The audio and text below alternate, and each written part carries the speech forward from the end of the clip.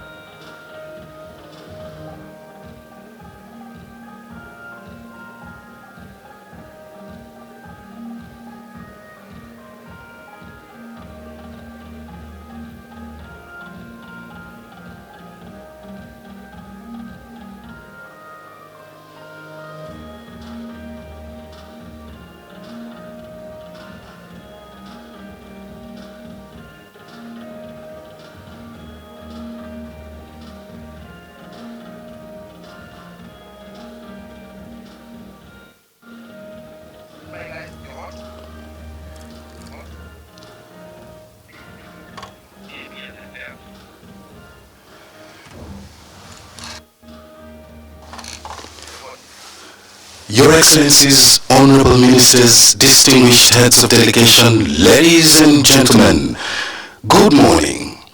Let us welcome His Excellency Uhuru Kenyatta, President of the Republic of Kenya, and Government Mike Mbuvi Sonko, the Governor of the great city of Nairobi, the Chairman of the Council of Governors of Kenya, His Excellency Governor of Turkana Josephat Nanok, and their colleagues, distinguished heads of delegation. A round of applause, please, as they walk in.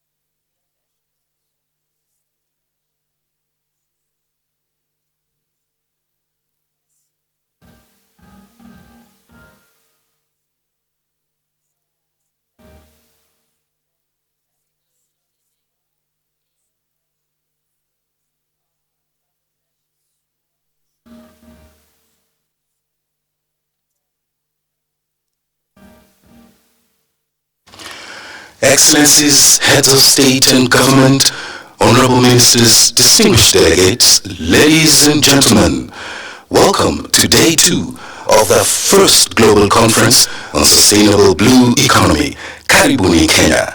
This segment brings together governors, mayors and local governments to explore the connection between urban development of our water-facing cities and the impact of the marine environment.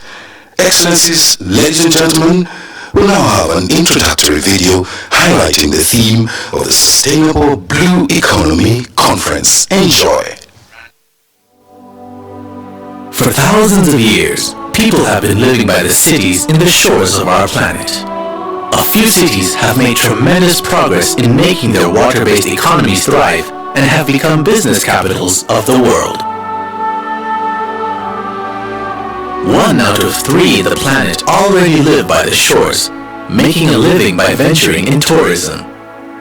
Global tourism thrives best along the shores of the planet's waters, where tourists visit to experience the white sandy beaches, cultures, underwater exploration, water sports, and many more.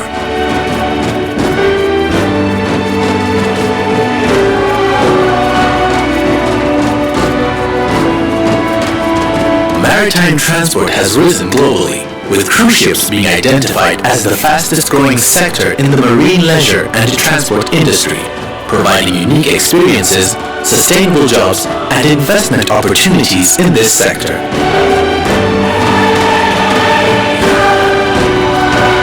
The rising population and global trade flows indicate that shipping would grow by a huge percentage over the coming decades, and as such, we must focus on massive investments in ships and port infrastructure across the globe.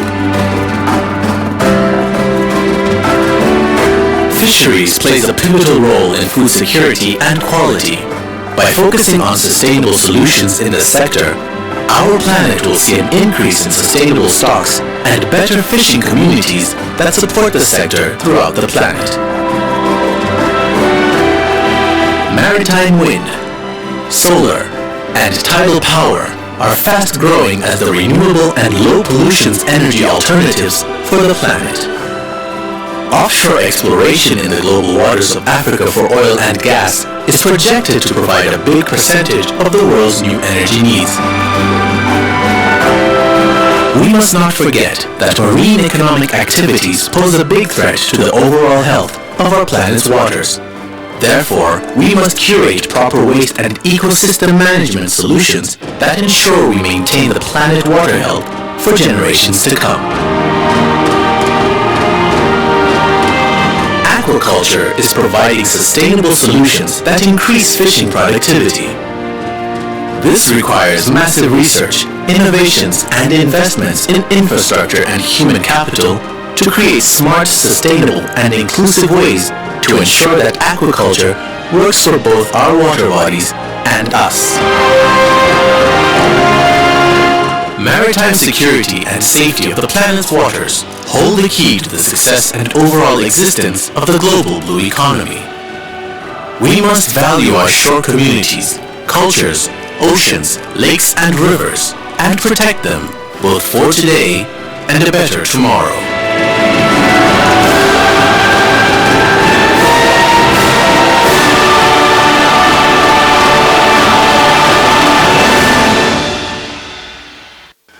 Excellencies, distinguished guests, ladies and gentlemen, it's now my pleasure to invite His Excellency Mike Mbovi Sonko, Governor of the great city of Nairobi, to make his welcoming remarks. Welcome, sir.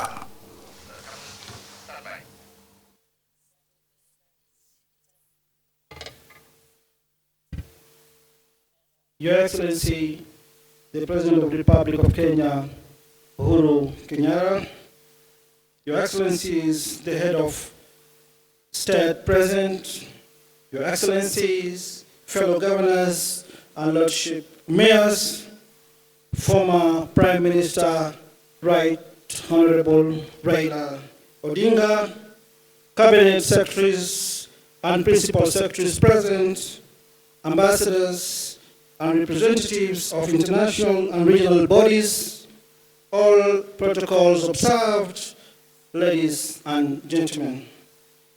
It is my pleasure to join you for this important conference that seeks to explore the social and economic potential of our oceans, lakes, rivers, and all water bodies. Let me start by extending a warm welcome to Nairobi City. Our hospitality is unmatched, and I'm confident that you'll enjoy your stay here very much. Nairobi is proud to be the first city in the world to host this very important and exciting conference. You'll quickly appreciate how the hospitality in Nairobi is superior to what you will find anywhere else in the world. It is no wonder that you will find Kenyans working in the hotel and service industries in many countries. Enjoy your stay in our capital city. The name Nairobi means the place of cool waters in our local Maasai language. It started off as a trading center during the construction of the Kenya-Uganda Railway from the coast to interior more than 118 years ago. Nairobi has since grown into a modern metropolis that is the hub of digital innovation in Africa. Nairobi is also the home of two United Nations headquarters, UNEP and UN Habitat. We are the only capital city in the world with a national park where you will find all kinds of wild animals. A visit to the Nairobi National Park, just 10 kilometers from the city center, is an experience you will not forget. Or you could visit Karura Forest that was nurtured by the first African woman Nobel Prize winner, the late Professor Honorable Wangari Maathai. It is my hope that in the midst of the demanding schedule ahead of us, you will find time to have good feel of our city. Nairobi is safe and has been voted one of the world's top resilient cities. Ladies and gentlemen, Kenya's national language Kiswahili is a product of the blue economy. Centuries ago, Arabs traveled to East Africa and intermarried with the local Bantu communities that lived along the coast. The result was a new language and culture that was over the years spread into the rest of Kenya and neighboring countries. Transport is a major factor in the blue economy. Too many incidences of people drowning in our lakes and seas are still being reported. Just this week, a boat capsized in Lake Victoria, killing 33 people. We must do more to ensure that water transport is safe. Kenya's National Climate Change Action Plan 2018 to 2022 acknowledges the continuous threat that climate change poses to the achievement of a sustainable blue economy. This calls for partnership to enable cities adapt and become resilient. Our oceans and lakes offer us immense potential for employment, agriculture, tourism, energy, industry, and travel. With it, we can end hunger, provide employment, and improve our standards of living. It is up to us to harness this potential. In turn, we must conserve our environment. Ocean pollution poses a danger to all mankind. Kenya recently banned the use of plastic bags, most of which ended up in dump sites and into the water system. This decision has drastically reduced the amount of plastics ending up in our rivers, lakes, and oceans. We have also launched an aggressive campaign to clean up the Nairobi River's ecosystem. In the last 4 months, we have removed hundreds of tons of waste from our rivers and now conducting a campaign to sustain the momentum.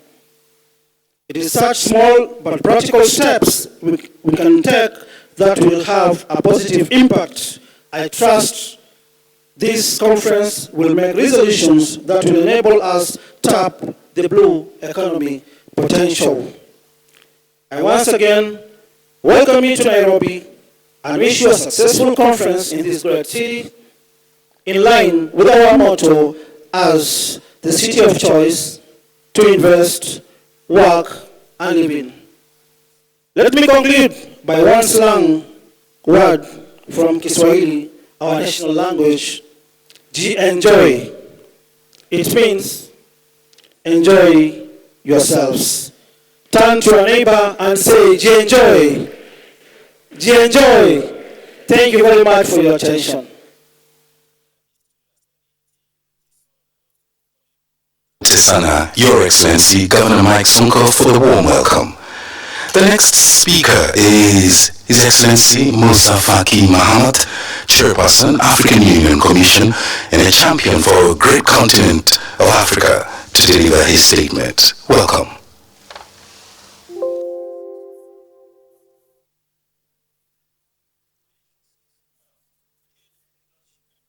Your Excellencies, distinguished guests, ladies and gentlemen, I'm happy to participate in this event, and I wish to thank His Excellency President Uhuru Kenyatta for taking time to lead this event despite his heavy agenda. It shows his interest and commitment to the promotion of the blue economy in Africa. I'm particularly pleased that mayors and local authorities of coastal and lakeside cities, where the blue economy is already a driver of economic growth, are linking it with city, community, and people-focused development. The sheer beauty of our coastal cities make them important hubs of infrastructure and economic activity that includes transport and tourism, which in turn attract urbanization and employment opportunities for many of our youth from rural areas. However, as governors and mayors of these cities, you know better than many of us of the tremendous challenges in managing these fast-growing urban centers and ensuring basic service delivery, such as, but not excluded to, water and sanitation. In the effects of global warming threatening the livelihoods and the social fabric of entire communities, as fish stock fall, rising sea levels cause massive erosion of our coastlines, and pollution contaminates our freshwater reserves and poisons the seas. In fact, It is partly due to some of these challenges that many young people, rather than benefiting from the opportunities of a blue economy, choose to risk crossing to the ocean for better opportunities far away. And for too many, fall victim to the sea in their quest for a better life. The tragic irony should not be lost on any of us. It is therefore clear that special focus is given to the management of our cities. This is part of the paradigm shift needed to fully integrate the blue economy into our national and local planning strategies. Africa has clearly conveyed its priorities with the adoption of the Common African Position on Habitat 3 in Kigali, July 2016, that calls for a new African urban agenda that accelerates inclusive growth and transformation through, and I quote, the urgent need to harness the transformative potential of urbanization and its various facets to facilitate the reduction of poverty in all its forms and inequality, as well as achieve an inclusive, integrated, prosperous, stable, and peaceful Africa, driven by its own citizens and representing a dynamic force in the global arena. All of us seated here have a stake in this endeavor.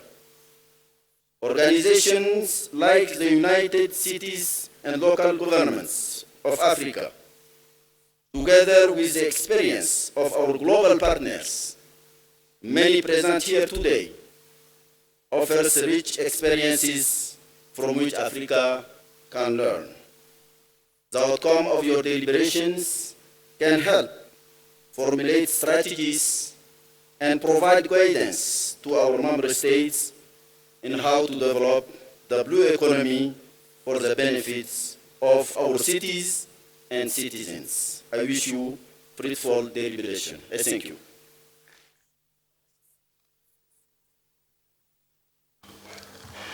Thank you. Excellencies, distinguished heads of delegation, guests, ladies and gentlemen, I now invite Ms. Maimouna Maud Sharif, Under-Secretary General and Executive Director, United Nations Habitat, headquartered right here in Nairobi, to deliver her remarks. Welcome, Madam.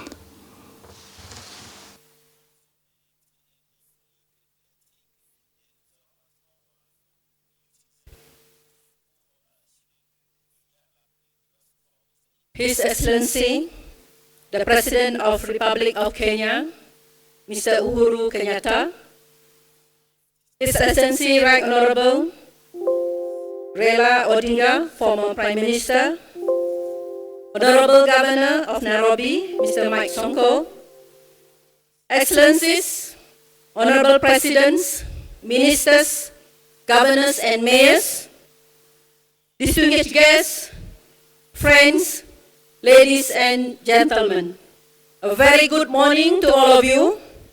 Habari ya asubuhi. I'm very honored to share with you a few remarks at this session on cities and urban space in the world, the future of cities and the blue economy of the governors and the Mayors Convention. I would like to especially thank the President of Kenyatta and the government of Kenya for bringing us together to reflect on how the world can develop and transform sustainably, taking into consideration and protection, conservation and restoration of our crucial water bodies. As you know, many urban centers are located along coasts and waterfront around the world. And with many larger cities situated in coastal zone, this trend will not stop. The growth of coastal cities continues. Therefore, cities are truly at the forefront of the blue economy, both in terms of challenges and opportunities. Let me share with you some statistics. Ocean covers 71% of the Earth's surface. That shows how important is ocean. And more than 40% of the world population live in coastal areas. Out of the world 22 megacities, with population more than 10 million, 15 are located along the ocean coast. And 90% of the world trade goes through port and cities. For example, in Tanzania, Dar es Salaam alone handles 95% of the country trades. Therefore, the blue economy represents unique opportunity for the development and economic growth and job creation, and at the end is reduced poverty in the country. In this regard, I would like to make 4 points.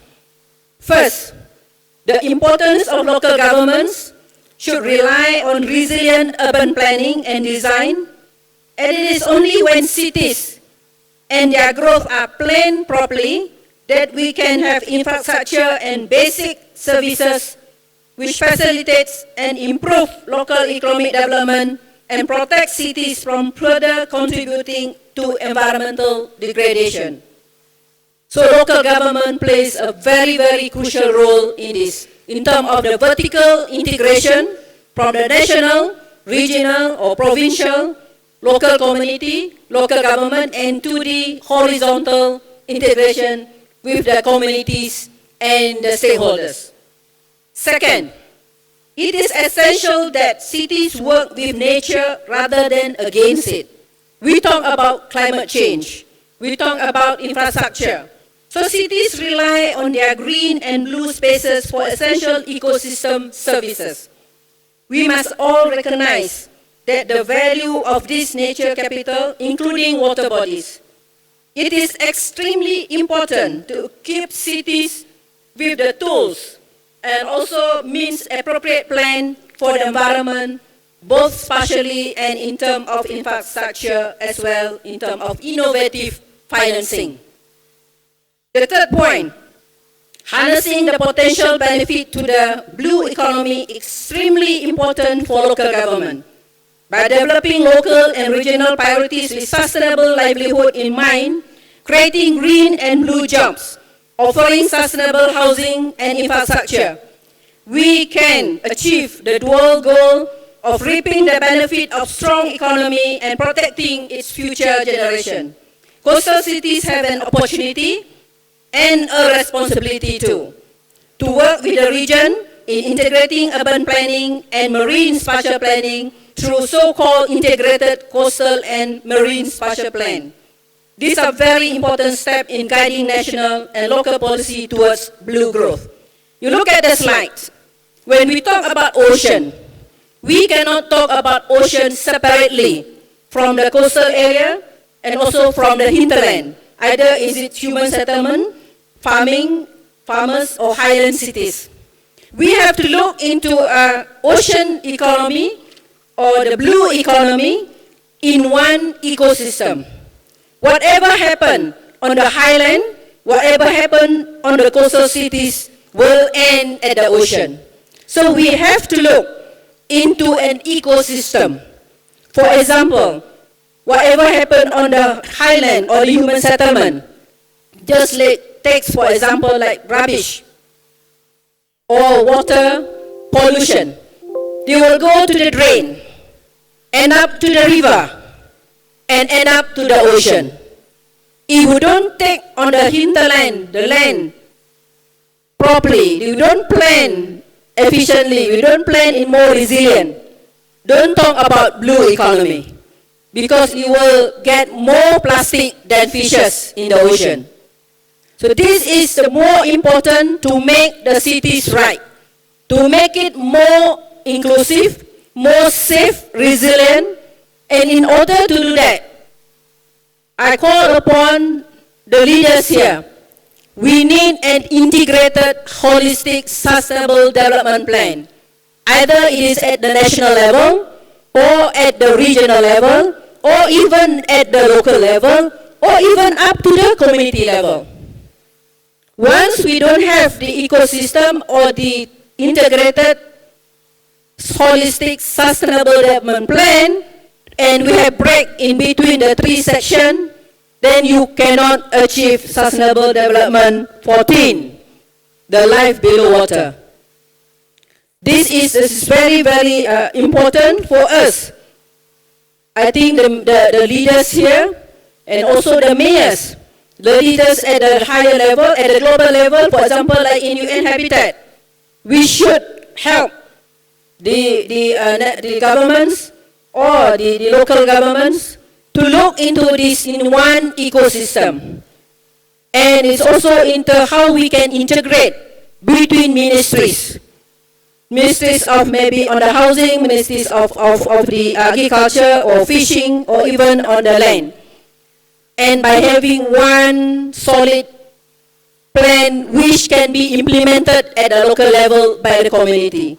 This is very important that we know about SDG 11, we make the cities right, then we will make the oceans right. And the vice versa. So this is a very, very important to us, and UN Habitat here is in Nairobi, in Africa, at your doorstep. And our vision is to help to provide a better quality of life for all in the urbanizing world. Urbanizing world here is not only talking about skyscrapers. Is a process. Urbanization can be a tool for development. If it is a plan-led development, which can include to increase the economic growth at the blue economy or the blue ocean, in this case of the conference. So it's very, very important that urbanization is taken into the right place and the right understanding, because it can be tool if it is plan-led development. This is very, very important, and we are here for promoting leaving no one behind and also leaving no place behind, including the ocean or the blue economy and the coastal. Because if we know that if anything happens, now the climate change, the vulnerability of the coastal areas, we talked about tourism yesterday, we talked about the vulnerability of the human settlement along the beaches, and we also talk about the area that is mainly the islands, which is below sea level.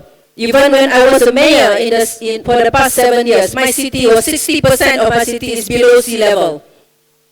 So how we manage if it is sea level rise? So this is all the question that have to be looked into when we prepare the holistic and integrated sustainable development plan or policy at all levels. And climate change is real. It is one of the factors and the challenges of the cities, and also as far as municipal council or the governance is also in terms of the municipal finance. I also would like to share with you, Excellencies, on the 23rd of November, last Friday, the young people, the youth, have the conference, Youth and the Blue Economy Conference at the UN compound. I was invited to close the conference, and they are very, very creative, Mr. President, they are very creative. They come out with a declare action, not declaration, declare action oriented. They come out with this general finding of the Youth and Blue Economy Conference, and there are also a recommendation for the national government. They also come out with a recommendation for the local government and the mayors. They also come out with a recommendation for the regional bodies and recommendation to the United Nations and development partners. And I urge the mayors to adopt this youth declare action. Was given by around 300 participants in Nairobi complex last Friday on the 23rd of November. This is a very, very good conference, and also what is UN Habitat's role here? As I said, we are at your doorstep. We are here to collaborate, to partner with all of you here. And we also have the booth at the exhibition. And we also came out with a report. If you can go to the booth, it's Blue Economy, UN Habitat reports. So as an ED, I got to promote UN Habitat also, Mr. President. Otherwise, my colleague will be angry with me. Yeah, but to be serious, we are here to help you. We are here to partner with anyone who would like to partner with us. And so that we can come out and achieve this Sustainable Development Goal, the 17th Sustainable Development Goal. So talking about what happened at the ocean, I think during the Habitat Day, thank you very much, Mr. President came to officiate, we took solid waste management. We can see that why solid waste management related to the blue economy. But if we don't take care of our waste, here is solid waste, there are many types of waste, even the water and liquid, but talking about solid waste, it will end up in the drain, and end up in the river, and end up in the ocean. And I'm very, very happy that the governor of Nairobi is with us, and we are going to have the third cleanup. The first cleanup I attended in Mombasa, second cleanup is in Nairobi, and the third on the 1st of December, cleanup in Matare. Together with the community, together with the school, together with the Nairobi, thank you very much, governors, for joining us. And here, why we choose solid waste. And there is not only, our duty is not only cleaning up. We will also give advocacy and outreach. First, don't generate waste. Second, if you have to generate waste, try to reduce it. And recycling and reuse.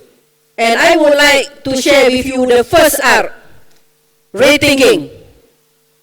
Before we consume anything, rethink, do we need this, do we need that?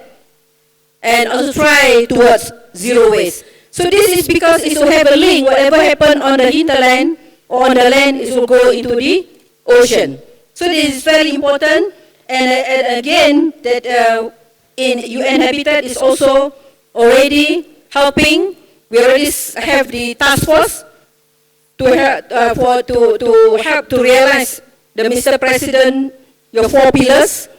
Remember we discussed, we already have set up the task force, so we already have the meetings for the housing, for health, food security, and manufacturing. So again, my message is that if we get our cities right, through holistic and sustainable development plan that fully integrated coastal freshwater bodies, the potential to transform marine resources into prosperous development is infinite. There are a lot of opportunities there, but we make our cities right. So many mayors and governors from around the world are convened here today. This is a powerful example of the important role of the local and sub-national government play in determining their own or our own futures to make our cities and city region more sustainable. I'm proud to be part of this momentum, and I hope that we can create a long-lasting impact together. Thank you very much for your attention. I follow the governors. G, enjoy yourself. Asante sana. Thank you.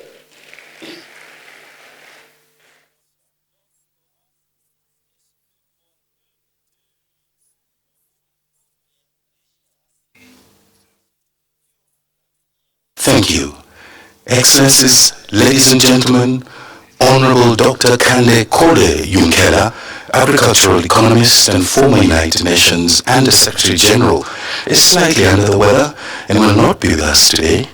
But coming up now is a video of the blue economy highlighting the theme Cities, Tourism, Resilient Coast and Infrastructure. Enjoy.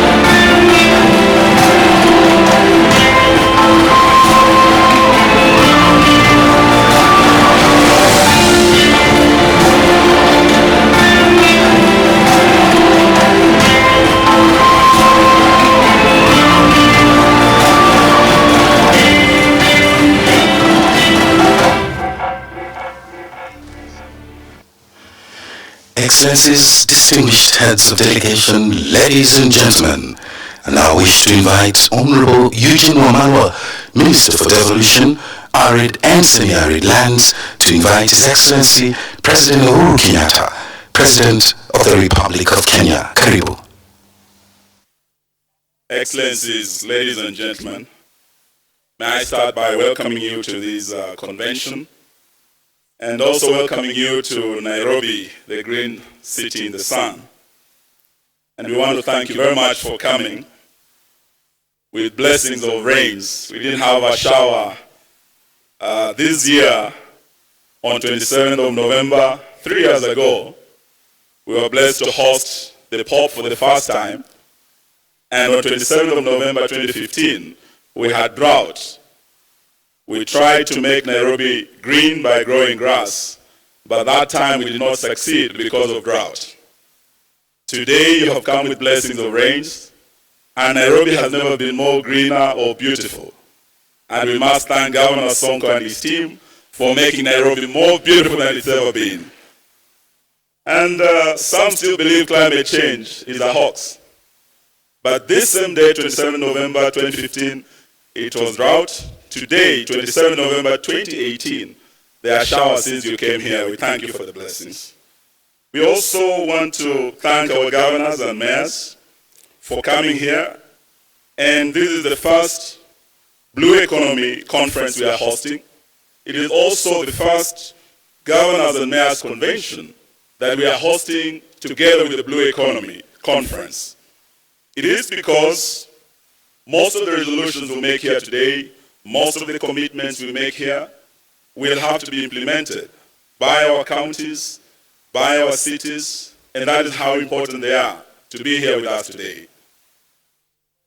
In 2010, we had a new constitution in our country, creating 47 counties, and this same constitution gives the responsibility for planning and managing of our urban areas to our counties.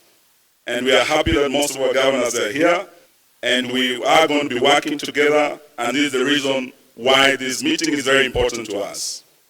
3/4 of all the large cities in the world are located by the sea, or next to a river, or next to a lake, highlighting the importance of water bodies in the establishment and growth of urban areas.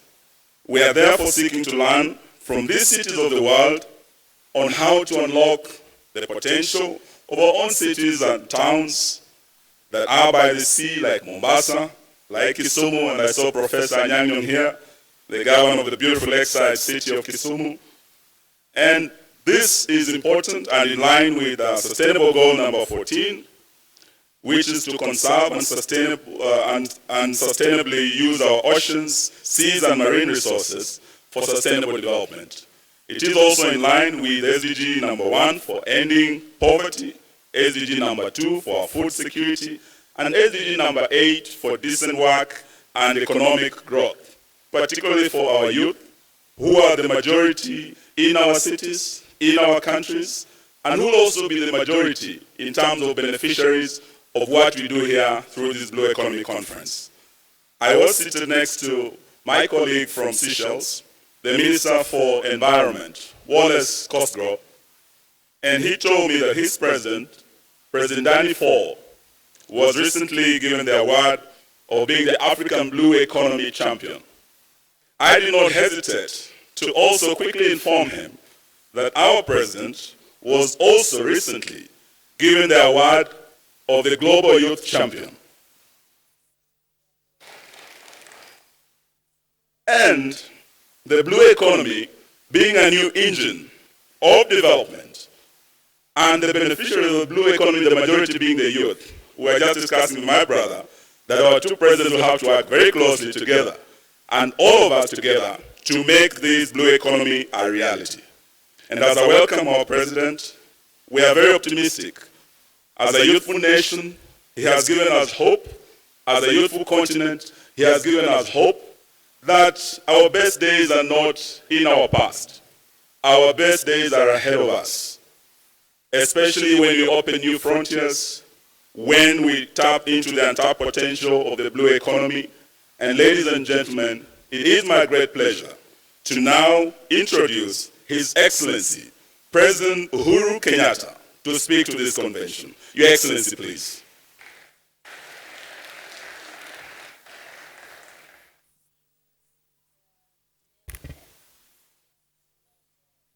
Your Excellency and dear brother President Danny Fore of Seychelles, Your Excellency mayors and governors from various cities around the world, distinguished delegates, ladies and gentlemen, let me join our Governor of Nairobi to welcome you all to our capital city of Nairobi, and we hope that you will enjoy your stay with us. Ladies and gentlemen, we all know that cities and towns hold the greatest promise, as well as the greatest challenge for the future of human existence. They are the most vibrant economic zones, and in aggregate, they generate about 75% of global GDP. They provide millions of jobs to our people, and as multicultural and multiracial centers, they foster cross-cultural integration. Properly planned urban spaces are therefore vessels for innovation and technological transmission. The United Nations Environmental Programme estimates that half of the world's population lives within 60 kilometers of the sea. And historically, cities have been located on coastlines, by rivers and by lakes.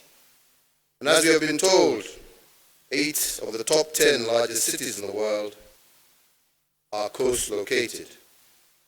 This is because there are many transport, food, and ecological benefits. Products traditionally flow into countries through their ports, and this has set a precedent for populations to naturally migrate to coastal areas. But our cities and towns are also experiencing serious challenges which threaten to slow down the vibrancy and growth potential. For example, over 748 million people lack access to clean and safe water for drinking, and another 2.5 billion around the world lack decent sanitation systems. We therefore highlight 4 areas that we should focus on to address the challenge that we face in our urban areas. The first is sustainability. Challenge is both clear and urgent. 2/3 of the global population is expected to live in our cities by 2050. Further, urban areas account for 70% of the emissions that are propelling the planet into climate unknown. As more people crowd into coastal areas, they put pressure both on the land and the sea. Natural landscapes and habitats are altered. The floodplains around our estuaries are built over. Increasing volumes of waste, particularly sewage, are sluiced into the coastal waters and soils, and our beach sands are often overexploited, all at great economic as well as ecological cost. We therefore urgently need to give priority to resource use implementations and environmental impacts of urbanization. In planning the cities, we need to make them more compact to avoid urban slump and economize on the land under concrete. Second, we need to improve the resilience of our communities. Our grand vision should not just be about building cities and towns, but rather also about creating jobs and livable neighborhoods for our communities. We need livable neighborhoods where design encourages people to walk or cycle or use efficient and affordable public transport. Third, we need to protect the environment. We must continue protecting and preserving public green spaces. Pollution and waste management is the greatest threat from all our cities. Inefficient transport systems and buildings produce about 50% of the greenhouse gases, contributing significantly to undesirable climate change. This requires urgent attention from all of us all over the world. One of the biggest resulting threats to cities around the world is also the sea level rise, caused by the expansion of water at higher temperatures and the melting ice sheets on the North and South Poles. Recent studies by our scientists estimate that 275 million people worldwide live in areas that will eventually be flooded at 3 degrees of global warming. Although sea levels will not rise instantaneously, a calculated increase will be locked in, and at a temperature rise of 3 degrees centigrade, meaning that they will be irreversible, even if warming eventually slows down. Similarly, we should innovate and deploy renewables to make our buildings, transport, and industries more energy efficient. We can utilize waste by moving from waste management to resource management and reducing as well as reusing and recycling materials. And fourth, strong accountability and transparency mechanisms are also imperative. Societies thrive when they are open and transparent, and when public participation in policy and decision making is optimal. We need to devise new and innovative ways of engaging the creativity of our citizens in order to tap into their genius and innovations. This conference, I believe, is therefore timely. Your diverse experiences across the world, the challenges you face, as well as the success stories, are crucial as we all work together, government and non-government entities alike. Here in Kenya, a number of our cities and towns are located along our coasts, lakes and rivers. Mombasa, Malindi, Kisumu, Nairobi, in particular, offer investment opportunities in renewable energy, tourism, fish processing, storage, maritime transport, and shipping, amongst others. Many more opportunities are also available in water supply, sanitation, as well as waste management. Our counties here in Kenya have put together a portfolio of bankable investment projects in these areas. Many of these are at the exhibition at this conference, and I invite all of you to engage with our counties on these projects and to explore with them how you can collaborate together. We look forward to enhanced collaboration between city to city, town to town, and with governments, international organizations, and the business sector to sustainably grow our cities and our towns. Ladies and gentlemen, I believe we have a once-in-a-lifetime opportunity to shift increased urbanization onto a more environmentally sustainable and socially just path. Decisions made today on urbanization and land use models, as well as on critical infrastructure, will determine whether our investments are future-proof or whether they lock us onto an unsustainable future. The burden is heavy on national governments, but also on mayors and governors of cities to establish a new model for city governance and politics that support imaginative business propositions and experimentation. I wish you all fruitful deliberations as you engage one another through the course of the day. Thank you for your attention. Thank you very much.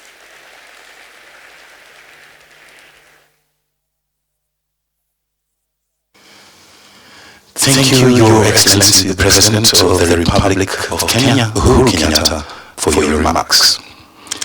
Excellencies, distinguished delegates, honorable ministers, ladies and gentlemen, may I now introduce a video highlighting the theme Maritime Security, Safety and Regulatory Enforcement. Enjoy.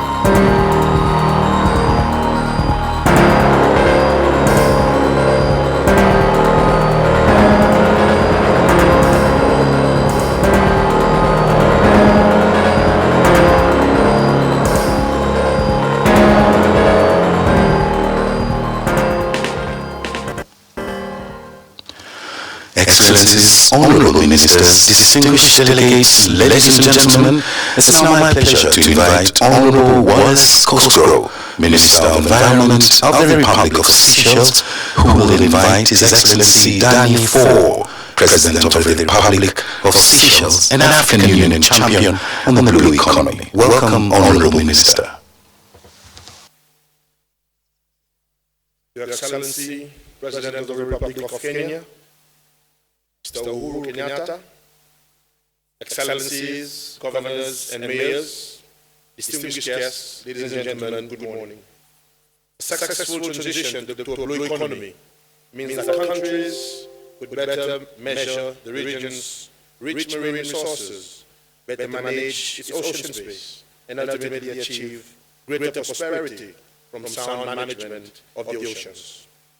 As you know, Seychelles is the first country in Africa to establish a dedicated blue economy department, and the blue economy sector is undisputedly identified as the primary engine for economic growth. Blue economy is also considered to us as an opportunity to address pertinent subjects such as pollution, climate change, ocean acidification, thus the overall preservation of the oceans. Looking ahead, oceans, climate, and sustainable development are firmly on the global agenda and that of the African Union as well. Therefore, African states must continue to work together to save our planet, and you can count on Seychelles and on our President to lead on the blue economy in order to reach better management of our oceans, space for prosperity of our people. It is thus my pleasure to invite the President of the Republic of Seychelles and the champion of the blue economy, development of the blue economy in Africa, His Excellency President Danny Ford, to deliver his speech. Excellency President.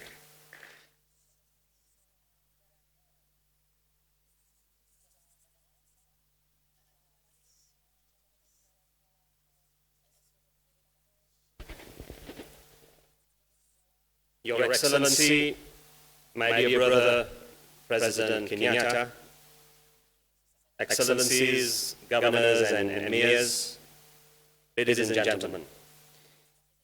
It is my pleasure to address you at this convention this morning.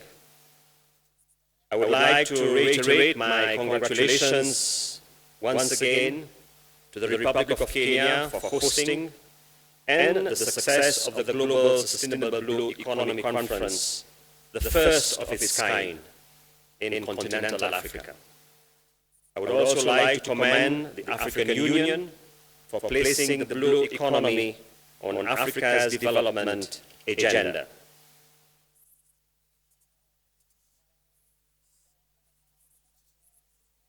Ladies and gentlemen, we have our African agenda 2063, its 10-year implementation plan, and its flagship programs. We also have the African Union's 2050 African Integrated Maritime Strategy, which has a chapter on the blue economy. These work hand in hand with the Global Agenda 2030 and the Sustainability Development Goals. Our task together is to build upon these achievements, to harness the potential of the vast ocean resources that surrounds us. We will need to work harder to ensure the smart implementation of our strategies, policies, and programs. I am very grateful that the new institutional reforms of the African Union have been decided. The streamlined commission with a commissioner, who among other responsibilities will be in charge of the blue economy, will ensure that the blue economy is at the forefront of the continent's development agenda. My country is committed to working with the African Union Commission and with member states and the regional economic communities to ensure there is synergy across our efforts to develop the blue economy. Seychelles has had great success in developing the blue economy so far, and we are eager to share our experiences. We hope that our first steps will guide other small island developing states and countries towards their own sustainable blue futures. We are also committed to working with communities at the grassroots level, including cities, municipalities, and provinces, to help raise awareness on the blue economy and its importance to Africa's development. The success of this mission relies not only on governors and mayors, but also civil society, academic institutions, and the business community. We all need to work together to harness the potential of our oceans and waterways, to make them healthier, more secure, and more prosperous for our current and future generations. I take this opportunity to congratulate all of you, my African brothers and sisters, who are already advocating regionally and internationally to ensure the sustainability of the oceans and water bodies. Ladies and gentlemen, our continent is the second biggest continent in the world, with a total coastline of over 26,000 nautical miles, including its islands. 38 out of 54 countries on the continent are either coastal or island states. As African countries, we are all beneficiaries, one way or another, of the blue economy. It is therefore imperative that Africa works together to explore all avenues of sustainable investment in the maritime sector. Whilst the blue economy presents an opportunity for Africa to achieve greater growth and prosperity for our people, we are also conscious of the challenges. These include the capacity to understand and better manage the many aspects of oceanic sustainability, the frameworks in place to ensure collaboration across the public and public sectors and across nation states for the sustainable management of ocean resources. It is essential that we better manage our blue economies. These challenges are not a deterrent for sustainable development. On the contrary, appreciating the challenges allows for more informed planning and mitigation against them. One of the prerequisites of success of the blue economy agenda is collaboration. Collaboration and collaboration. Collaboration at the national, regional, and international levels. We thank the critical role that partners have played in this process in the past, and whilst we organize ourselves as a union to be more self-reliant, we urge the more affluent partners to continue their collaboration with us. My country, the Seychelles, is prepared to play our path towards achieving an inclusive development path, a path on which all countries, and especially our African continent, are called upon equally to own and to develop. Let us work together to secure a healthy and productive future for our oceans. I thank you for listening.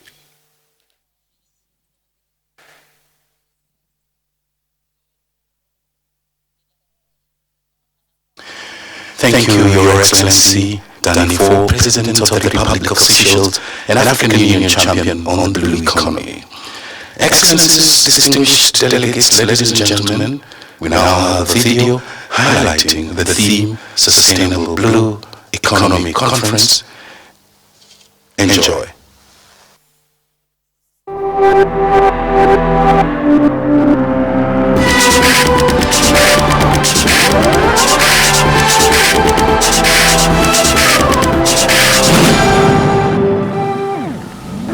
The blue economy is basically about bringing together the challenge that we're facing with sustaining the health of the oceans, the health of our lakes, and the health of our rivers.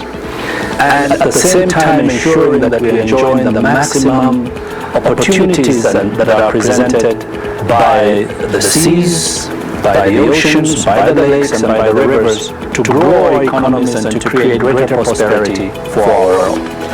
The blue economy is about bringing together the challenge of marine conservation, the challenge of dealing with pollution, the challenge of regaining the health of our oceans, the challenge of managing climate change as it relates to the seas and the oceans, and at the same time ensuring that we are building a great economy for our world that creates greater prosperity for our people. It is bringing together these two pillars so that we can have greater prosperity and have a safer planet in which to live for our children. For Kenya, the hosting of the Blue Economy Conference is a singular determination of the President of the country. Oceans, we know, not only provide great value in maintaining life, sustaining climatic conditions for all of us, but also provide enormous value in the form of the blue economy that can be tapped to help accelerate economic growth and fight poverty in many of our nations. It is His Excellency the President who has recognized that we have not been able to maximize the opportunities for our country, for our people, for our environment that have been brought about by the fact that Kenya is blessed with having the seas, over 1,000 kilometers of sea-facing land and cities and populations, millions of people living along our lake regions and our rivers, and yet we have not been able to maximize.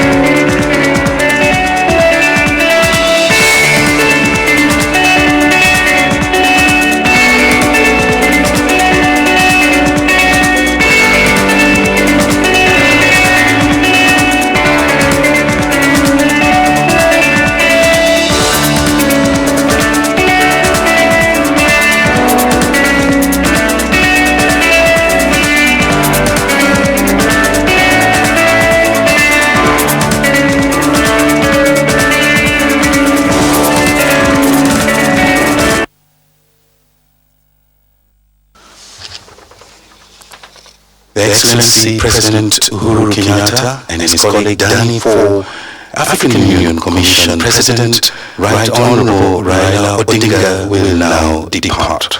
As they exit, please let's give them a round of applause.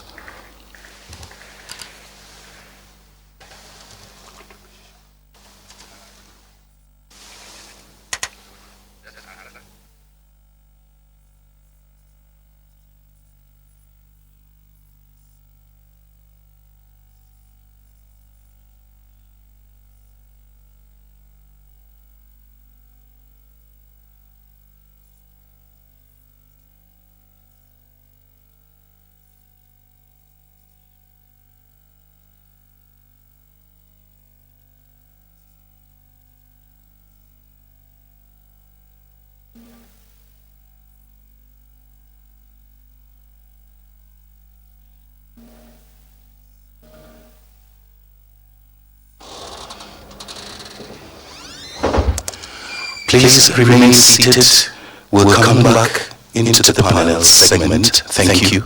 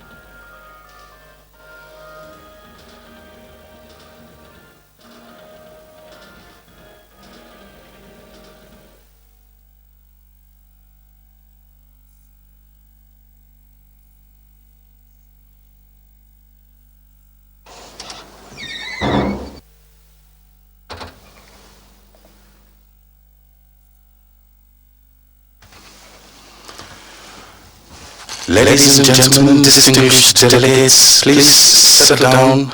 We're about to begin the interactive segment.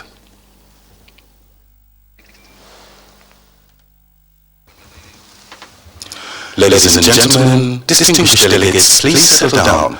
We're about to begin our interactive segment.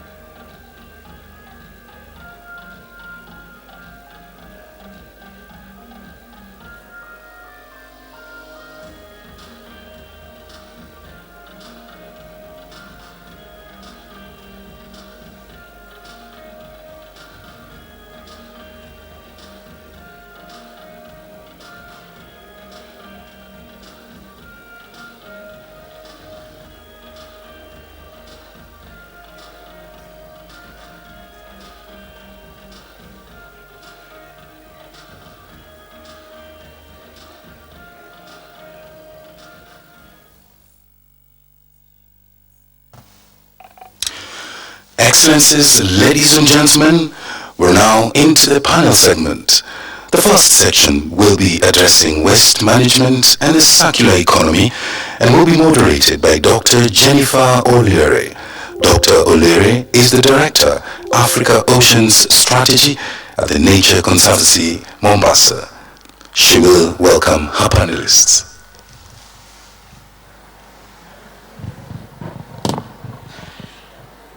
Thank you very much and good morning, Excellencies, Heads of State, Ministers, Governors, Mayors, all protocols observed and distinguished guests. I'm very pleased to present the speakers for our first panel, which is on addressing waste management and the circular economy. Our first speaker today will be Mr. Nelson Baotang from Network Engineering, Niplast Ghana Limited. Karibu sana.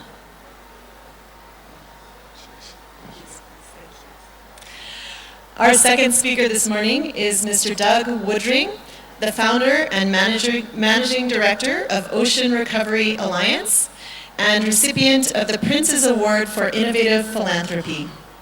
Karibu. And our final speaker today is visiting Kenya from the Philippines, Honorable Jose Antonio E. Goitia, the Executive Director of the Pasig River Rehabilitation Commission in the Philippines. Thank you for joining us.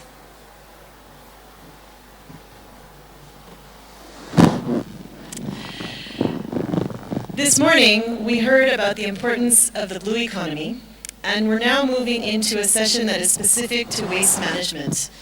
We know that waste management is becoming an increasing challenge globally.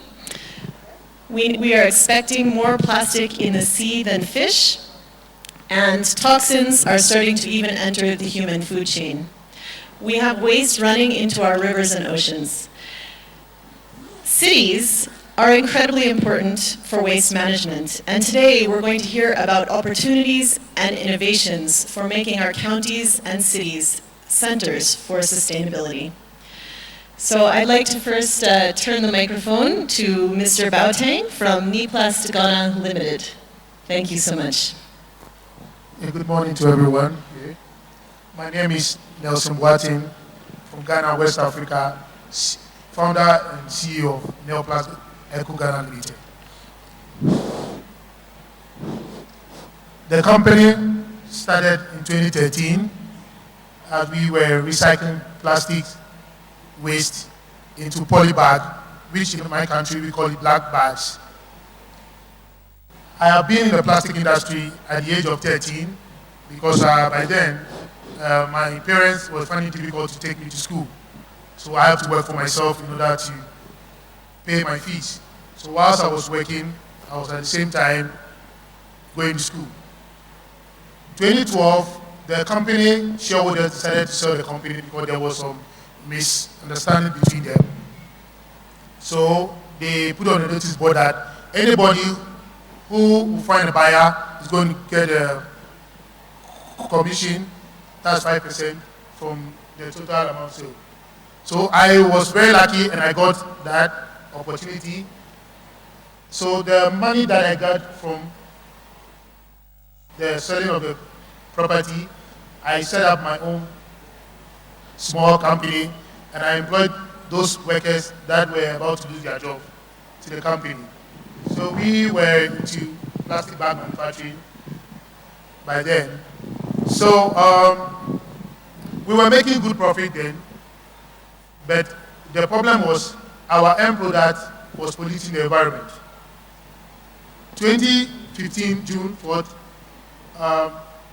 there was a very terrible flood in Ghana, the city. So the government decided to rather ban the plastics. He actually put a threat on the plastic manufacturing company. I became very shocked and afraid because plastic is what I know all my life. So I asked myself, what will I do to keep me working again? That is when I came up with this innovation by turning all kinds of plastic waste into paving blocks, except PVC pipes, to pave roads. This innovation that I brought about gave me the chance to employ more people, both directly and indirectly, who go around to collect plastic waste from the cities and bring it to our factory. We scale them, crush them if necessary, then mix them with sand. We first started by burning the plastic in a metallic drum. By then, I was still polluting the environment. I asked myself another question: what will I do to reduce this pollution? It's that I came about with a plastic and sand extruder that does not emit more gases into the air, but rather melt the plastics into paste form. Then this paste form is being put in a mold and pressed under hydraulic press for us to get the blocks. The innovation brought more people on board. I had some that directors at hand who are also helping me in the administration, because I love to be in the factory. I love to stay with the workers because I've been there, and factory being in the office doesn't make me happy than being with the workers for us to share ideas on what to do. Now we have 74 workers directly employed and over 300 workers indirectly employed around the cities and community. We are trying to recycle about 70% of Ghana plastic waste, because Ghana is generating about 22,000 tons of plastic annually, and only 7% is being recycled. The rest are just on the landfill, costing the government huge sums of money to manage this waste. Neoplast innovation keeps other business alive, because when the government ban the plastics, it's not going to affect only the plastic industry, but also companies that use plastics as their packaging material will also be affected. So our innovation is here to keep other business moving, and also to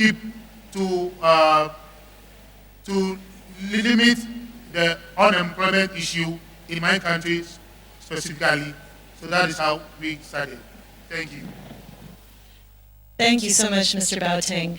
I think the slides did not move forward, so maybe we could very quickly just take a minute so that they can see the pictures of your innovations, if that's okay. So if the slide people could please click us through quickly. I think we've heard about the story, a bit of Ghana's story, so you can just guide them very quickly through your slides. Thank you so much. Sure, okay. So let's go to our innovation, because I've talked much about the Ghana story. So the picture you see there is Ghana. This is what happened June 4th, 2015. There was much flood, and all the problems were attributed to plastics waste. So I have to come up with an idea of building the studio you see over there. Please go back. I have to come up about to build this studio you see there to this, and the waste you see at the left hand side is now being transformed to this. This is a famous church in my country that ordered for these blocks to be paved with our waste. Please, you can go. Again, please. Okay, so basically we are using all kinds of plastics. Then it will be mixed with sand and fed into our plastic and sand extruder to come up with these bricks. We have shapes, sizes, colors, anything the customer wants, all the shape that they want, the colors can be made through this method. It is expected to last for more than 200 years, because plastics takes 500 years to start degrading. So that is what we are doing for our country now, to keep the cities and the town clean from plastic waste. Please, you can go again. Our mission is to get rid of the plastic in our water bodies, reduce incidence of cholera and malaria outbreaks, and eliminate plastic burning, because when the plastic is being burned, there is more harmful gases that are emitted into the environment, which will cause even more problems. So my my question is, banning the plastics doesn't solve the problem at all, because we can create jobs from this waste, and the attitude of the people is what we need to put our mind on, not necessarily banning the plastic at first. We need to change our attitude of how we dispose of plastic waste, because when we ban the plastic and replace it with, let's say, paper, because the attitude of disposal in we is still there, we are going to repeat the same thing to the paper that we replaced the plastic with. And thousands of jobs will be lost also. So we are trying to keep people working by coming up with this innovation, not necessarily of thinking about what we get by making the polybag, but what to keep the environment clean and also get people working. Thank you. Thank you so much. So I know I have a lot of questions about how we can apply this innovation in other places, other countries, in our cities and counties. Because of time, what I'd like to do is allow each of our panelists to speak for 3 to 4 minutes, and then we'll be able to have a group discussion where we include your discussion points and questions for all of our panelists. So I'd like to next introduce Mr. Doug Woodring, the founder and director of the Ocean Recovery Alliance. Thanks, Doug. Thank you very much. I would like to talk about a few very important parts, which you heard a little bit about this morning, which is the importance of the land-based impacts on the ocean. And if the slides come up, I can walk through this a bit. But plastic and waste generation is obviously a city-borne problem. It's not an oceanic problem in most cases. And if we can, one of the programs that we have brought about is called the Plastic Disclosure Project. When we look at carbon reporting and water reporting, if you do not measure what you have as a material, it's very hard to understand as a municipality or a city or a company how much you have, how much you recover, how much is recovered by other people, how much recycled content you may be using in your products. And if we are able to just look at ourselves in the mirror, we then are able to decide how we can move into a circular economy. What materials are left, which are not being used in recycling, but could be used for that purpose. If we look at the world's waste production today, globally, we would be covering Japan in 10 meters of waste every year. That's as high as this ceiling. If we look at the population estimates in the next 30 years, and you believe in that growth and consumption, we will cover Japan, Spain, and New Zealand in 10 meters of waste every year. And there's not many countries today that have the capacity to handle that kind of material. This is a huge opportunity. There's great chances for job creation, innovation. Waste can be used in all types of means. And when you sort plastic, which is one of the top topics of the conference in the world today, you then can deal with organics also in a much better way, which means you have methane reduction. One of the things I would like to bring up briefly is when we're looking at the blue economy, to please remember the importance of restoration and recovery of that discussion. If we do not focus on bringing ourselves back to a place where there is a lot of wildlife, today 90% of the top ecosystem species are being endangered or under danger, under threat. 97% of the world's waters today are impacted by people. But if you look at marine protected areas, many cases show that when those happen, over 400% growth occurs in the biomass coming back to that sector of the water.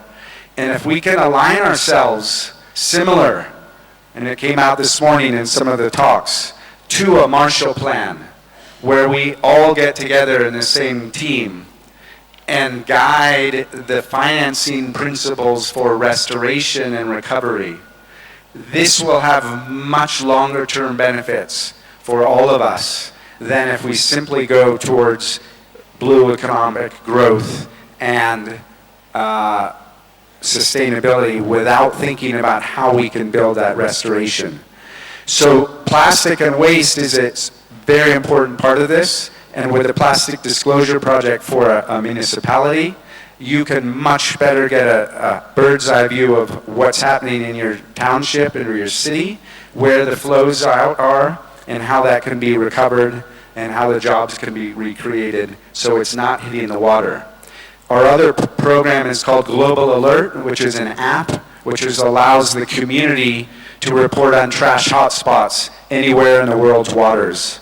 And that allows students, universities, corporates, Rotary clubs, government officials to all be engaged in looking at where the problem spots are, particularly in our rivers and waterways, so that we can work on putting up booms and nets and catchment devices in the outflow areas. That material that's captured can be monitored, can be recovered, it can be turned into recycled material, but the main thing is that it won't flow into the ocean. And I think with that, I'll stop there, but we look forward to working with some of the municipalities who are here today.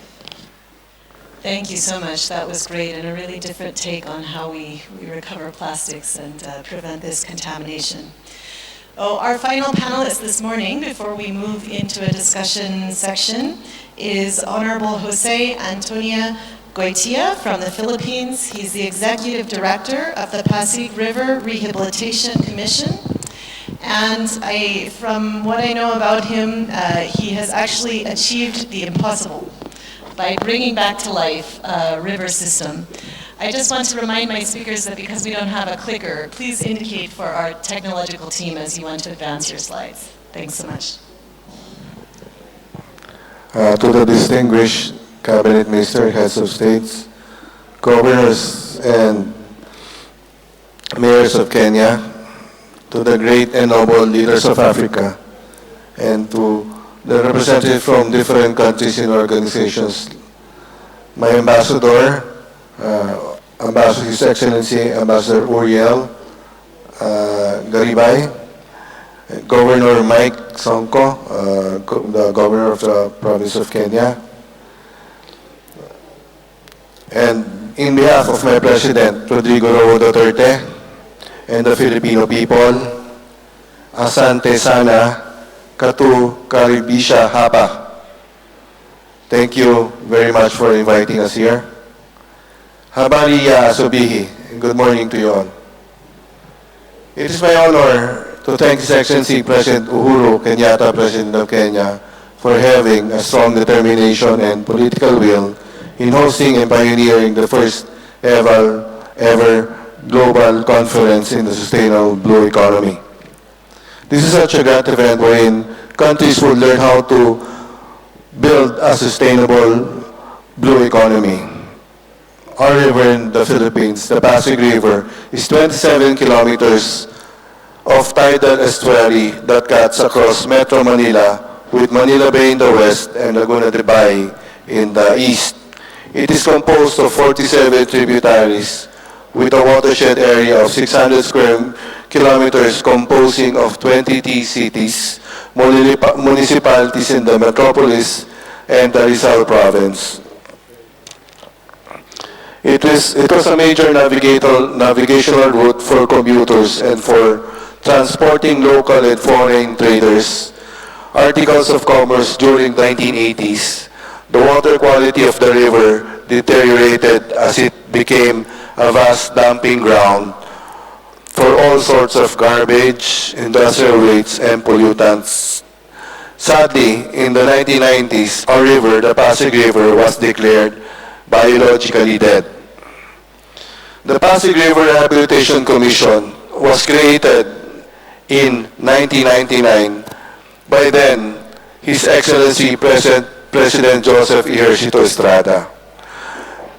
It is the lead agency in harmonizing the rehabilitation and development efforts of the Pasig River. With its members from different national and local government agencies and potent partners from the private institutions and non-governmental organizations, the Pasig River was set for a huge transformation. Since its creation in 1999 and congruent with its 4 core rehabilitation programs, it has achieved substantial accomplishments in easement recovery, riverbanks development and flood control, water quality improvement, and public information and advocacy and tourism.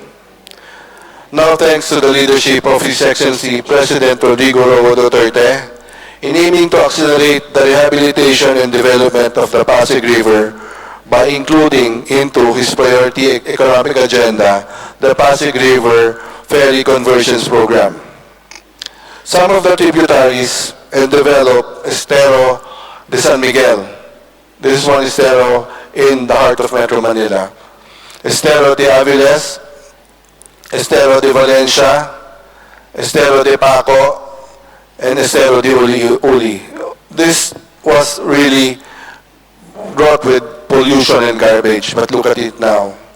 The San Juan River, one of our main major tributaries of the Pasig River, has been identified. This is where 40% of pollution in the Pasig River comes from.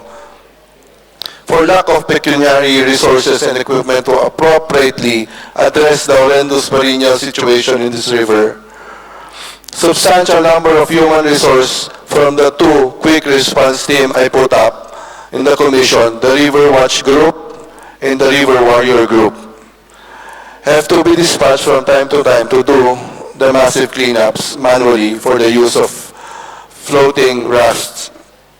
We know that these cleanup drives are only a panacea to soften an impact of a current situation.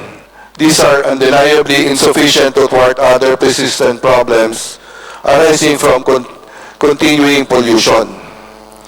To change the perception and attitude of affected communities towards the uses and benefits that could be derived from well-cared waterways, as well as to win the support of existing and prospective partners, we have intensified our efforts in pursuing various public information and awareness programs. Highlighted by the slogan, Puso para sa Ilog Pasig, that's a Tagalog word for love for the Pasig River. One of the perennial challenges posed to the PRC is the controlled and sudden proliferation of water hyacinths, especially during rainy seasons. Although these are not considered as solid waste, they basically impede the navigability of the river, hamper the movement of merchandise and patrons of ferry operations, and reduce the flood conveyance capacity of the river. Water hyacinths, however, are found to have economic benefits to offer. Would you believe that? Properly processed, they can be woven to produce various handloom products like table mats, fans, slippers, bags, drapes, decors, etc. Thus, it provides an opportunity to generate employment and income to the marginalized communities along their waterways. The PRC, through its research and project development, is utilizing the phytoremediation capability of water hyacinth to absorb pollutants in the waterways. We are also looking to adopt the composting technology wherein water hyacinths and other organic waste will be converted into soil fertilizer. The facility will be located in the confluence of the Pasig River and Laguna de Bay.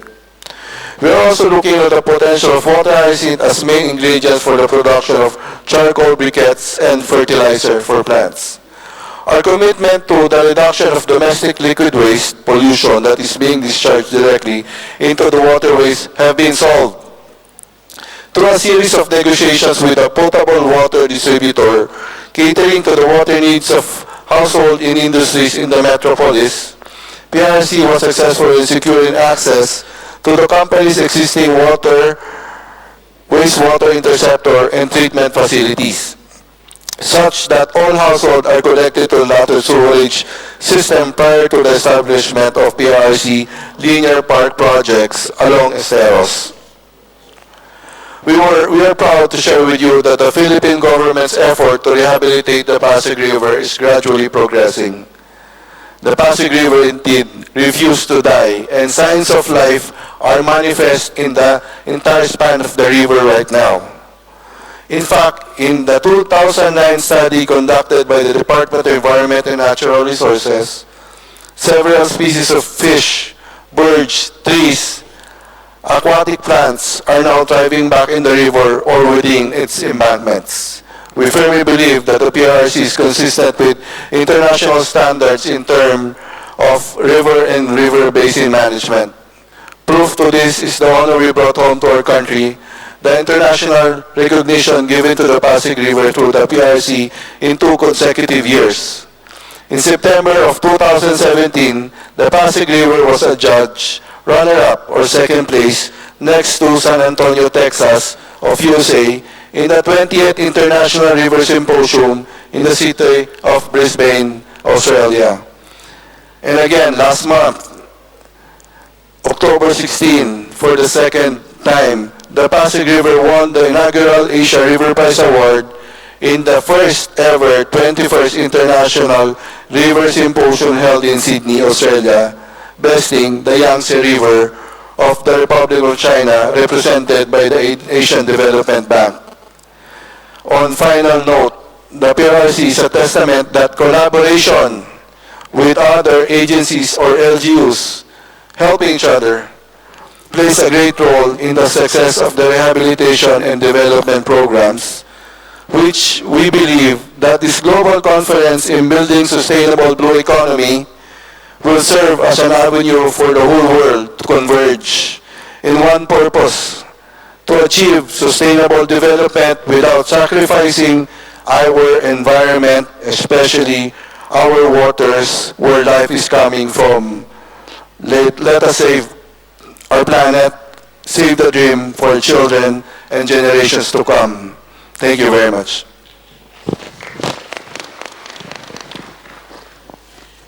Thank you so much to all three speakers. What really struck me here is the diversity of experience and perspectives that you guys bring to how to deal with waste and circular economies, which is about how do we take waste and reuse it for economic gain and to really sustain and grow our blue economies. The expertise we have here ranges from an MBA, so a business degree, to a network engineer and governance experience. So we have a really strong expert panel to field questions. And I'd like to open up to the audience to ask any questions or make comments you have about how these really incredible innovations might help grow our blue economies and sustain our ocean and water spaces for humanity. We have people walking around with microphones, so kindly raise your hand if you have a question and we'll address them to the panelists.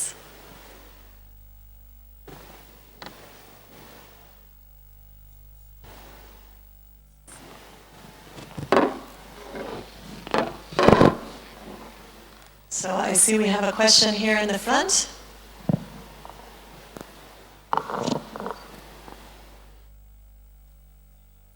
Thank you very much.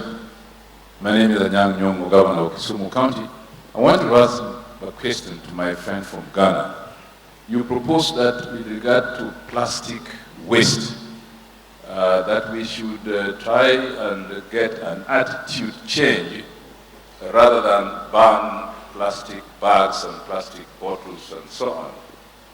My problem is that it is, my proposal would be rather than go the long way of relying on attitude change, we could still ban the use of plastic bags and plastic bottles and give another industrial opportunity to fill the gap that is left by these plastic bags and plastic bottles. For example, the paper industry, making paper bags, paper cups, using paper to do a lot of things. There's also another technology from India where you can use vegetables or vegetable waste to make bags which look like plastic bags, but they are biodegradable, which can create jobs and create the use of what could be waste to make a product that replaces plastic bags. Would that not be better than go the difficult way of attitude change? And you know how difficult it is to change the attitude of our people. Thank you.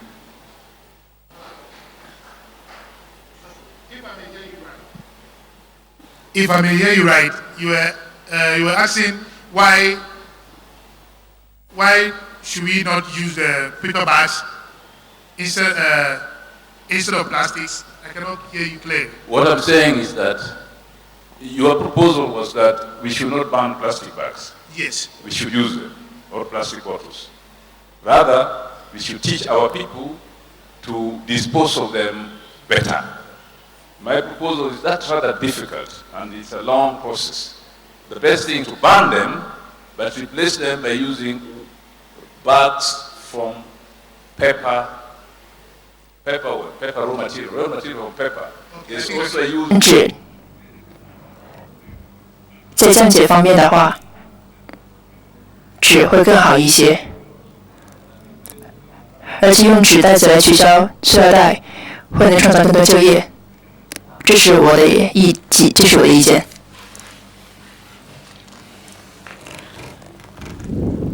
我们不要忘记，这个纸袋子对环境也会有影响。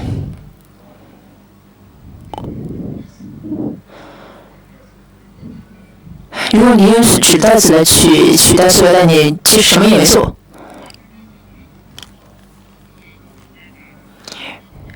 如果你的态度不转变，还是想要一份，那。So banning plastics. Non, bannir les plastiques ne résout pas le problème. Nous devons voir comment. Ban the plastics, more jobs are going to be lost than the people you were talking about, because there are a lot of big companies that uses plastics as their packaging material, and you can imagine the number of unemployment we'll have. And one of the SDG goals is reduce unemployment. We shouldn't forget that. Paper bag is okay, but banning the plastics completely to replace it with paper bag doesn't solve the problem. We need to change our attitude of disposal. That is the best thing we need to do. Thank you. So please, Mr. Woodring. Is this work? Yeah. If I could just add into that, it's important to remember that plastic bags are not the only cause of the problem of plastic pollution, nor are bottles. And I believe your technology can handle all types of plastic. It's virtually impossible for us to get rid of all types of plastic. So though one ban might attract and be targeted at one material type, there are still going to be a huge need for plastics, for food packaging and other materials that is going to be very hard to get away from. So the point is maybe reducing that material, but for what is remaining, we have to find new channels of disposal and reuse and value creation for that material, and that's where the Plastic Disclosure Project can help us think about the materials that we still need to use in our daily life. Thanks. I see we have another question in the front, and our time is running short, so maybe we'll have just one question, and then we'll wrap up with some final comments from our speakers. Thank you. Thank you very much. My name is Miles Sampa, the mayor of the city of Lusaka in Zambia. My question is to my colleague from Ghana. Good innovation for that product, the paving stones from plastic. My question is it economically viable? How much does it cost in the processing? Is it worth the while? Don't you have a situation where you're spending, say, $10,000 US for 1,000 worth of those paving? And if so, what's the capex? And where can I get the machines? Do you have them in Ghana, or we need to import them from China, for instance? Thank you. Thank you very much. The product is 30% cheaper than the normal concrete material that we have. You don't need to import from China. Africa, Ghana, we can do it. I built the machine myself. I didn't import it from China. I built it from old scrap metal by myself. And because I have worked in the plastic industry at the age of 13, I have much experience in recycling machines. The product is very cheap and durable, and it's for a lifetime. So you have no problem with that. So in our last couple minutes, I want to make sure that we give an opportunity for each of our speakers maybe to leave a take-home message for county leaders, for city leaders, for the people of all the countries in the world that are represented here on, from your work and your experience, what would you recommend at this county and city leadership level? So maybe we can start with Mr. Goodring and we end with Mr. Goitia. Well, I would remind everyone that if we look at ourselves like we have done with carbon and water and look at waste, which has really been forgotten in last few decades, is not often a high priority unless it's just looked at for health reasons of not having waste in our streets. But if we flip the coin and say all of this material is completely usable for new resources, and someone mentioned it this morning for resource recovery. If we inspect our flows and our accumulations of waste and segregate, understand the way that we take care of them and capture them for much better value creation, we will not have the waste going to the rivers at all or to the creeks. And so in the meantime, using something like our Global Alert app to have people report where those hotspots are and put up booms and nets can drive community thinking on how the water can be protected. They can then see that they trust your leadership, that you've done the right thing, and you can then have more power to carry on the message for the next bigger discussions, which might require a little bit more money or a little bit more engagement from the community. And those two introspective looks, in the end, will help the ocean a lot, because there will not be materials going out of our rivers into the sea. Great, thanks so much. So, Mr. Goitia, maybe we can just end with you. Mr. Goitia has told me he's known as Pep, so I'll just say, Pep, can you give us the last word? Okay. For our governors and mayors, urbanization greatly contributes to the deterioration of our waterways. Developmental policies of every local government units sometimes result in conflict in terms of urban development. Harmonizing these policies as one of the core mandates will possess a challenge, as local government leaders are also mandated to develop their areas. However, our responsibility to make sure that compliant development is being implemented and convincing these leaders to the importance of healthy waterways will make our jobs all easier. One of the criteria in determining the success or attributes of strong leadership will be strong political will. We unite both the public and private sectors into the shared mission of protecting our waterways and improving the lives of the communities around with sheer strong political will, but I believe you have. Our combined efforts, or your combined efforts, including quality projects, programs, activities, and advocacies in riverbanks development, wastewater management, and waste management, and public awareness will definitely help everyone a lot. Thank you so much. I've heard some really strong messages here. I think we've heard about the need for very strong leadership, and also for really thinking about our attitudes and thinking not just about bans, which are a good step but not always 100% feasible, and really thinking about how can we take waste and make it useful. And we heard that about plastics, but also about some innovations with invasive species that are clogging our waterways. So thank you very much to our panelists for providing your experience from multiple parts of the world. And with that, we'll close this session. Thanks very much.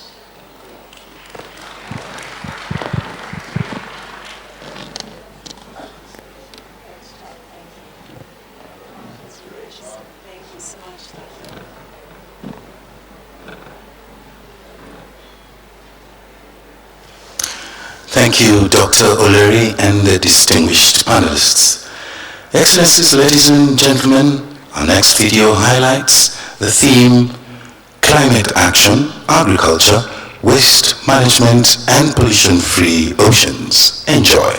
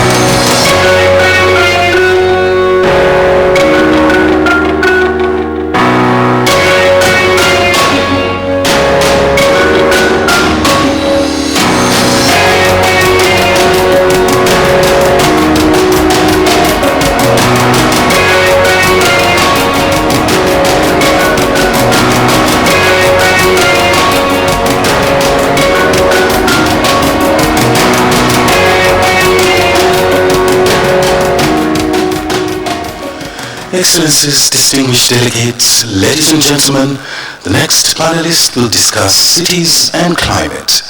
They are Mr. Pavin Sukhdev, President, Worldwide Fund International, Dr. Angus Friday, Co-Chair, Blue Innovation Institute, and Advisor to the Caribbean Climate Smart Accelerator Grenada, and Cyril Siawe, Head, Kenya County Program.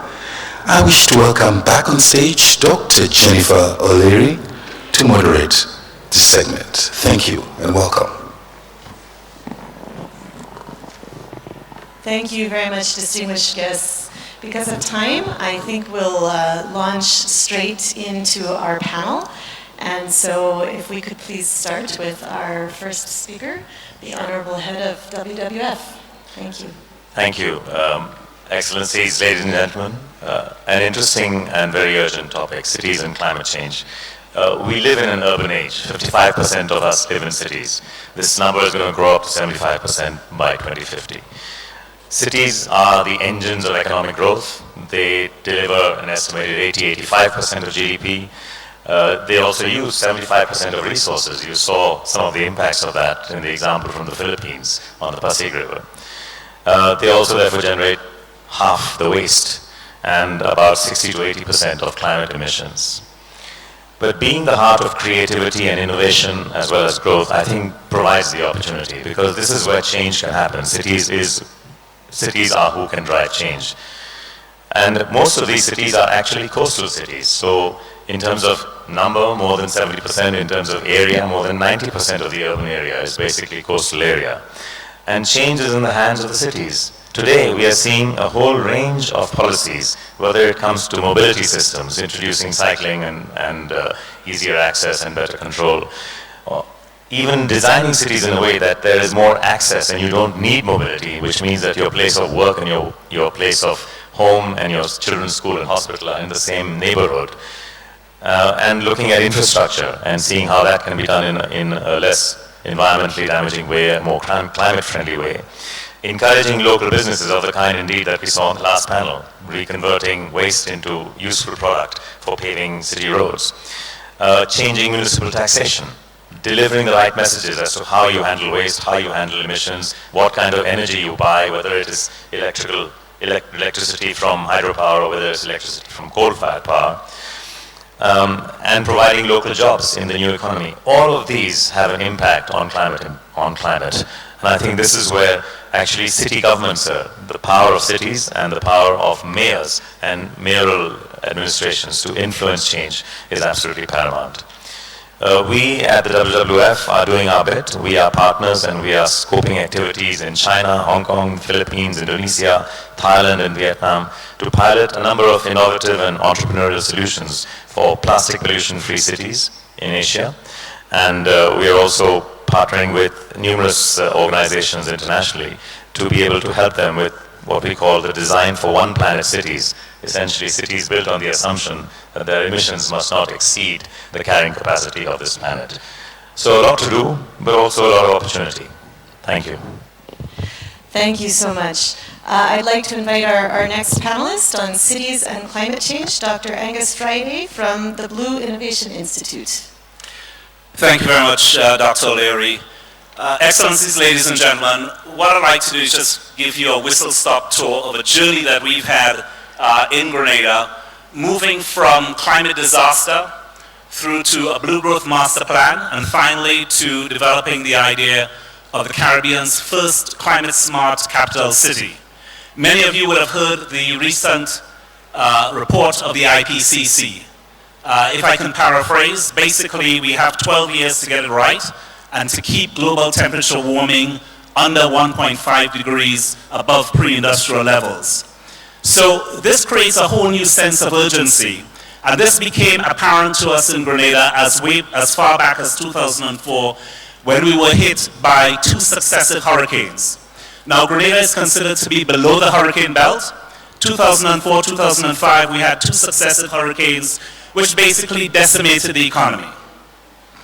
We lost 70% of our agriculture, 90% of our homes, damages worth 200% of GDP.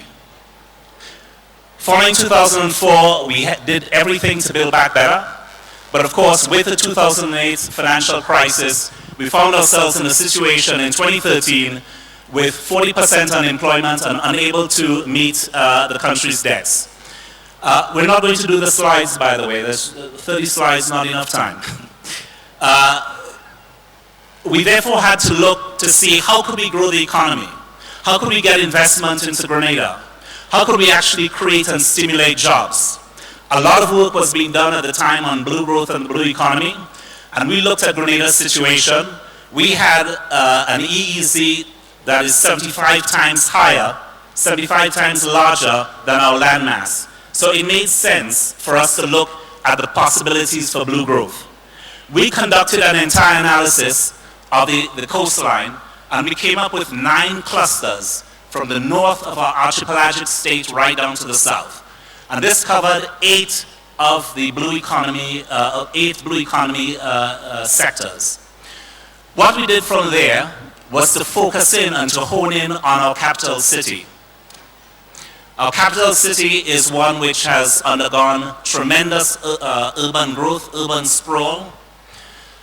The heart of the capital city itself, which we call the Carénage, is subject to inundation from storm surge, as we found. And therefore, we needed a new plan to deal with these things and to do it in a way which could actually encourage jobs and growth at the same time. So we were very fortunate to be able to work with the Green Climate Fund and with New York University to develop a project called the Caribbean's First Climate Smart City. And this project has 9 critical areas of activity. And it includes things like reducing the level of traffic and congestion. It involves urban transportation, urban densification, dealing with sea level rise, sewage, waste, all of these matters.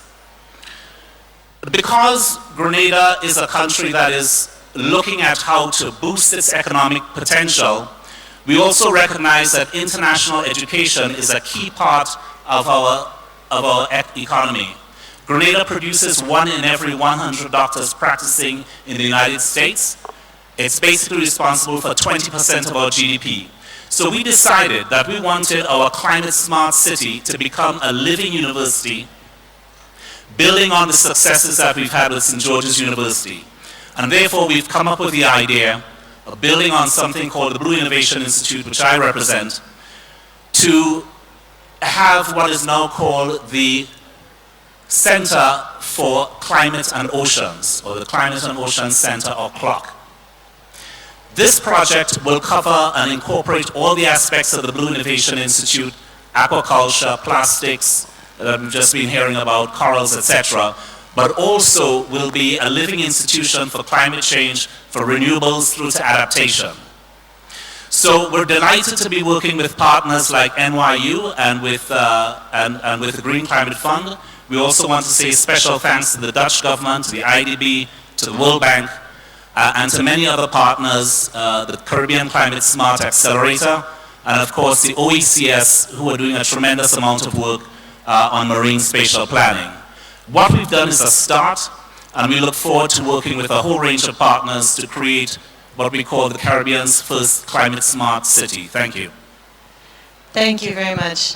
Our final panelist for the session on cities and climate change is Mr. Cyril Siwe. He's the head of the country program for the United Nations Environmental Program. Thank you so much. Thank you very much. Excellencies, Waziris. For us, climate change and cities call mainly for three main reflections.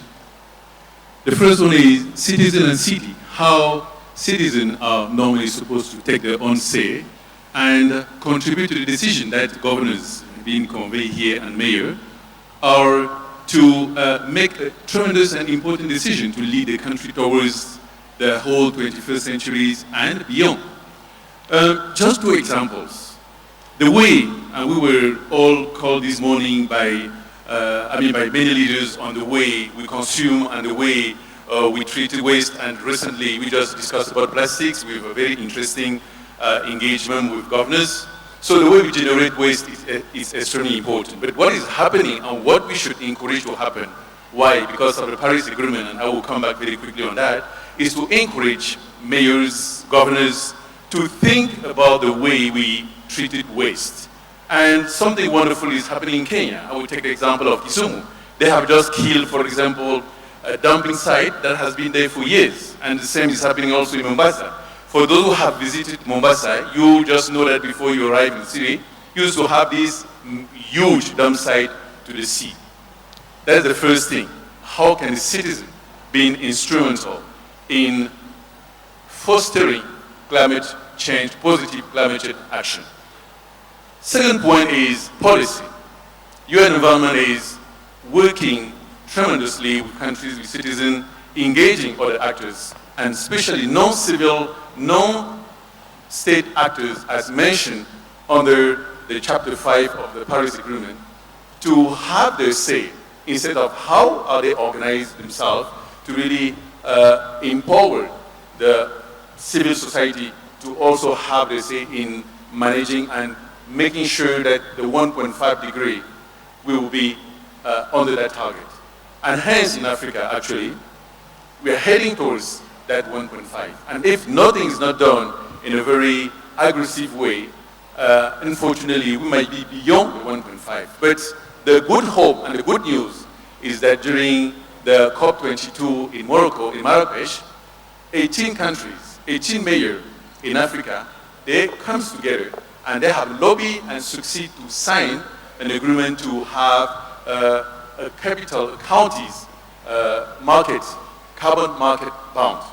This is already being implemented, and we can see now, if you look at the Nigeria Stock Exchange, that more than $600 million is already being generated through the market. Nigeria is actually currently having a good exchange of experiences with, for example, Kenya, where development countries, where development partners are fostering these green bonds. And this is also a call that we are putting on the table, that we are throwing on the mayors and governors here to take advantages of this type of tool to greening the processes, to greening all the activity that they are doing. And this is one of the things that UN Environment is now fostering.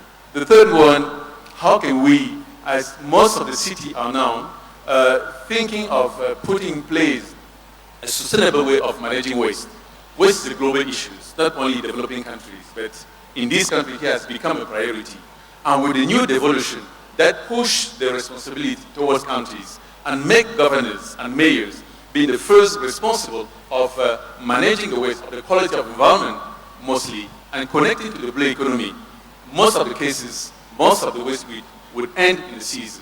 So what is being happening here is, how can, as they're thinking on the sustainable way of managing waste, how can development partners chip in this conversation?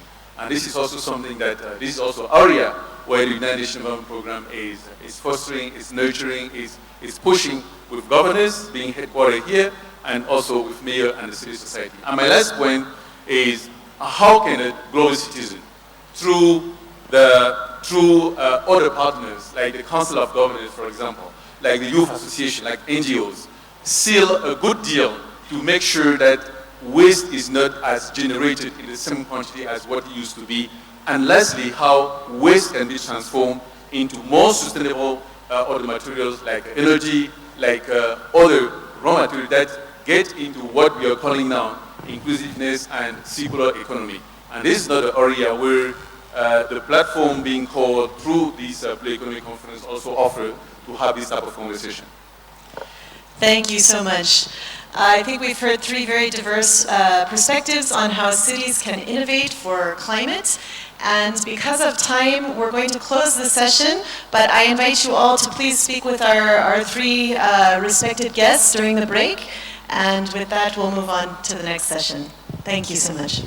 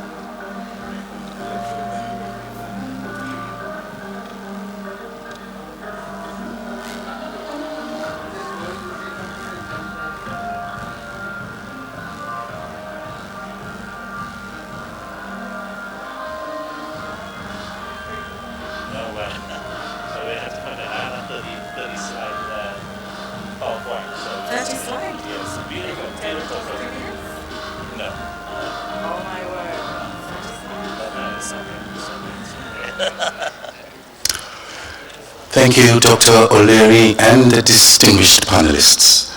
Excellencies, delegates, ladies and gentlemen, our next panel discussion will address energy and lighting the cities and towns of the future. The panelists are Gabriel Negatu, Director General, East African Development Bank, Dr. Robert Ochola, Director and Global Head of Strategy and Innovation, African Export-Import Bank. Thank you and welcome. Comments will be moderated by Dr. Juan Vardy Robles. Hi and thank you. I'm sorry for the delay with the timing session. Let me introduce Mr. Gabriel Negatu, Director General for East Africa at Africa Development Bank. The regional hub is part of the bank of new strategy to proceed a business and development impact across the continent. And Mr. Gabriel is going to make a quite interesting presentation. Please. Thank you, moderator, and good morning, good afternoon. We've been asked to talk about the energy challenge in African cities, and there is a PowerPoint presentation, but sorry, could you, the technical team, put the presentation at the screen? Thank you. Yeah, in the interest of time, while they put this up, let's just go through the thing very quickly. I think there's some interesting statistics that we need to look at. You know, on average, cities take up less than 10% of the national landmass of our countries, but they consume 2/3 of the total energy resources and budget. So they cover 10% of the landmass and consume 2/3 of the energy resources in the country. And at the current rate of migration, it's estimated that 60% of the total population in this continent will be living in cities by the year 2030. That's less than 15 years from now. So you can imagine the swelling that cities are going to experience. And of course, this leads to rapid depletion of resources and massive wastes of resource, mostly in the form of carbons, heavy fuel and so on, so non-renewable energy. And this is something that concerns us, that should concern all of us. And I'm happy to see some governors around the room. Your cities, these are the cities of the future. It's Kisumu, Kilifi, wherever it is. These are the cities of the future, and the energy challenge there is very much where we're going to be facing the thing. So what is it that we can do very quickly? So one of the first steps we need to take is deploy technology. Technology is going to be what's going to save us. Competing demand for water, energy, and so on. So therefore, technology will be a key enabler to address the thing. The second, which is perhaps even more within your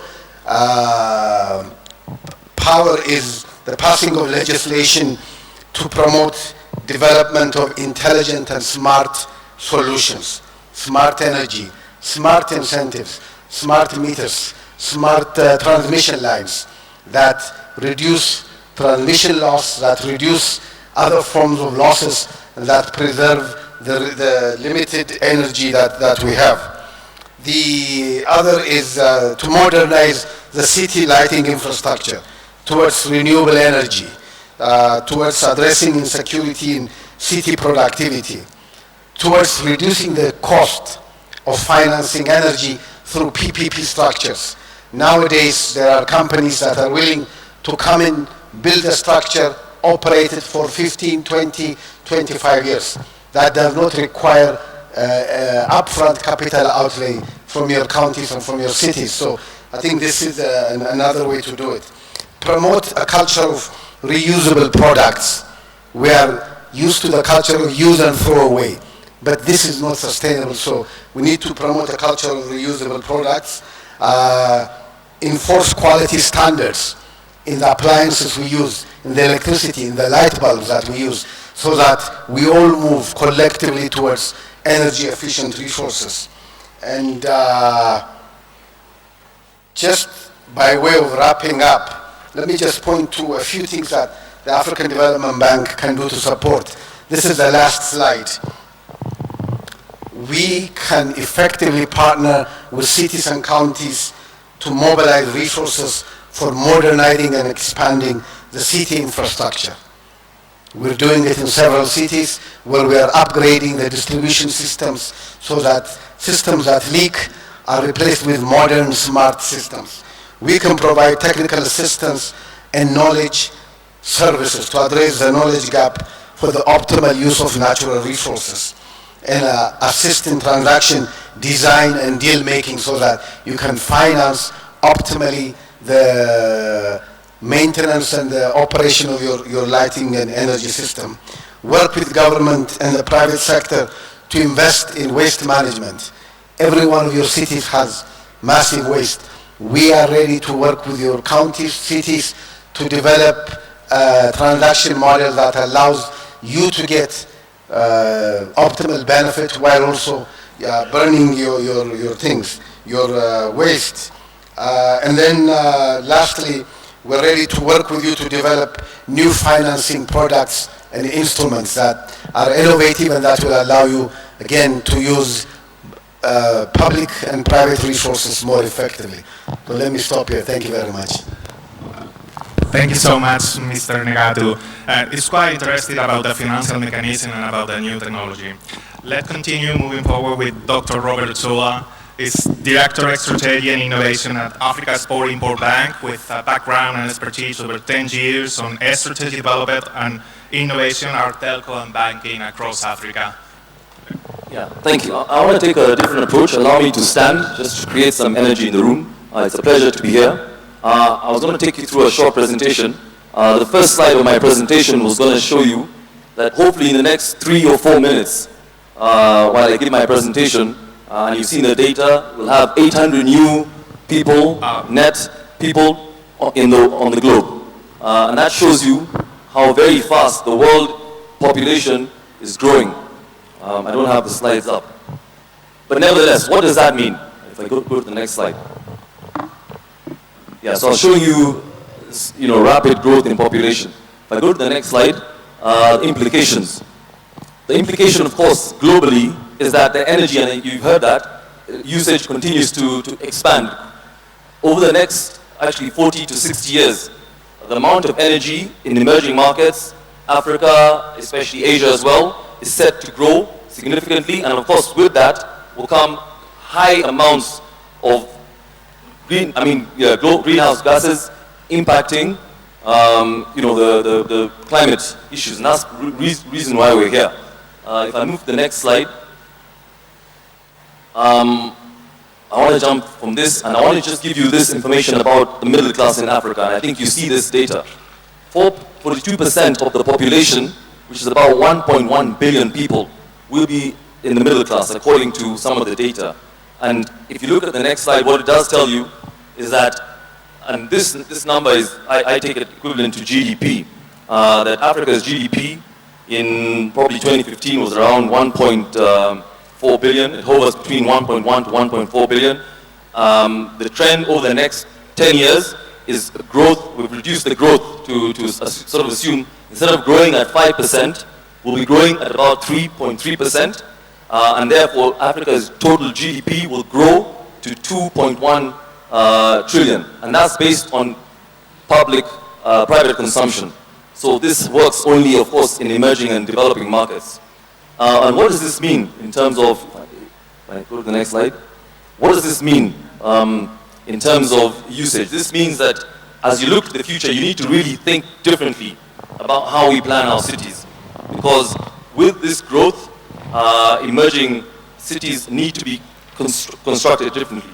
So the first thing I want to show you, and when I was given the brief for this presentation, I was told, can I take a journey to show you exactly how things are changing in terms of modern use of technology. So today, there's a company out of Germany that has actually been able to take hydrogen, so it takes information, it'll take biogas, it'll take solar energy, it'll take wind energy, and actually collate this into liquid hydrogen. So for the first time, you're actually able to take green energy and put it into a liquid form and move that. And that has major implications.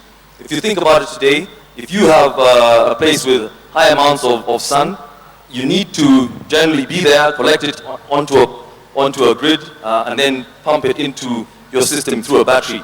Now with this technology, what this enables you to do is actually move that energy from where it's sitting, be it wind energy produced through the ocean.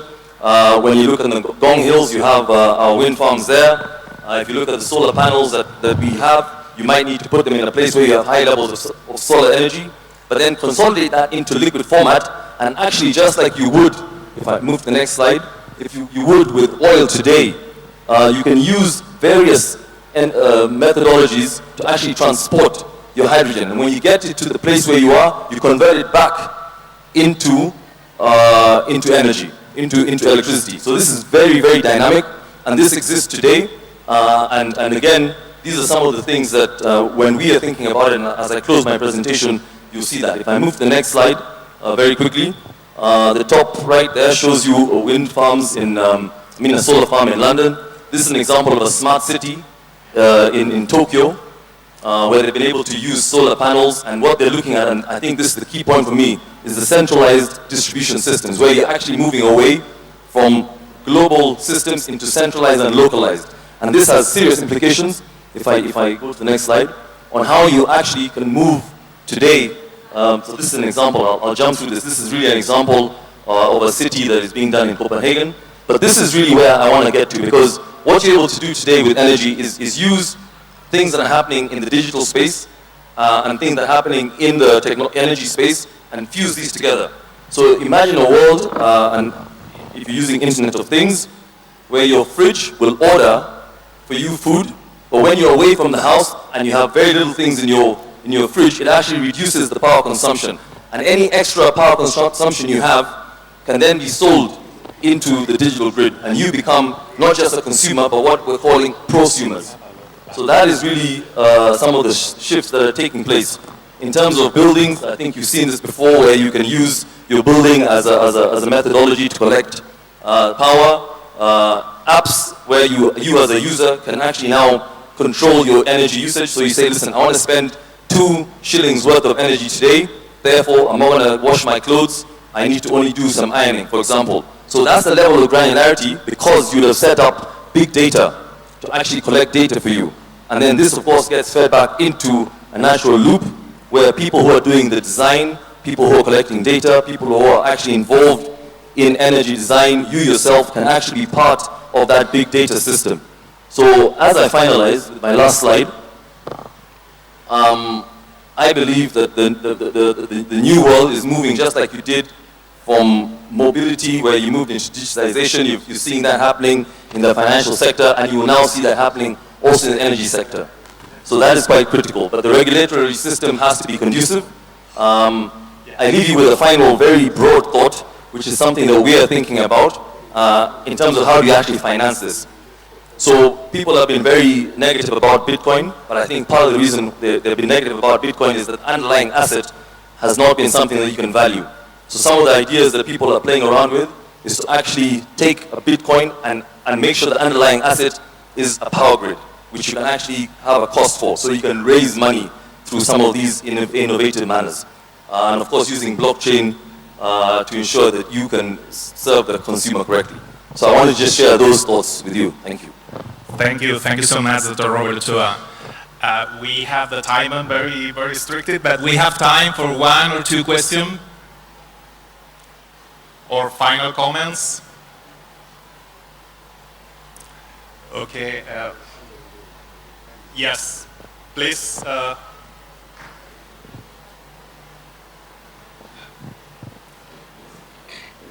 Hello. Hi. Hello. Can you hear me? Thank you. Thank you. I'm Chigonya Elias from Uganda, Allied Development Agency.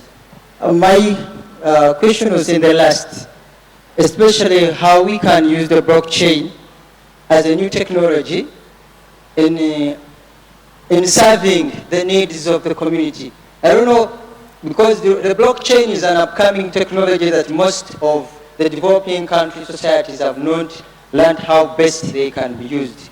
Could you enlighten us more on that? Thank you.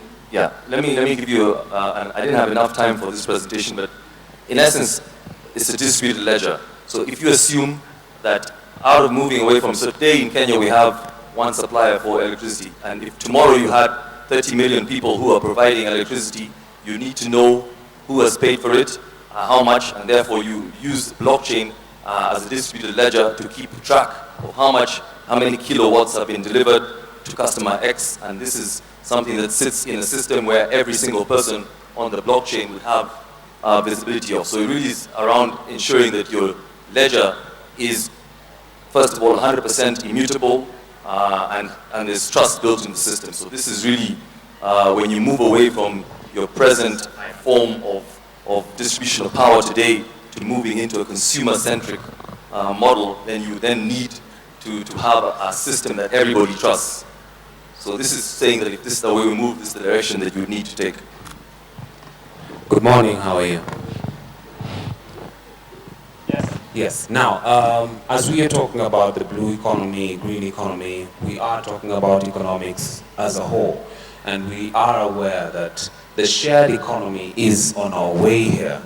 And now we are trying to think of how you're going to integrate the new infrastructure with the blue economy, and how it's going to be of benefit to the future of the country and the world as a whole.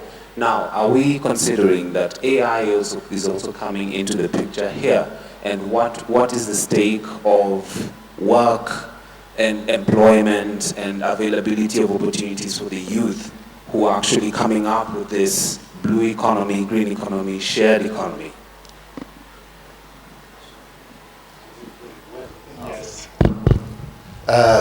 Thank you. From what I heard, I think you're asking what is the future of the blue economy and the future of work and the youth and so on. Look, the blue economy, blue is not just a color. Blue is not just a color, it's a sector also. There's an entire economic resource, a blue resource, which is the water, the ocean, the seas that surround us. And how do you build an economy around that? Now, there is ample economic opportunities both for the youth and non-youth in that sector, but it needs to be harnessed effectively. And Kenya is a very good example. Kenya has many water bodies, and yet the blue economy is not as developed as it should be, or is not where it was in the 1960s.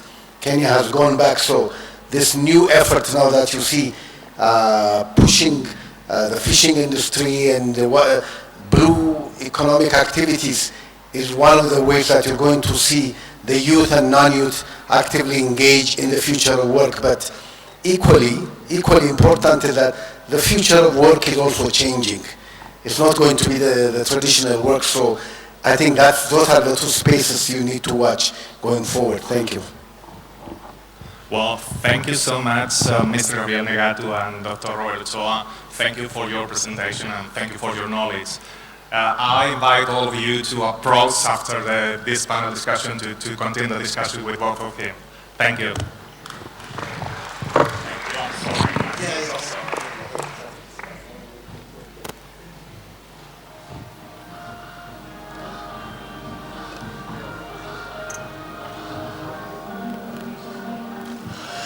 Thank you. Your Excellencies, Governors, Senators, Members of Parliament, distinguished delegates, ladies and gentlemen, as we enjoy these refreshing exchanges of views on rethinking our cities, we encourage our moderators and panelists to be succinct because we have a rich, full program that we have to go through. Thank you. And now the next panel of discussion is on the special case for coastal cities. And the panelists are Dr. Will McClintock, Spatial Planning, Mr. Bernard Wagner, Mayor, Belize City, Governor Emerson Jeffer Kingi, Governor of Kilifi County. Thank you and welcome.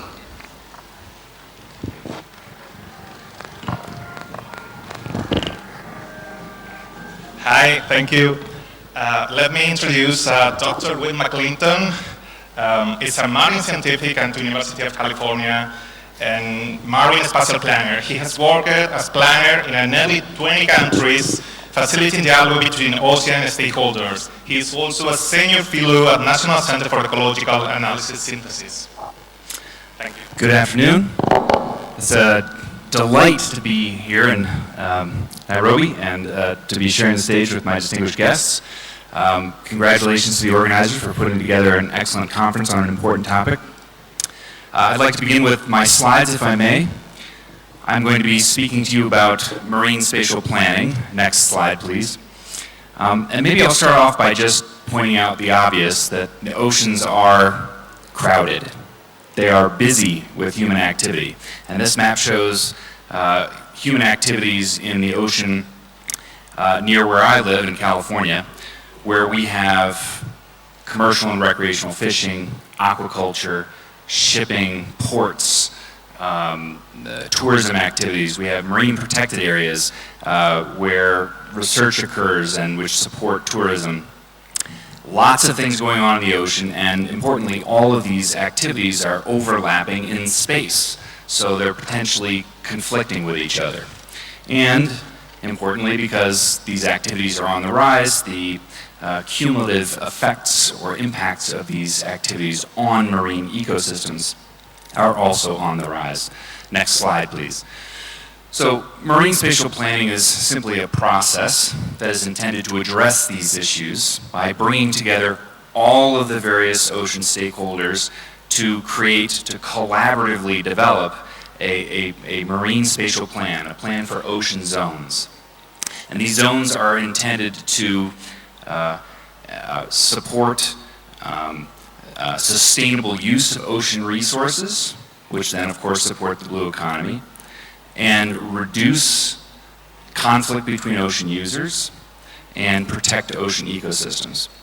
It's somewhat of a technical process in that we use digital maps to visualize the distribution of resources and activities, and we use computer decision support tools to draw and evaluate prospective zones.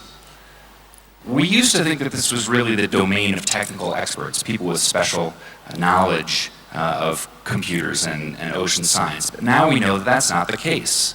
Especially with the development of new mapping technologies over the last 10 and 15 years, we can engage practically anybody, regardless of their educational or cultural background or their avocation or vocation, in the design of science and policy-based ocean zones. Next slide, please. So marine spatial planning is a well-developed approach as the sort of tip of the spear to a healthy and thriving blue economy. And guides like this one can help you understand the steps to doing marine spatial planning properly, including stakeholder engagement.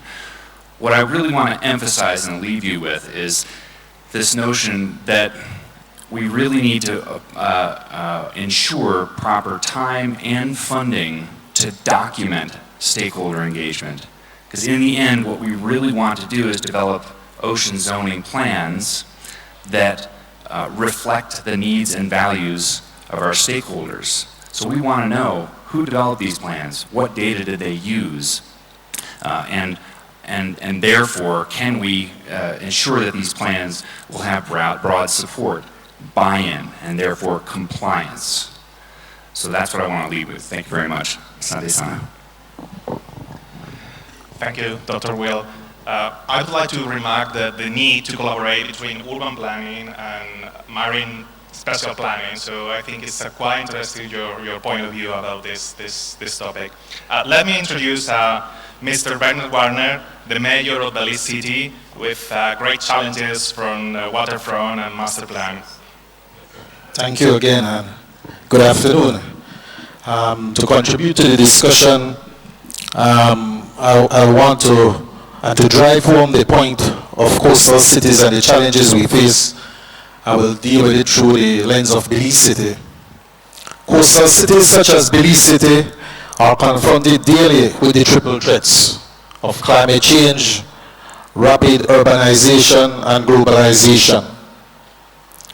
Belize City is the largest urban center with a population of approximately 67,000, or 18% of the total population of Belize. It is also the home to our nation's premier financial, political, judicial, health, and educational institutions. However, like most coastal cities, when pre-existing urban development conditions of poverty, high crime and violence, unsung and deteriorating building stock and infrastructure, insecure land tenure, and efficient urban sprawl, when these converge with the triple threats, the prognosis for a sustainable and resilient city becomes even more troubling. Coastal cities are therefore duty-bound to consider the human impact and threats of coastal urban populations, including Belize City, particularly those that contribute to unsustainable urban land development and fishing practices, elevating nutrients and chemical contaminants from marine traffic, sewage, outflows, and agricultural runoff, which decreases water quality, impacting marine life and fueling algal blooms. This obviously has the potential to destroy the value and benefits of the blue economy, and more importantly for Belize, the livelihoods of more than 190,000 Belizeans who live in Belize coastal and island communities, and who earn their livelihoods from tourism, and notwithstanding the other 15,000 Belizeans who are directly dependent on Belize's fisheries for their livelihoods. Reports show that tourism, fishing, and shoreline protection alone contribute more than $1 billion every year to Belize's economy. Imagine if we can unleash its full potential including its landscape connectivity, which is where we are primarily exploring strategic options. Belize is ranked 8th of 167 countries by the World Bank for climate risks. And Belize City, with its low elevation and being a city on water, that is comprised of islands created by the Haluva Creek passing through it, and the transect of several man-made and natural canals and ecological corridors, and bounded by the Caribbean Sea into which the creek flows, will be hit the hardest by the triple threat. We are therefore committed to ensuring the health and integrity of our seas, rivers, and coastal ecosystems and canals for harnessing of the traditional and emerging benefits of the blue economy.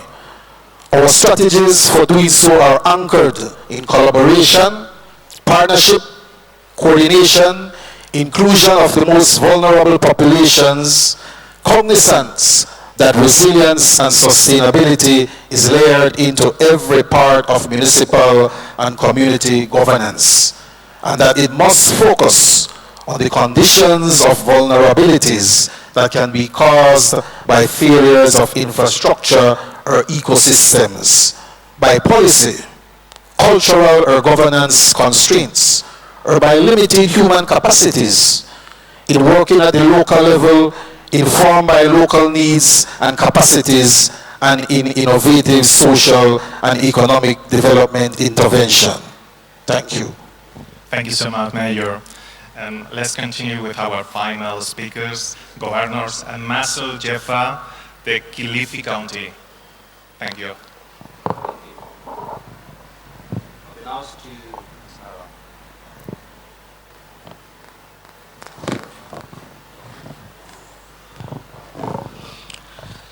Thank you, moderator. I've been asked to make a special case for coastal cities, and as far as the blue economy is concerned, and also touch on the emerging opportunities for coastal cities.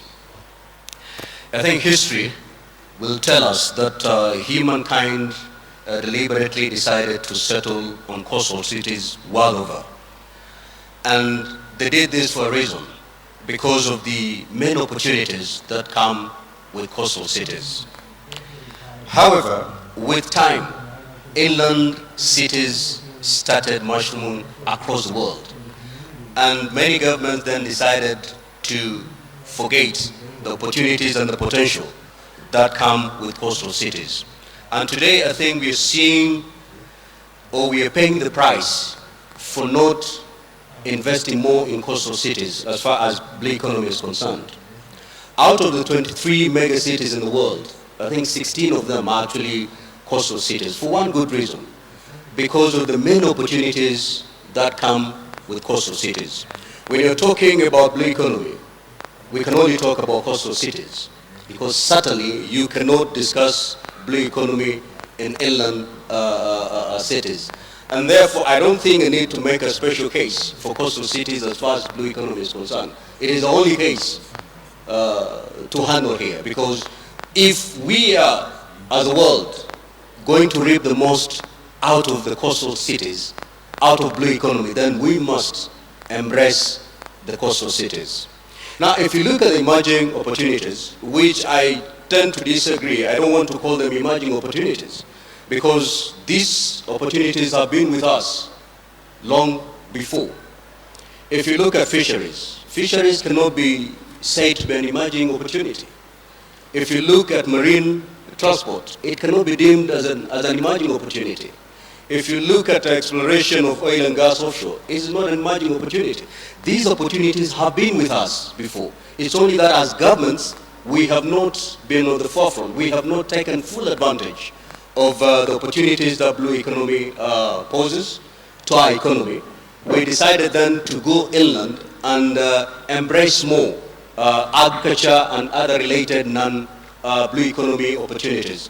I think time has come for all governments world over to embrace blue economy. For the governments that embrace blue economy early enough, I think they're reaping the most. If you look at Singapore, for example, they don't do anything other than blue economy. And we can see how the country has moved. We can see the kind of economic growth that blue economy has given to that particular country. And therefore, I believe through these kind of conferences, governments will be able to reawaken, governments will be able to actually start a journey in giving special consideration to coastal cities and put them on the driving seat as far as blue economy is concerned. Otherwise, if we are going to rely heavily on inland-driven economy, then, as we speak today, the kind of pressure that is being put on the other economy, that is no blue economy, I think we have reached a saturation point where we need to diversify. And the only frontier, the only next frontier that can be able to substitute the kind of pressure that we have put in the other sectors of our economy is all of us to turn blue. And the only driver, the only leader who can make sure that we reap the most is the coastal cities of the world. Thank you, Ambassador. We have time for one or two questions.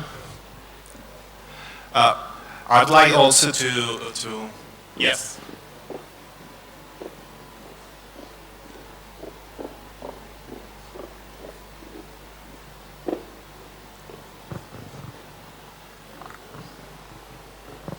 Thank you very much. I am from Mauritius, working for the IOC and SWIFC organization, implementing a regional World Bank project, the first Southwest Indian Ocean Fisheries Governance and Shared Growth Project.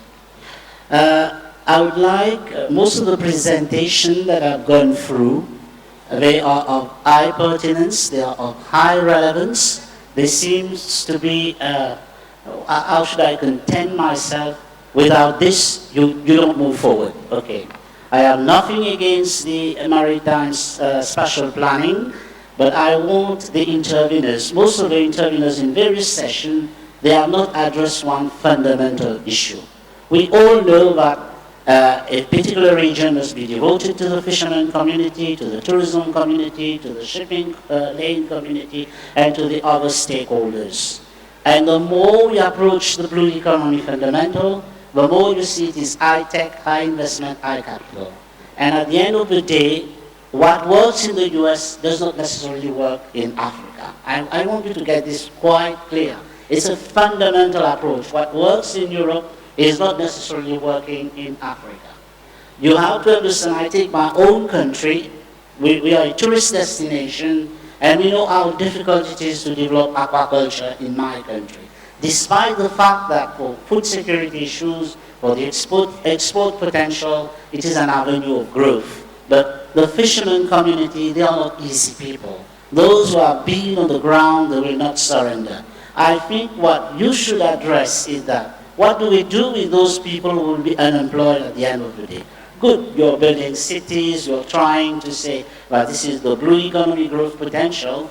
You are doing things in a region of the world where unemployment and food security issues are at stake.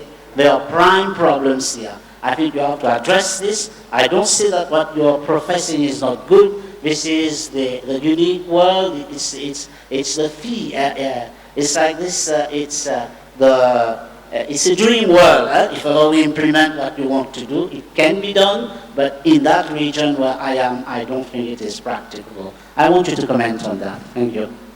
I appreciate your comments. I agree that these methods have been developed and tried in a variety of cultural contexts, which may or may not be applicable to your specific case. So your point is well taken.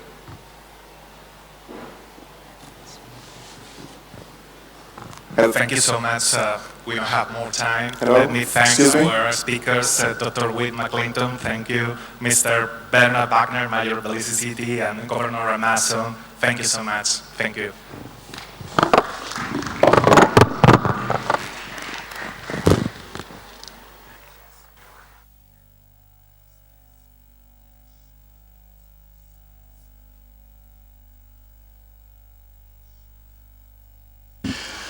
Thank you, distinguished panelists and moderator Dr. Juan Varji Robles, urban planning consultant in Indonesia. The next panel of discussion is on challenges in harnessing blue economy opportunities. This segment will be moderated by Anastasia Raditya Lezaik. Ms. Lezaik is Research Assistant at Institute for Development and International Relations in Zagreb, Croatia. She is an alumni and member of the Academy of Political Development, Croatia. The panelists are Ms. Leila Ben Hassan, Founder and Chief Executive Officer of ABEP, Dr. Manuel Barange, Director Fisheries and Aquaculture, and Juliette Biao, United Nations Environmental Program Regional Director for Africa. Thank you and welcome. Thank you and welcome to the session of challenges in harnessing blue economy opportunities. We're running behind schedule, so this session will last only approximately for 15 minutes. And the speakers were introduced already, so I will give the floor first to Dr. Biao Koudenopu from the United Nations Environmental Program, and each speaker will have around 3 minutes to speak. Yeah, because we're really running out of time, so we can have some session for questions and answers later. Thank you. Thank you so much, distinguished heads of delegates. Thank you for coming. We are welcoming you to this side event. I think I will build on what the Executive Director of UN Habitat said this morning, which is really to consider harnessing the potential for blue economy through a holistic and ecosystem approach. I think this is the reason because oceans, lakes, rivers really provide a diverse of ecosystem services. One is provisioning services, the other one is recreation service. They also provide a regulatory service by regulating the climates, and oceans are also carbon sink. I think instead of really looking environment as a challenge, I think it presents a great opportunity. Great opportunities for governments. As I refer to one of the decisions of the African Ministerial Conference on the Environment, when they call upon all African countries to value the natural capital for sustainable development. I think blue economy is one of the opportunity for them to harness this potential. It is also an opportunity for mayors, which constituency are, the majority of their constituency are women and youth, especially in Africa. I think there is a great opportunity for job creations. There is a great opportunity also for sustainable livelihood for women. In most African coastal countries, for example in Dakar, where I worked for many years, fisheries is something that provides livelihood for population, and women, more than 80% of women are involved in those activities. Looking at really integrating the environmental dimension, the economic dimension, and the social dimension is something that will really help us to address the challenges in harnessing the potential in blue economy. Can I just stop there? If it's only 3 minutes? 1 minute. Okay. One of the challenges in harnessing those potential is that from environmental point of view is the illegal activities that are carried out in those oceans, rivers and lakes. Illegal and unreported fishing, I think FAO will talk more about it, and also pollution. pollution. We heard a lot speakers talking about pollution, plastics, and we need to look at those plastics as opportunity for job creations. I think it is a challenge, but it's at the same time an opportunity for job creation.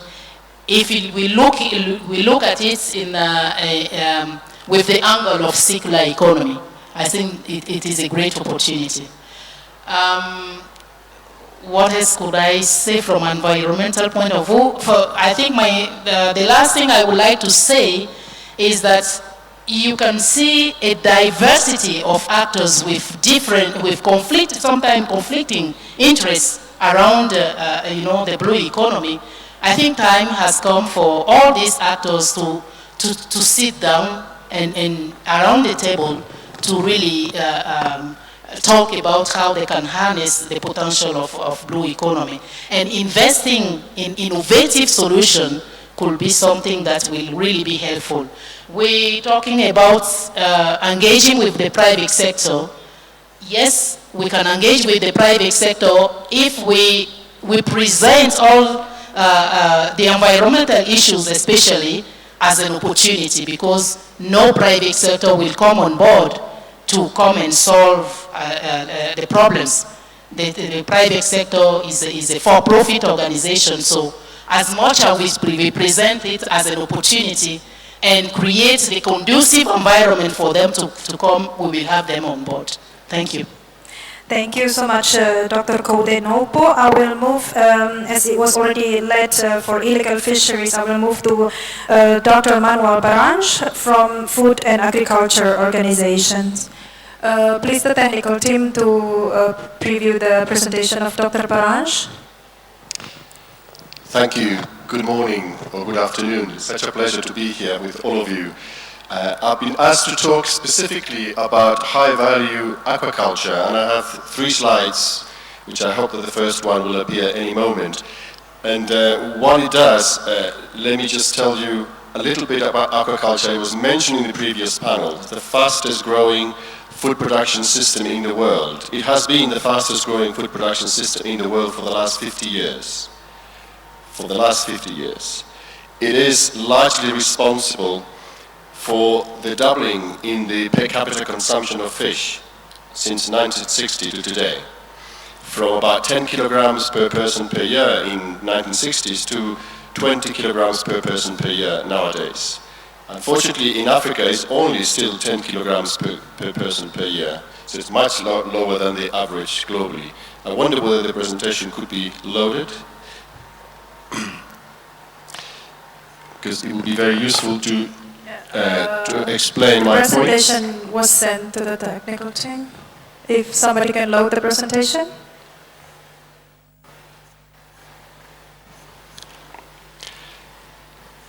While that is done, I will continue. The reason why I wanted the presentation in particular is because it has pictures of high-value aquaculture projects that FAO has been working around the world with countries, and so it will be a nice background to the talk. Now we have about 50% of the world's fish production coming from aquaculture, roughly 50%. But only about a third is traded, which means that a large proportion of it is for local consumption. It is contributing significantly to food security worldwide. But Africa contributes only 2.5% of the global aquaculture production. Only 2.5%. It's incredibly small. There is a great capacity for growth. But high-value aquaculture has other advantages as well. It's not just about food, but high-value aquaculture also provides income. And by high value, I mean particularly shrimps and prawns, oysters, clams, abalones, scallops, sea cucumbers. Species that are grown especially for dedicated trading.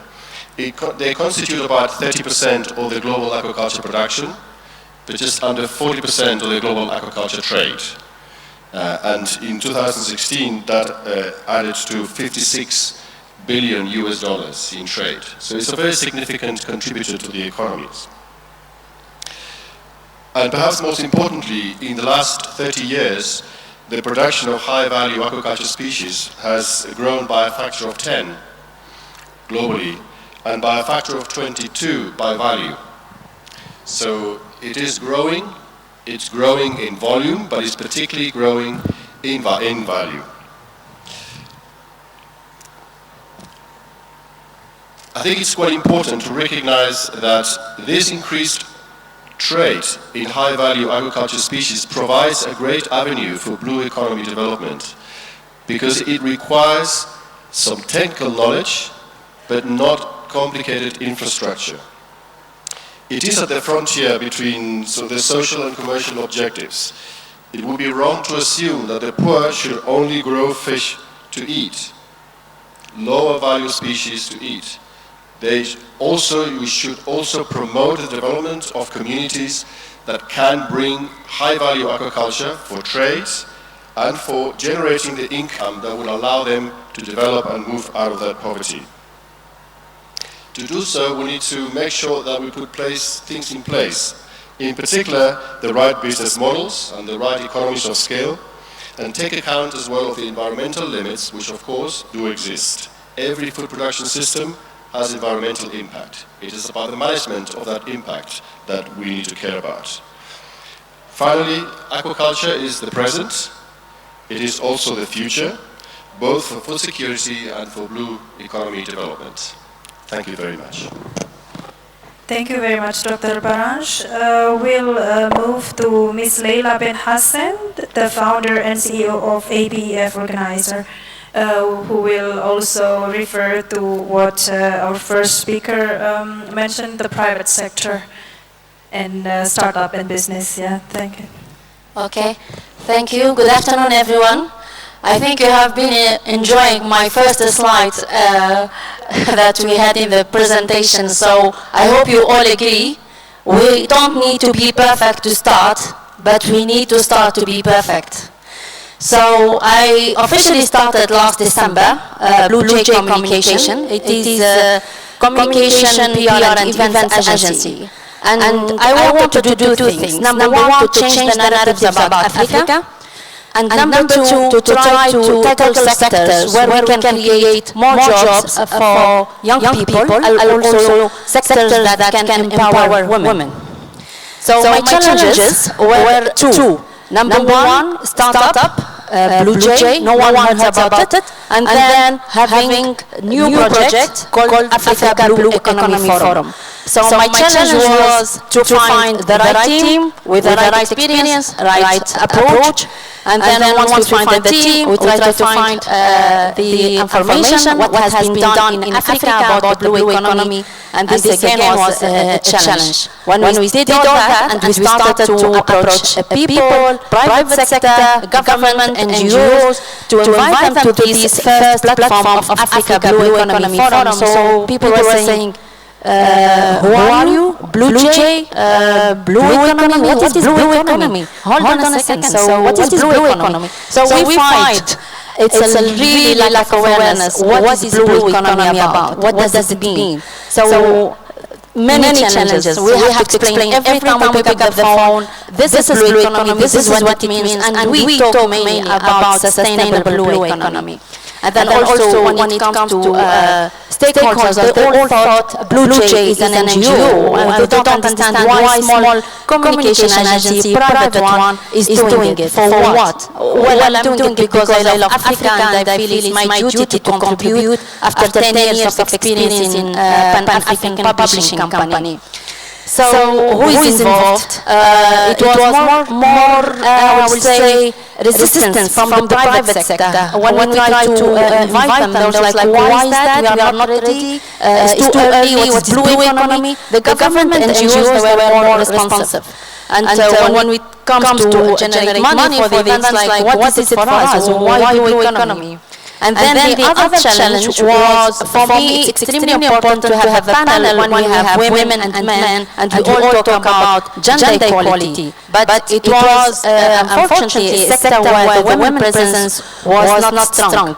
So there are plenty of opportunities. You all talk about opportunities in the blue economy, and I think there is some work to do when it comes to involving women in the leadership, in the maritime sector, in science research, and all the value chains of the blue economy. So the forum was done, it was successful, and I can see some faces who have been in my event. And I would like to share the next slide, which is about some recommendation, if I can. So there is this is a recommendation. I would like to ask, we need from the government, private sector to have more communication about what is the blue economy. When we talk also about opportunities and potential, we need to make sure we are having the sustainable practices. And then we need for that obviously a budget for communication and media coverage, because media also have the responsibility to cover such important topics. And I can assure you that working previously in the media, it was not in the mainstream of us, the blue economy. But hopefully after such big events, and this is a great platform, media will start talk, because we need to increase the awareness of the public and the private sector. And then also we need to have more international, national, regional cooperation to share information, experience, expertise, and also, if I may add, one of the results of the ABEF forum was to have education at very early stage, and also the blue economy is everyone's business, because we can't say nowadays it's business as usual, because it's not business anymore as usual. We need to change our behavior, our daily practices in order to have a sustainable economy. Thank you, Leila. We have 1 minute left, so I would like to take one question if there is. We've heard about challenges. Yes, gentleman there, if he can. I'm sorry, I will be able to take only one question, and later maybe you can approach our speakers during the lunch break, because we need to move on to the next session very shortly.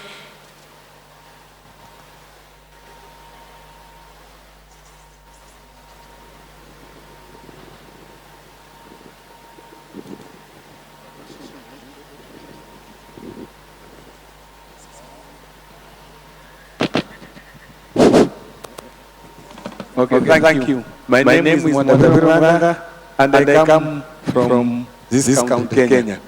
My question is, how do we make the blue economy sustainable in the sense where are the people? Because wherever I go around the African continent, starting from our home here in Kenya, the people around are very poor. The majority are left behind. We are talking about development, but all these plans, all these technologies we are having, yet the people remain very poor again. And even the environment, when it comes questions like the environment, there are many slums around the cities, in the oceans and the lakes and so forth. So they continue to be populated. What kind of sustainable political, economic system should we have, so that when we talk about sustainability, we carry the people along? Thank you for the question. Maybe thank you very much. I think good policies create lasting solutions, and we heard many of the speakers talking about really having good policies in place. In addition to good policies, I think we need also science to inform policies. We need good institutions. We also need technology, and we need what do I say? Information. You know, information is really lacking on blue economy. We also need. We said that if we have a shared challenge, a global challenge, we need to address it globally. So we need an enhanced cooperation. We need innovative financing. If we do all of that, we will see that harnessing the potential in blue economy is not only about implementing SDG 14. it will be really about implementing all the SDGs as a package in an integrated and inclusive manner. Thank you. Thank you. Yes, Dr. Paranj. Yes, thank you for, I really appreciate that question, and I just want to add to the comment of my fellow panelists to say that sustainability is a three-legged stool. There's a social, there's an economic, and there's an ecological leg. And the three of them need to be right, otherwise the stool doesn't stand. There's no ecological sustainability without social sustainability. And there's no social sustainability without ecological sustainability. And what we need to do is ensure that the three legs stand right, and not one longer than the others. Thank you very much. Unfortunately, I have to close this session. Thank you for your attention. We will shortly move to the next session.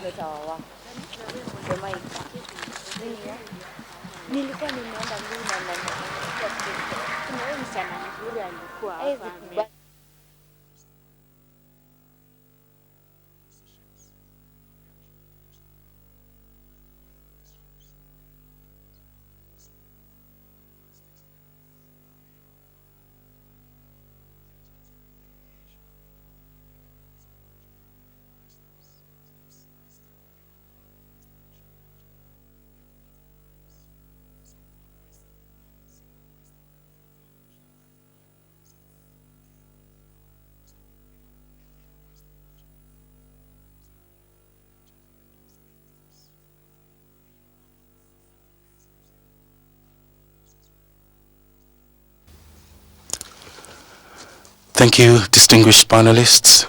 The next panel of discussion is on governing modern cities. This segment will be moderated by Anastasia Raditya Lezaik. The panelists are Honorable Professor Anyang Nyong'o, Governor of Kisumu County, Mr. Fan Wei, Chairman of the People Political Consultative Conference of Gwangbaijiang District of Chengdu, and Dr. Abdul Rahman Lamin, Social Science Specialist at the UNESCO. Welcome and thank you.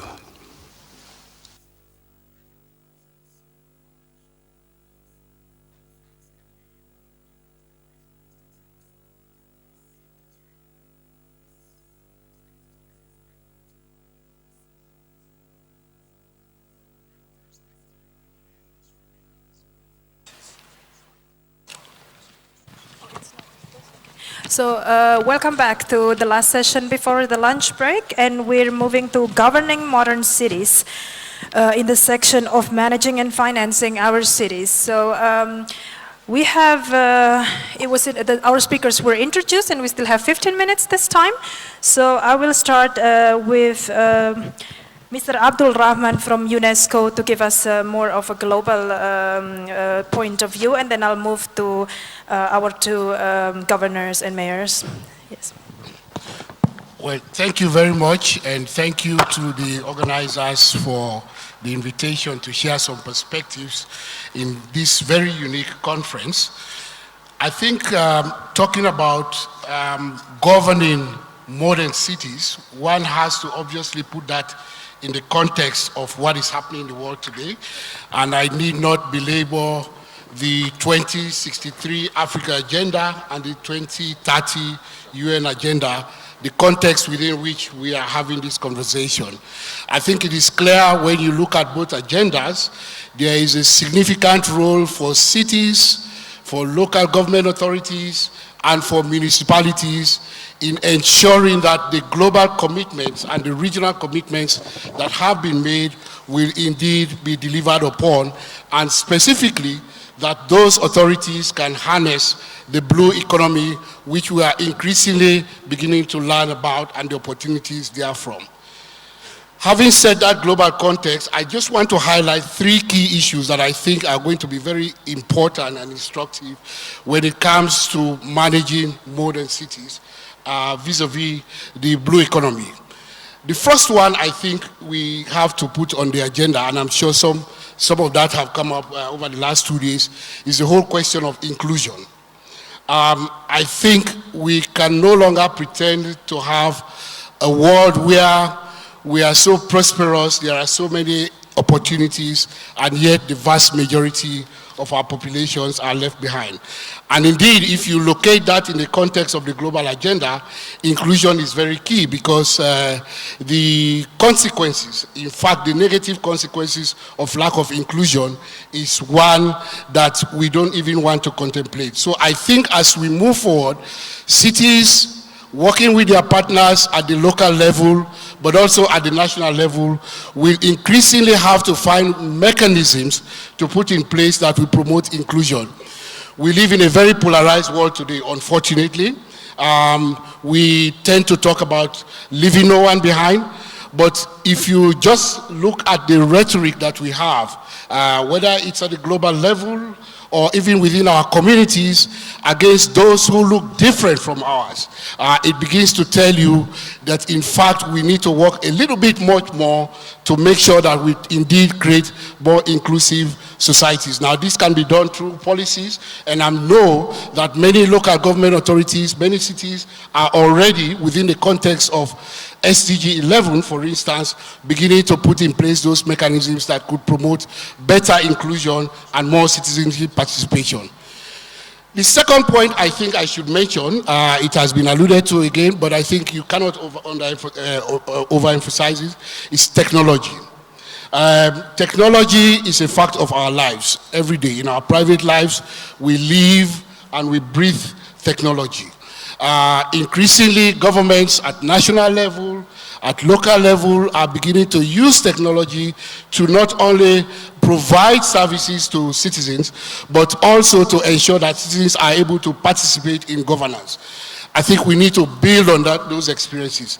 To the extent that technology may have some consequences in terms of the way we apply it and overuse it, I think it can do a lot of good, moving forward.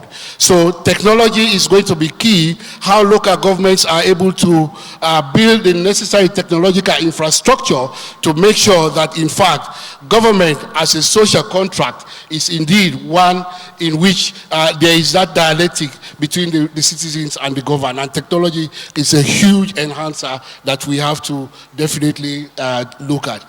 The last point I want to make is the question of the youth. Now, this debate is not new. Globally, in our respective regions, there is always a discussion around the demographic dividend. Some people argue that if we harness the youth resources that we have very well, it can be an opportunity. Others say it's a time bomb waiting to happen. My point, though, is to say that it doesn't really matter where you stand one way or the other, but I think to a very large extent, our discussion around the youth problematic, I would like to say, has been a little bit more simplistic. I think we need to move beyond just romanticizing the issue, but ensuring that we indeed invest in data, research, knowledge that can inform policymakers to be able to understand the context in which we are talking about. To say just simplistically that if we don't invest in the youth, it is going to create problems, well, that may be true, but let's try to mobilize data, let's try to put more resources into research, and let's get the youth to be a part of that discussion, so that at the end of the day, we really know what we are talking about when we say harnessing the demographic dividend, so that it can inform us to address the problem. So I'll leave it at that. Thank you. Thank you. Thank you, Dr. Lamin.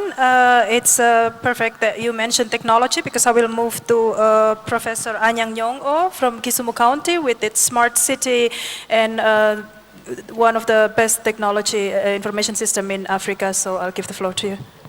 Thank you very much. Thank you very much, Chairperson. I think I'll go straight, although I had a PowerPoint presentation. It will roll there, but I will not follow it exactly.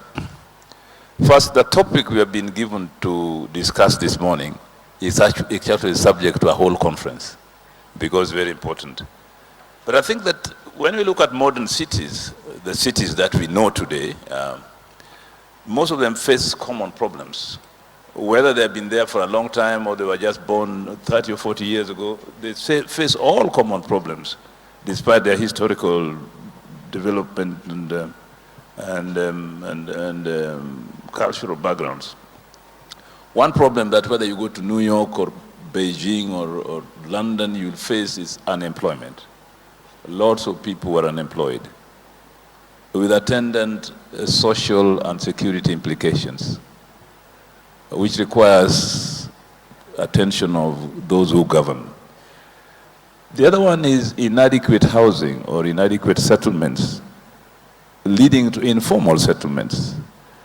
Now, you'd wonder whether in a place like New York there are informal settlements, but what usually happens is that the old areas like Harlem, where the poor people lived, once they are gentrified, the poor move elsewhere and create settlements which are not as good as those in the place they left. So this is a constant problem in almost all cities. The third problem that faces is environmental sustainability, environmental problems.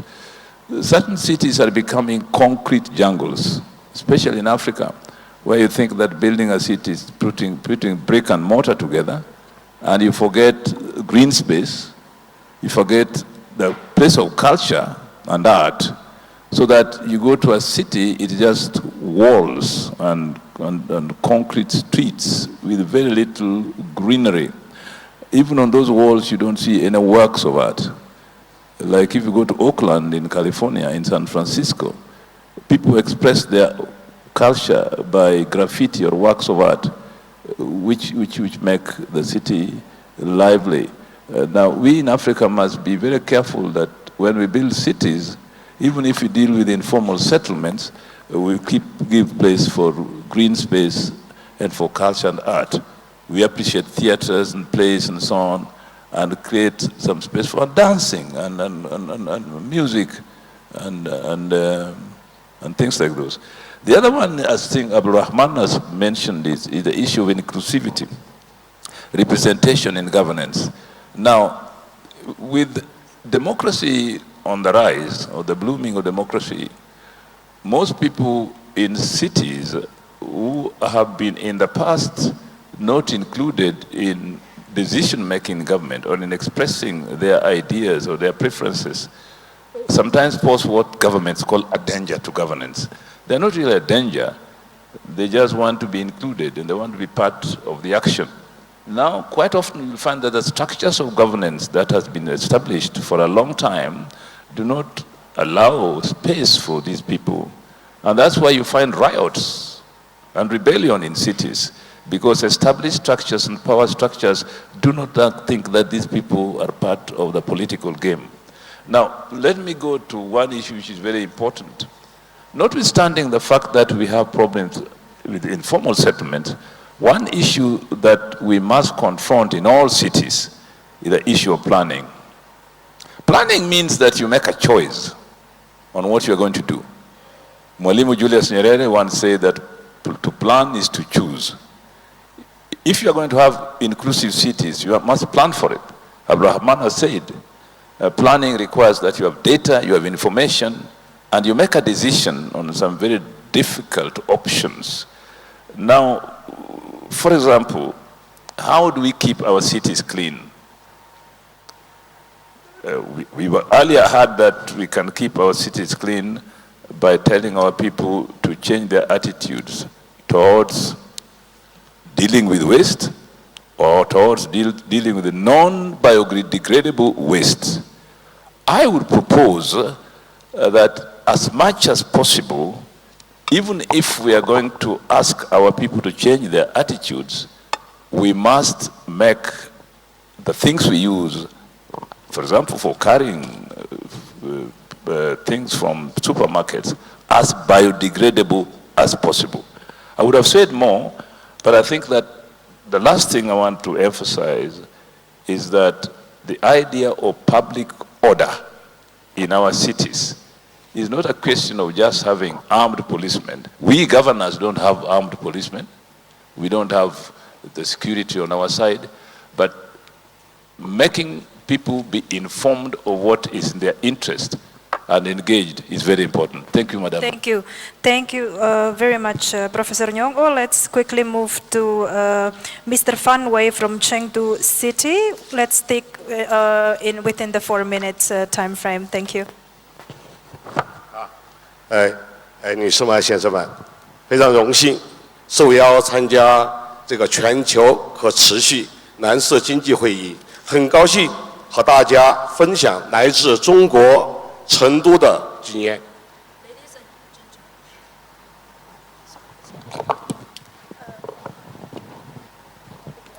Ladies and gentlemen, it's my great honor to be invited to the first session of Sustainable Blue Economy Conference. I'm delighted to share with you some experience from Chengdu, China. 成都是中国西部的重要城市，拥有2300多年的悠久历史，富有强烈的创新精神。Chengdu, an important city in West China, with a time-honored history of more than 2,300 years, is full of innovative spirit. 近年来，我们积极运用信息技术，推动产业升级，提升城市治理，改善民生和完善政务服务，日夜成为中国领军的智慧城市。In recent years, we actively promote industrial upgrading, enhance governance level, improve people's well-being, and better public service through developing information technology, making us a leading smart city in China. 受成都市人民政府市长卢强先生的委托，我将把成都建设智慧城市方面的情况做一个简要的介绍。Entrusted by His Excellency Lord Chang, Mayor of Chengdu Municipal Government, I will brief you our efforts to build Chengdu a smart city. 一、统筹推进智慧城市体系架构。First, we advance smart city system framework as a whole. 成都市政府成立了专门的机构，负责统筹推进大数据产业发展和电子政务管理工作。Chengdu Municipal Government established a specialized agency to advance big data industry development and e-governance management as a whole. 对智慧城市进行了整体性的规划和设计，明确了建设的目标、总体框架、建设的内容和实施的路径。We plan and design smart city as an integrity with clear working goals, general framework, construction contents, and implementation path. 加强公共数据统筹管理，制定出台公共数据管理应用、电子政务管理项目等制度。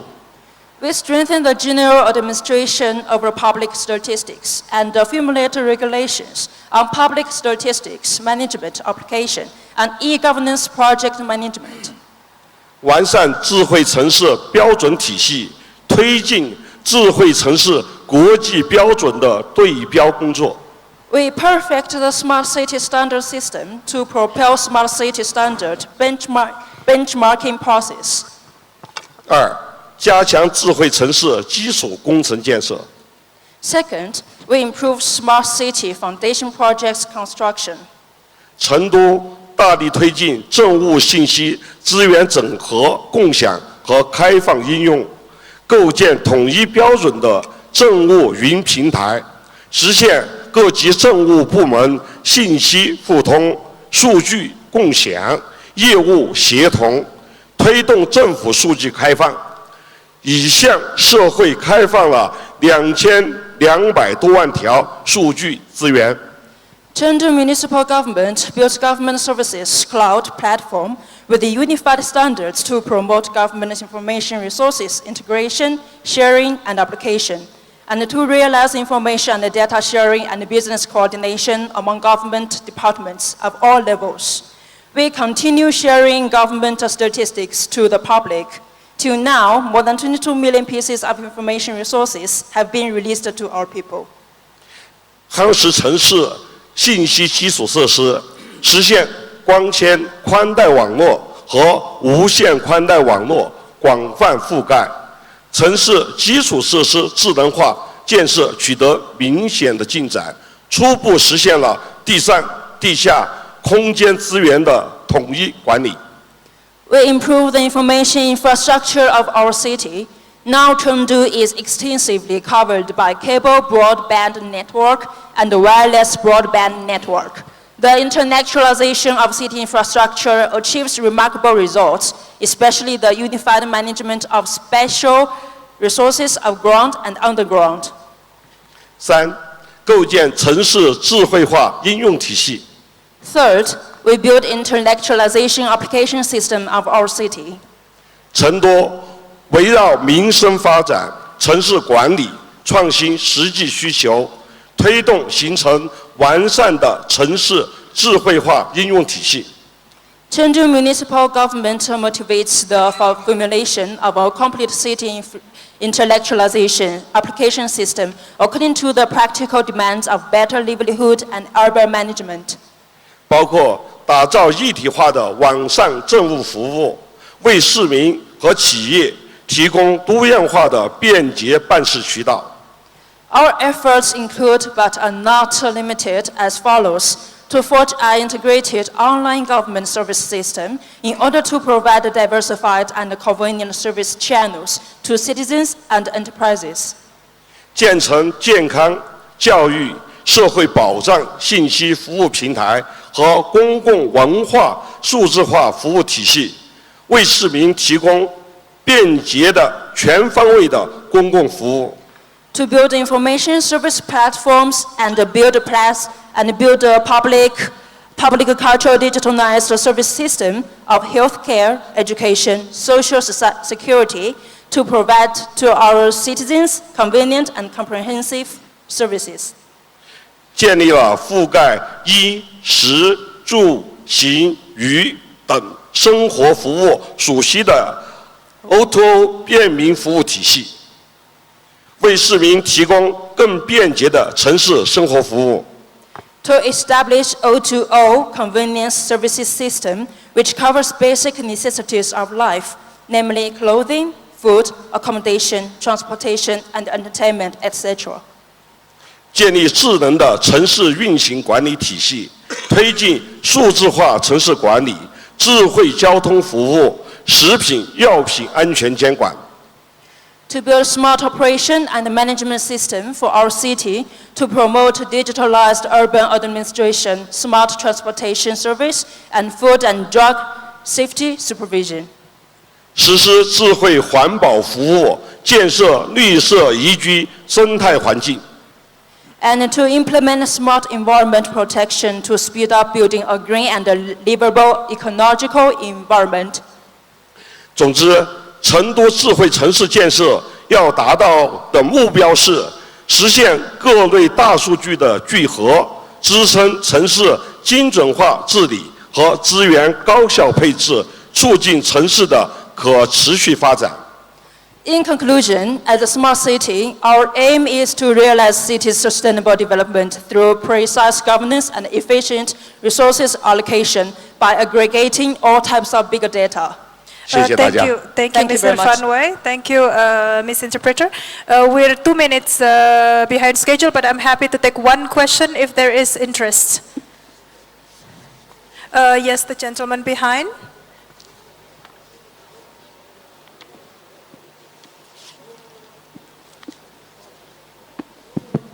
Yeah, thank you. I'm Michael. I represent Organization of African Youth Kenyan chapter. My input will be the issue around demographic dividend. I think there's a lot of information around it and there's evidence. For example, the issue around Arab Spring and Burkina Faso.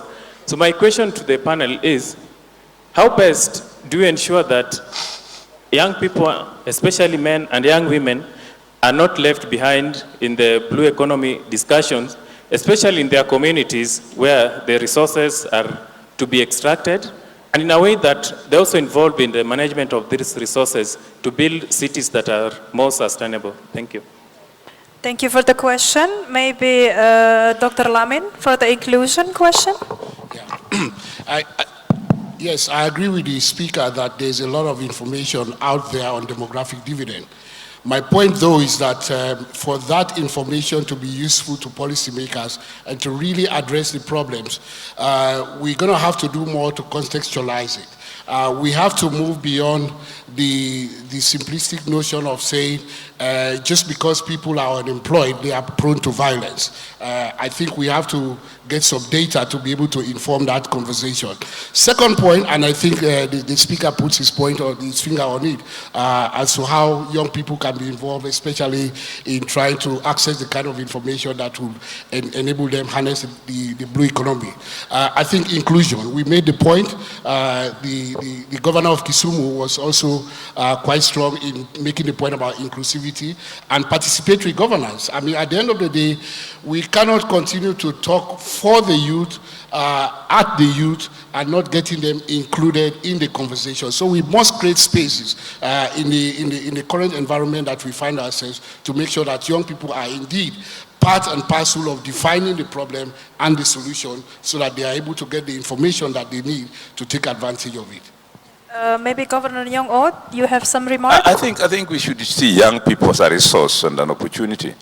For example, I'll give you a concrete example. If you're going to clean the city of Nairobi, for example, you can choose to give it to a monopoly, a farm, which are tractors and lorries and so on to clean the city, or you can choose it to give it to the youth who give various parts of the city and they clean it and they deliver the waste to a certain point, which is the same thing that a monopoly or a highly technical resourced farm will do.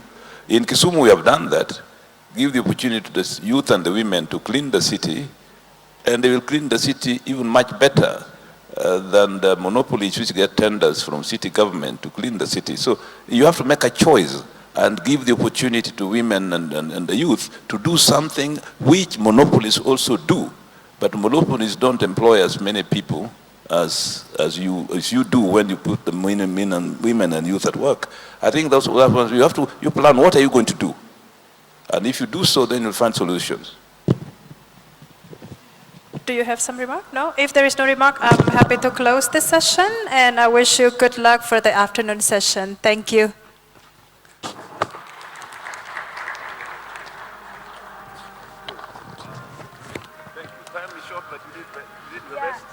Thank you very much. I'm so sorry to cut in because the first sessions were taking so long, so they cut us to 15 minutes. But now we can have lunch together and probably You have to give me a card.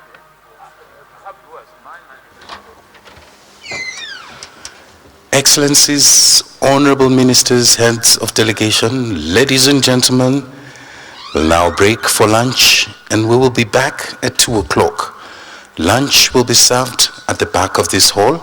Invitation cards for dinner will be distributed later. Please, let's resume at 2 o'clock to start off the segment with financing investments and revenue circulation. Thank you and good afternoon.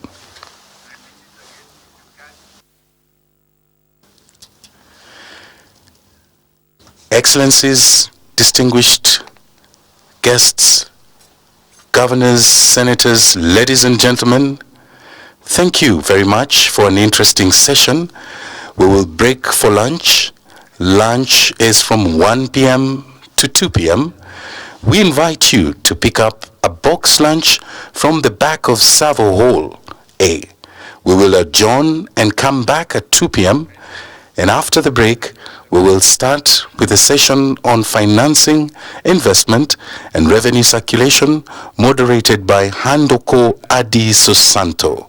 Thank you and good afternoon.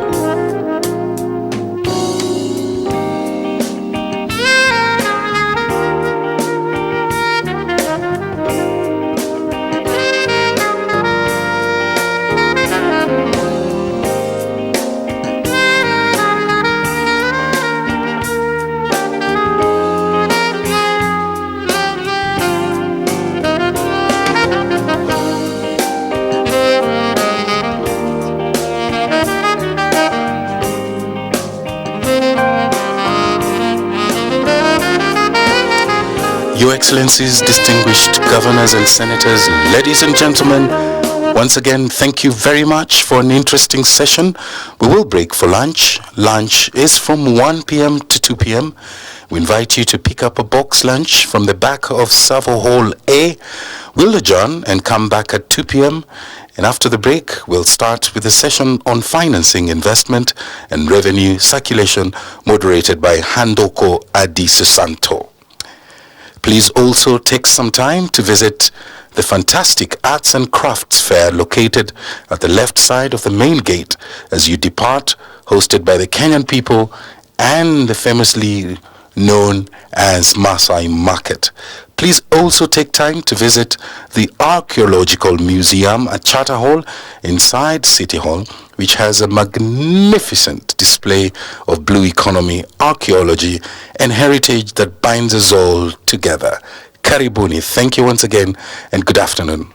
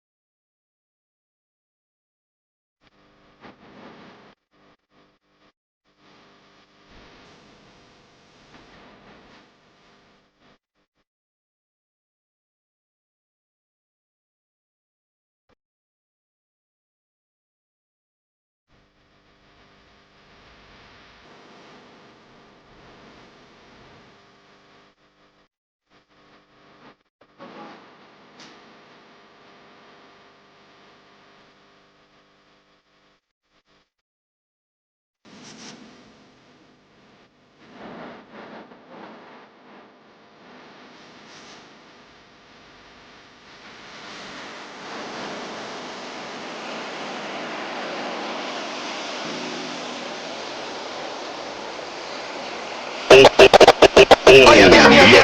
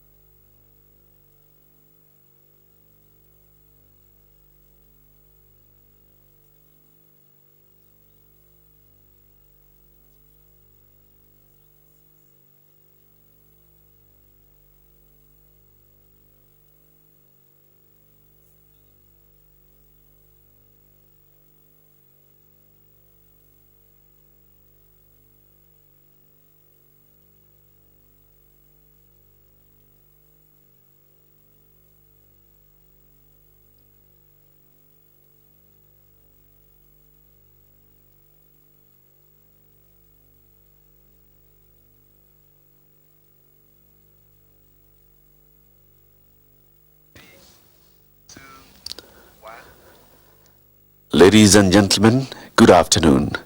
Please settle down. We are about to commence. Ladies and gentlemen, good afternoon. Please settle down. We are about to commence the afternoon session.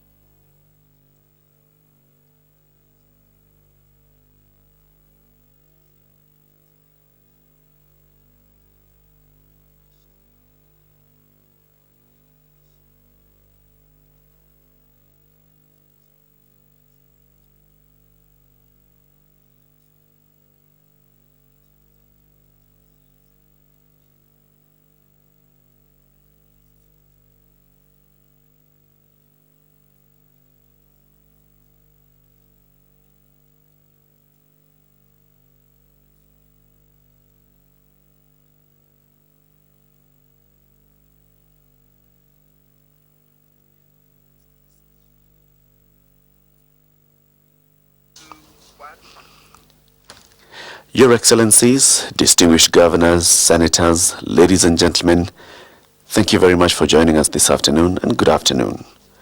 We will go straight into the afternoon program with our panel discussions. The next panel discussion will be discussing financing investments and revenue circulation. The moderator for this session is Handoko Adi Susanto. Handoko Adi Susanto, and the panelists are Mr. Rob Wary of Nature Conservancy, who will be discussing debt refinancing for conservation, Mr. Yonov Frederick Aga, the Deputy Director General, World Trade Organization, Ms. Sophie Brun from the United Nations Environment Programme, who will be talking on blue finance. Welcome. Thank you very much. Yes, please, it's okay. Good afternoon, everybody, Excellency and ladies and gentlemen. So in this afternoon, we are talking about the financing, investment, and revenue circulation. So to just go straight with the first presenter here, Mr. Rob Wary from the Nature Conservancy. We'll talk about debt financing for conservation. You have 3 minutes to talk. Rob, please. Thank you. Hello? There we go. Thank you. Good afternoon, everyone. Yes, so the Nature Conservancy, if you're not familiar with us, our mission is biodiversity protection, be it on land or sea. Obviously, we're very interested in protecting oceans. I think, as most folks know, there's a lot of value that we get from the oceans, from the reefs, mangroves, and fisheries. Research puts the value of coral reefs at 36 billion annually. At least 60 million people are employed in fisheries and aquaculture globally, and oceans contribute an estimated 3 trillion per year to global GDP. Of course, we all know oceans are under great threats from climate change, overfishing, land-based pollution. Fisheries that support these 60 million people, scientists say that 80% are fully exploited or overexploited. That's, of course, bad news for the oceans and bad news for the well-being and livelihoods of island and coastal communities. In the Caribbean, the Pacific, and West Indian Oceans, the fishing and tourism industries are often the local economies, and about half of all livelihoods are dependent on these resources. We know that nations want to protect these oceans. For example, in 2006, 5 island governments in the Pacific launched the Micronesia Challenge, and other groups of countries followed suit with their own challenges and commitments to ocean protection, including the Caribbean Challenge and the West Indian Ocean Coastal Challenge. These commitments set up the structure for marine protected areas, but countries still lack funding to achieve these conservation goals. Many of these nations have high debt burdens and low GDP growth, limiting the ability to invest in much needed solutions to protect oceans and adapt to climate change. Conversely, this is good news. This debt is the very thing that enables us to help countries deliver on conservation goals that they set out to achieve a decade ago. TNC has a long experience in doing debt for nature swaps or debt refinancing, debt conversions. I'll use those terms interchangeably. And now we're using all that we've learned and how to, and including how to apply science for best conservation results and how to pay for conservation over the long term for our oceans through debt conversions for marine conservation. Our idea is to conclude 20 of these over the next 5 years in the Caribbean, the Pacific, and the West Indian Ocean, generating 1.6 billion to protect reefs, mangroves, and fisheries. We do this through restructuring the debt. We buy debt at a discount, we raise the capital from commercial markets, de-risk it with credit enhancement from multilaterals and bilaterals. In doing so, we can create free cash flow to pay for the conservation of the marine areas and management of those areas, benefiting tourism, fisheries, etc. And we create trust funds to manage the cash flow for these ideas. We tested this idea in 2016 in the Seychelles, closed the deal there then, and the country's on track to protect over 400,000 square kilometers of their EEZ, their exclusive economic zone, by 2020. This is an area the size of Germany, and of course we need to do a lot more and do it faster. What we've also discovered is that the mechanism can be used, raising the capital can be used for other things, including infrastructure project, renewable energy, sewage waste treatment plants, climate resilient housing, etc. But we need to move fast, as I think everybody knows. I know I don't have a lot of time. I'm going to close here. If you want to learn more, there's a session this afternoon at 4:30 in Tent C on marine spatial planning and debt conversions. I'll also be speaking later, and again tomorrow with UNEP at 11:30. Thank you very much. Thank you very much, Rob. Talking about on how we can use like debt for financing the conservation.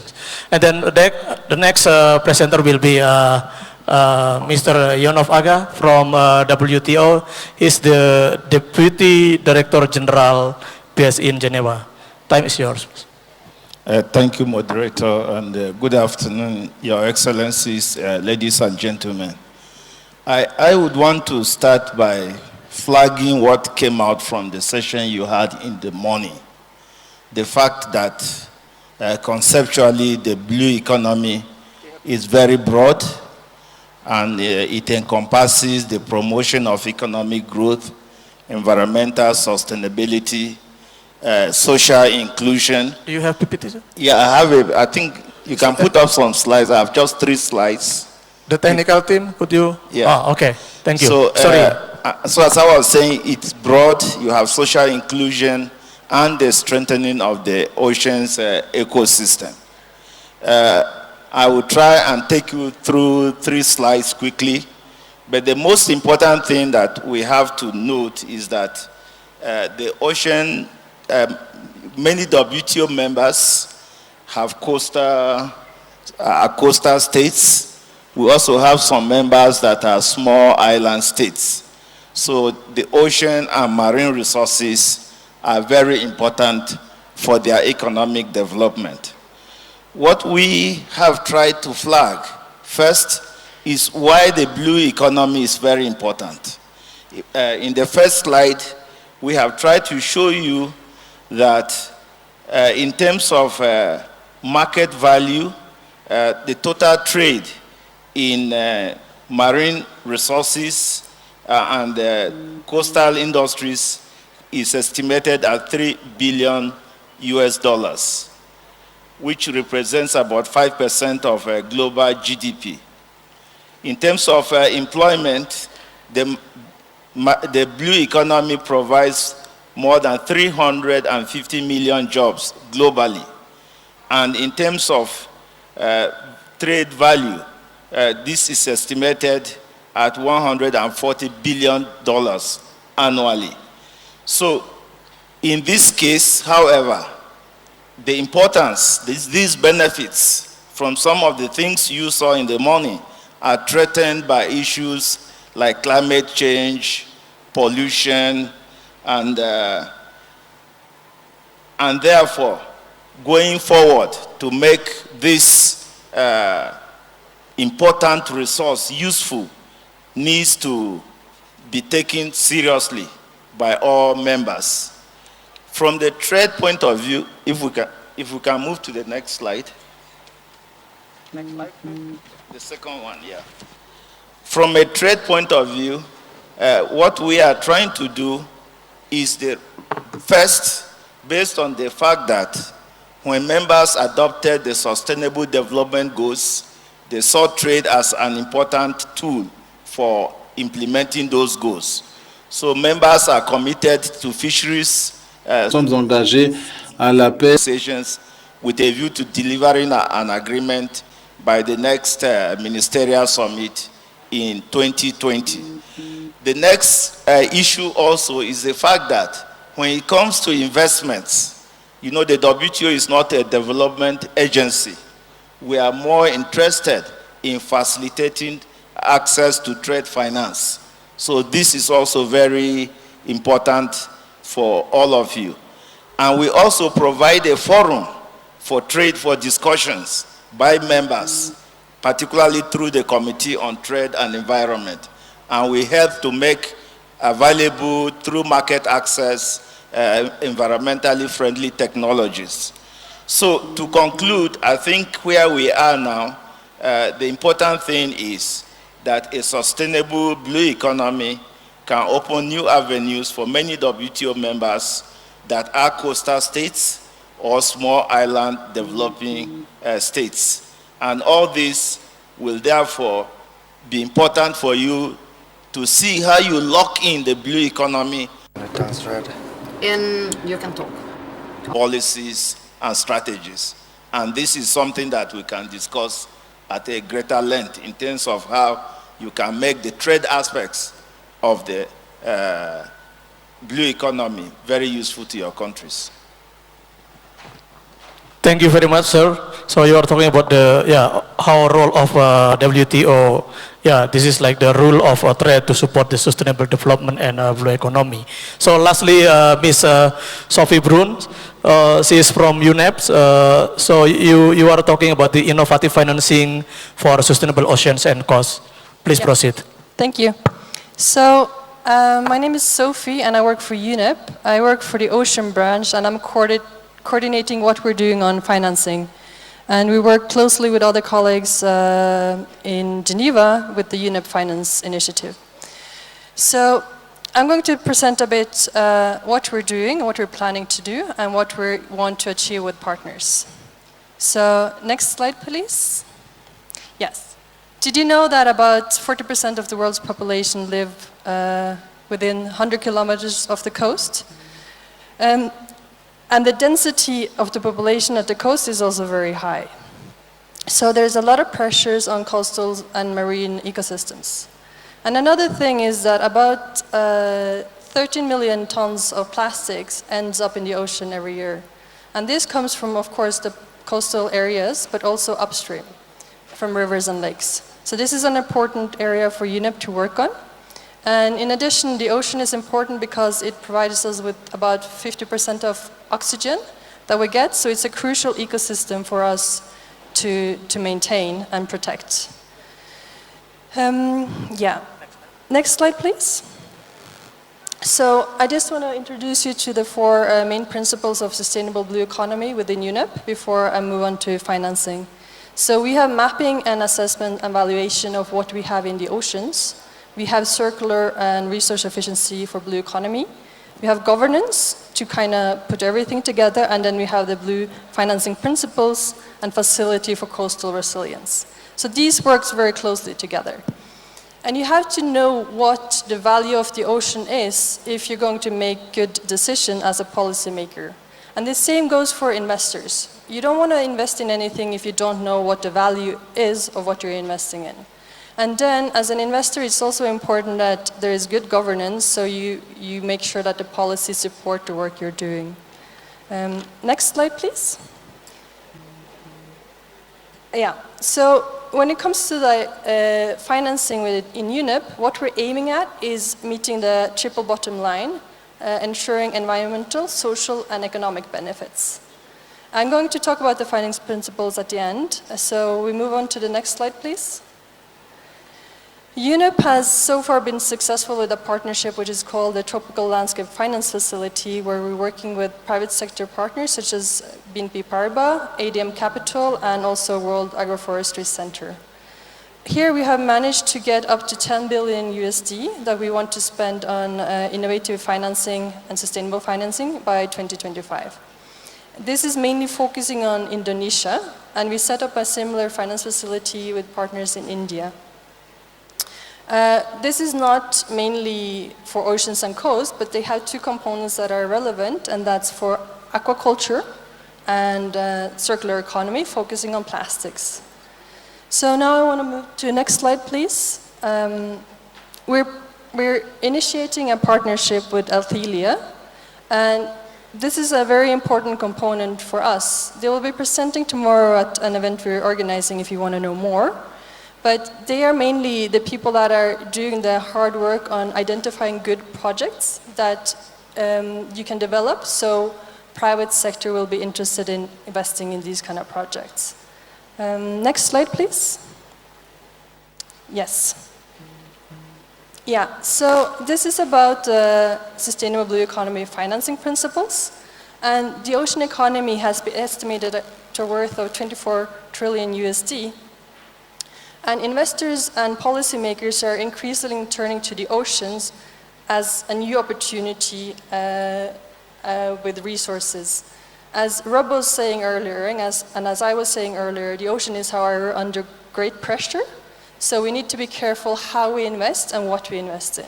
That's why WWF, the Prince of Wales International Sustainability Unit, the European Commission and the European Investment Bank have come together and put together 14 principles.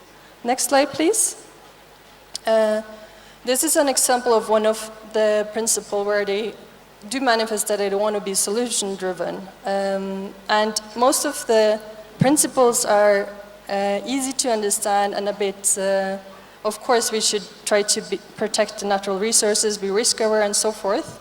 But I think it's important for everybody to keep these principles in mind, and we do want more partners to join this initiative. UNEP just joined it, and we are planning to host these principles in Geneva. Next slide, please. So I just also want to promote, if you want to know more about these kind of things, we have a session tomorrow at 11:30 at the Aberdare Hall in the other building next door. So that's it for me. Thank you. Thank you very much. Please give applause to 3 of our panelists, please. And we come up with the question and answer. If we still have 10 minutes, is there any question from the floor?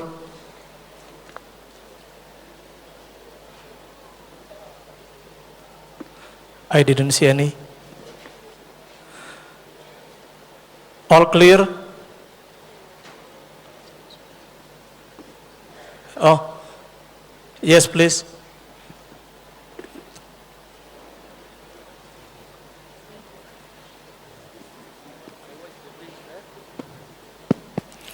Could you introduce and then to whom your question will be addressed? Beg your pardon? Your name and also to whom you would like to ask. Okay, my name is Hassan, and I am a conservationist, economist, and active on peacemaking. And I'm a member of Society of East Africa Wildlife Society also, and concerned on animals' well-being. My question is simple and straight, that when the sustainability and management is being conducted on an international level, how will the sustainability be supervised, controlled, and assessed if it is misused? And what chances will be given to the civil society and other members who are very concerned, including the people who are living within the coastal strip and on the boundaries of coastal area? Thank you. You get the point? No? I'm sorry, sir. Could you repeat? I'm sorry. Yeah, I'll be brief. There are 2 questions, right? The first one is... In regard to the people who are living in the coastal strip and within the coastal town, what are the benefits and advantages and the safety precautions will be given to people who are staying there? Because a lot of land is being reclaimed by investors, economists, and capitalists. And on which grounds will it be assessed on an international level? And what powers will the civil society have and be listened to their views if such things are not being controlled? Thank you. Okay, thank you, Mr. Hassan. Who would like to respond? You, Sophie? You first? About the, also the role of Sorry, yeah. So you're concerned with investors taking lands and civil society's rights? Yes. So UNEP always tries to work closely with stakeholders. And for instance, when I was presenting the Tropical Landscape Finance Facility, they are focusing on small-scale agriculture. So they do take into account. And what UNEP does is they try to maintain a dialogue both with the governments and municipalities as well as stakeholders and civil society. So I think through UNEP, you could definitely raise your voice, but I think this is a general challenging question on how deal with private sector and investors. So the question is a bit bigger. Maybe Rob wants to. Sure, yeah. What we do with this is a marine spatial planning process, which is stakeholder-driven and science-driven. So all of the stakeholders who are involved in the ocean have a seat at the table. So for example, in the Seychelles, where we're many years into a marine spatial planning process, you have representation from the fishing community, from the artisanal, semi-industrial to commercial level, tourism sector, local communities, you have the Petro Seychelles, so the oil sector, and then of course the conservation sector. And basically it's a long process, lots of stakeholder workshops, and everybody's voice has to be heard. It's the only way you can succeed. But then the day what you end up with is a plan, a zoning plan for your whole ocean, which hopefully mitigates conflict and identifies where future development can occur. We also bring stakeholders into the trust funds that we create. They have a board that's majority non-government, and civil society has a number of seats on the board represented through, for example, in the Seychelles deal, we have the Hotel Tourism Association and also the Chamber of Commerce and Industry, but there's 2 seats that are then dedicated for civil society.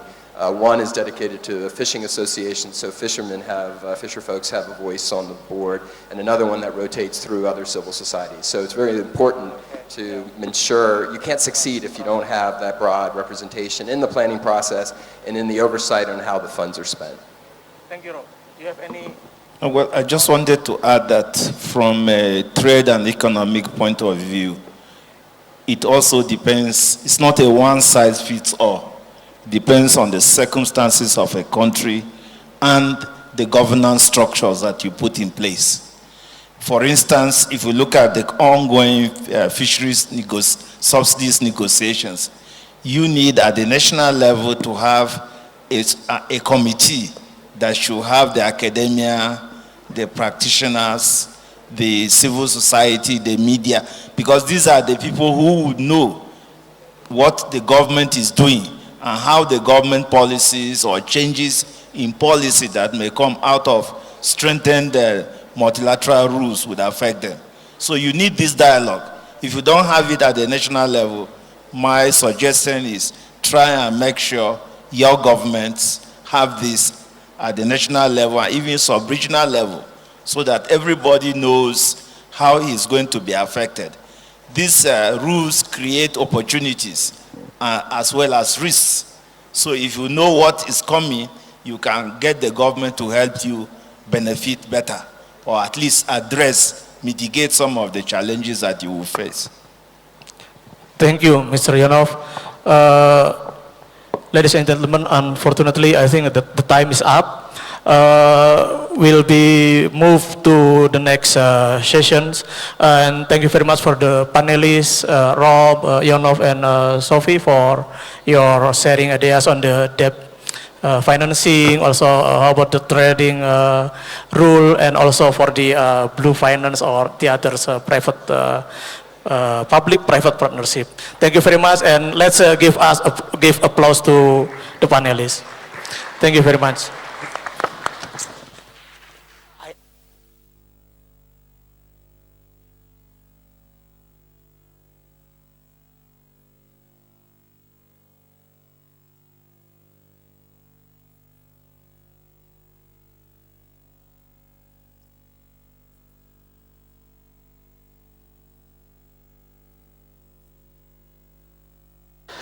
Thank you very much, Dr. Handako Adi Susanto, who's also going to come back for the next session. But let me tell you about Dr. Handako Adi Susanto. He's a Senior Manager of Policy and Development at REA Indonesia, a leading community-based organization. And prior to that, he was the Conservation Coordinator for the Marine Protected Areas for USAID project in Indonesia. Ladies and gentlemen, our next panel discussion will focus on social enterprises and inclusion, and the panelists for this will be Honorable Professor Kivuda Kibwana, who is the Governor of Makueni County, Dr. Dane Budo, CEO and Research Director, Alligator Head Foundation, and Mr. Miles Richardson, citizen of Haida Nation and Canada, Executive Director, National Consortium for Indigenous Economic Development, University of Victoria. They will be moderated again by Dr. Handoko Adi Susanto. Welcome, gentlemen.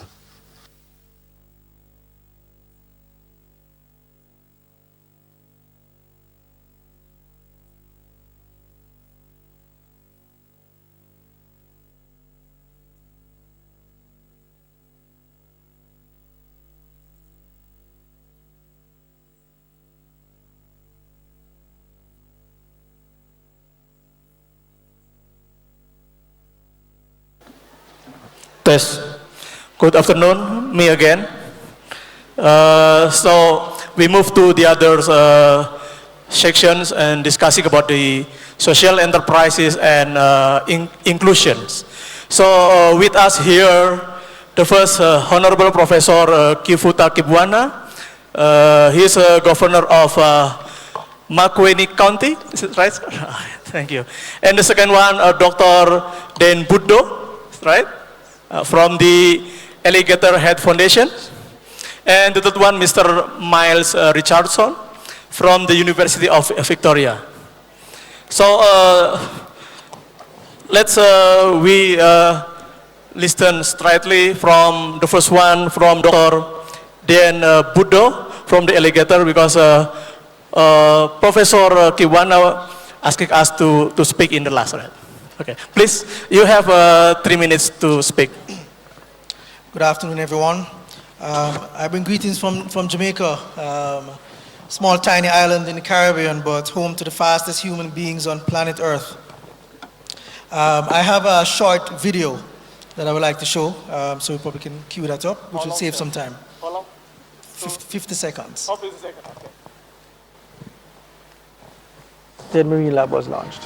What that helped us to do is to make a submission to the government of Jamaica to have the area declared as a special fishery conservation area or fish sanctuary. Once the sanctuary was declared, it required on-the-ground management, so we decided that we should set up the Alligator Head Foundation. So we look at a lot of, in 2013, the Alligator Head Marine Lab was launched. What that helped us to do is to make a submission to the government of Jamaica to have the area declared as a special fishery conservation area or fish sanctuary.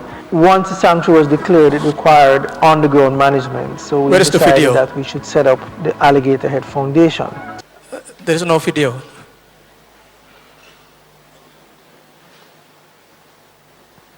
Oh. Well, we can just fine. Okay, So- just continue, sir. That's fine.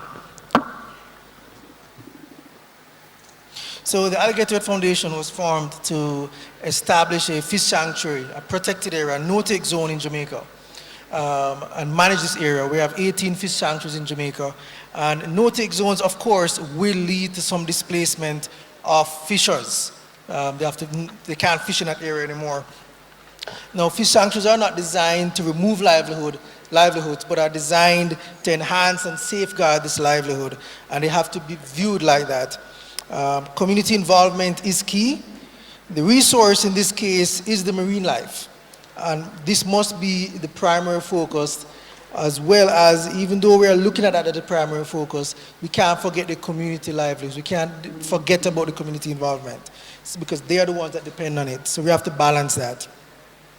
We employ a science-based approach to management of all MPAs, not just the one that we manage, but all fish sanctuaries in Jamaica, which underscores the importance of science and guiding policy and management on the ground. Some of the community socio-economic initiatives that we've employed is training fishers as certified scuba divers. So this is now a skill that they'll have for life, a certification they'll have for life. We employed some of them are employed in the tourism industry. We developed an eco-spear program for spearfishers primarily. So we take their spear guns and we give them a camera that has 2 lasers that helps us to measure fish underwater. So instead of shooting the fish with a gun, they shoot it with a camera. We then use that data and pay them for the fish by using the lengths of these fish and estimating how much it will cost. That fish stays in the water and they can shoot that fish over and over again and get money over and over again. We also develop the use of marine algae in 3D printing, and we're focusing on the invasive one, the sargassum, that wreaking havoc in the Atlantic and Caribbean areas. We're also looking at using algae as pharmaceuticals and employing fishers to actually help to remove these algae, process them, and get an extract that can actually go into pharmaceuticals. So in conclusion, communities must be engaged so that they see MPAs as vehicles to enhance and sustain their economic goals. Governments also must view funding MPAs as economic investments and not liabilities to their budget. Fisheries are a renewable resource, but only if we give it the opportunity to renew, or only if we give it the right conditions to renew. It will serve us forever, but we have to give it that right opportunity. Happy fish equals happy fishers. Thank you. Thank you very much, Dr. Budo, talking about on how developing the community-based MPA, something like that, on how to generate the economics revenue from that.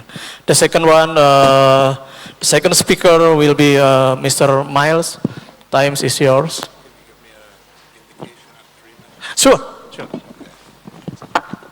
Thank you very much, moderator. I am Miles Richardson. I am Kilsley Kajisting. I'm from the Haida Nation off the west coast of Canada.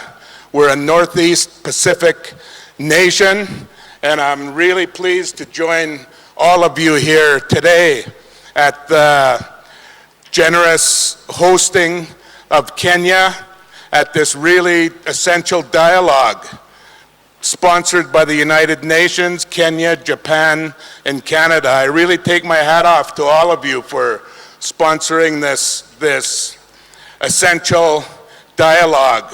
Our theme on this panel is social enterprise and inclusion.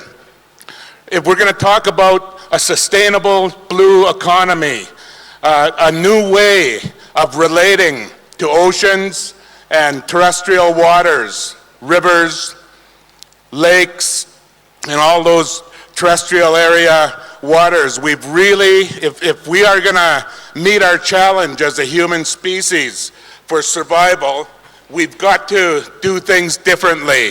And I'm here as an ancient indigenous nation off the west coast of Canada to tell you that we as a human species can accomplish this.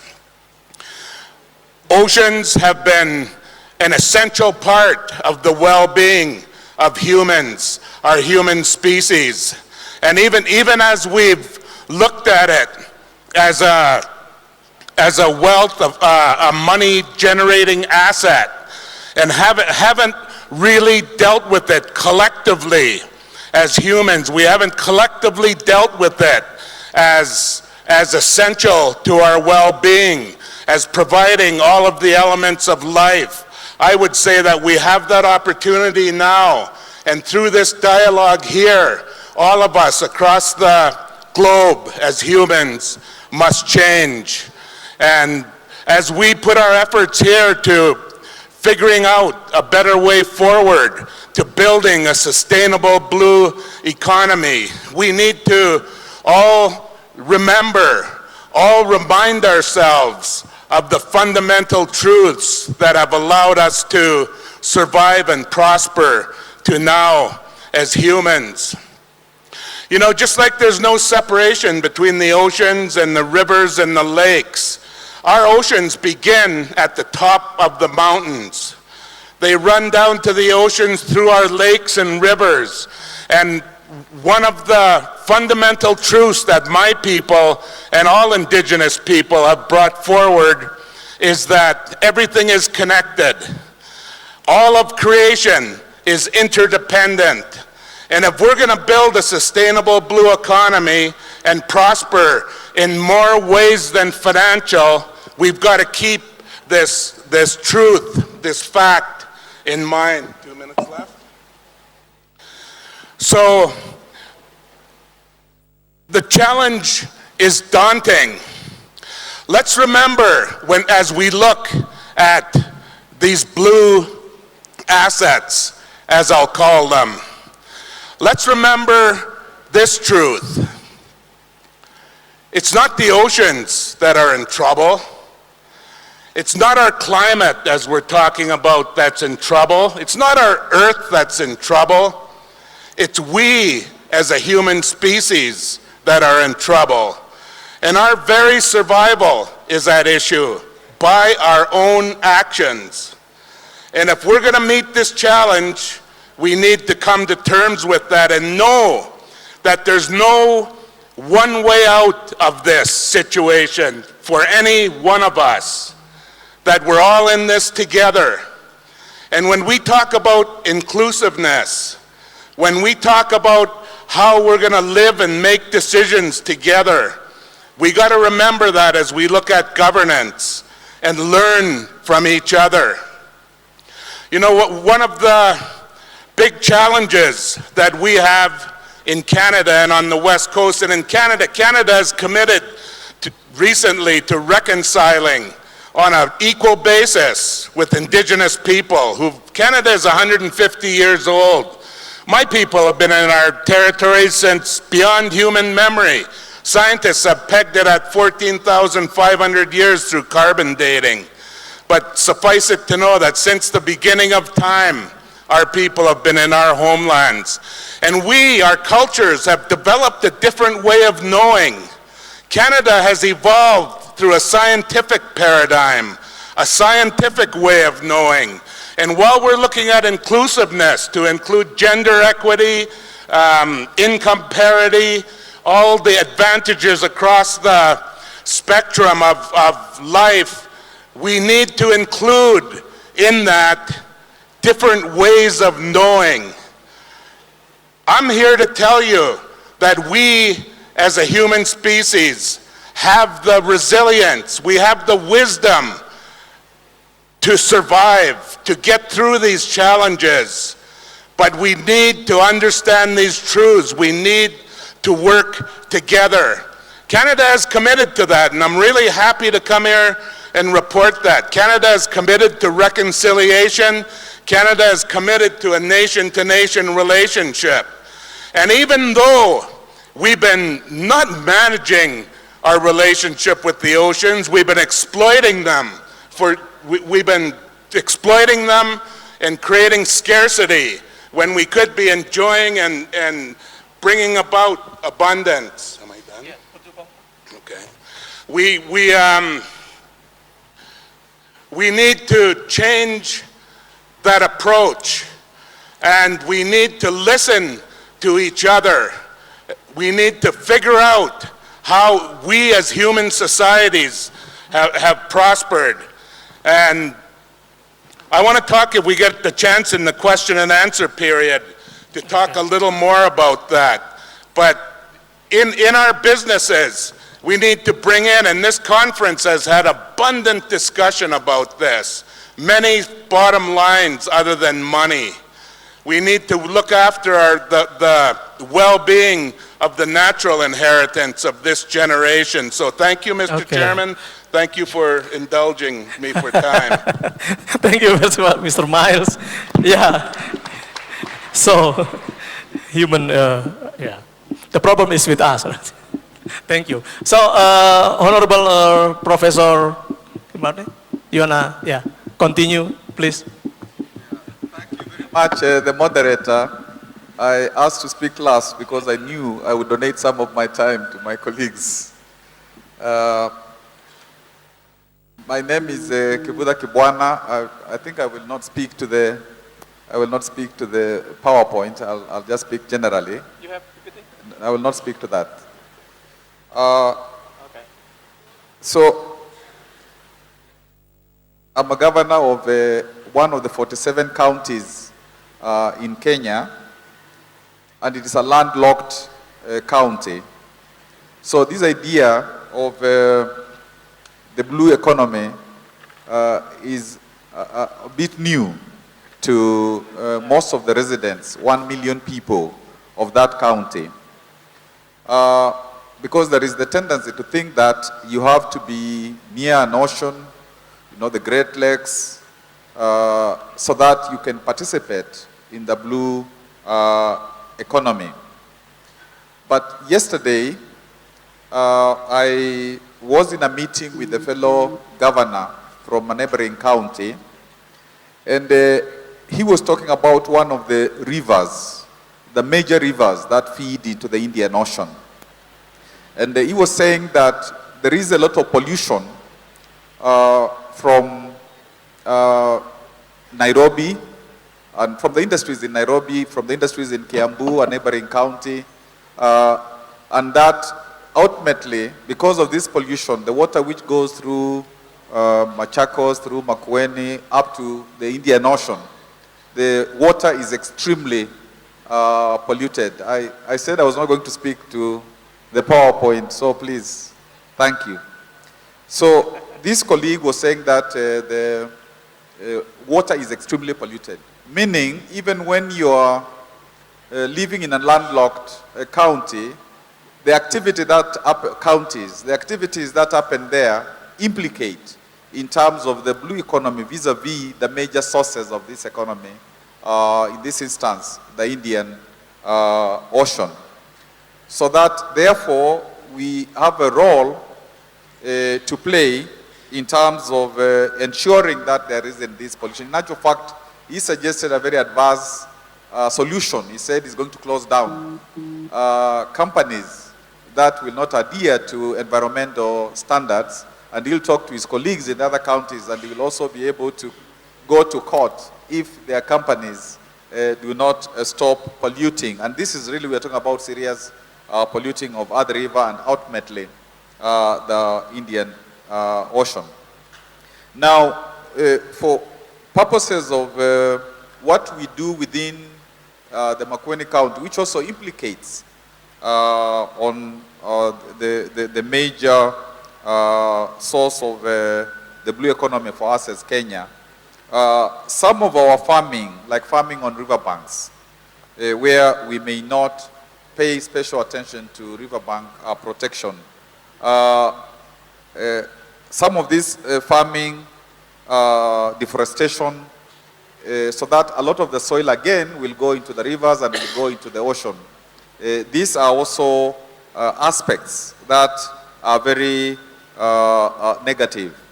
And therefore, in terms of social, 2 minutes, therefore, in terms of social entrepreneurship, we have been thinking of things that we do, particularly with young people, with women, in some of the companies.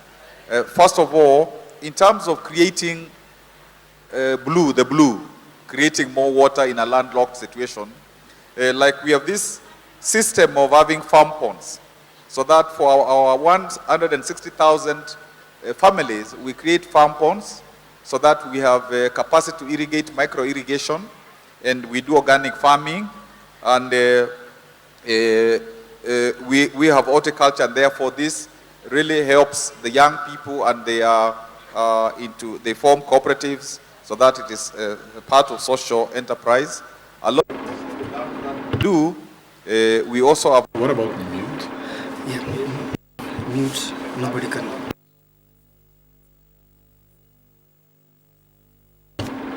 I see.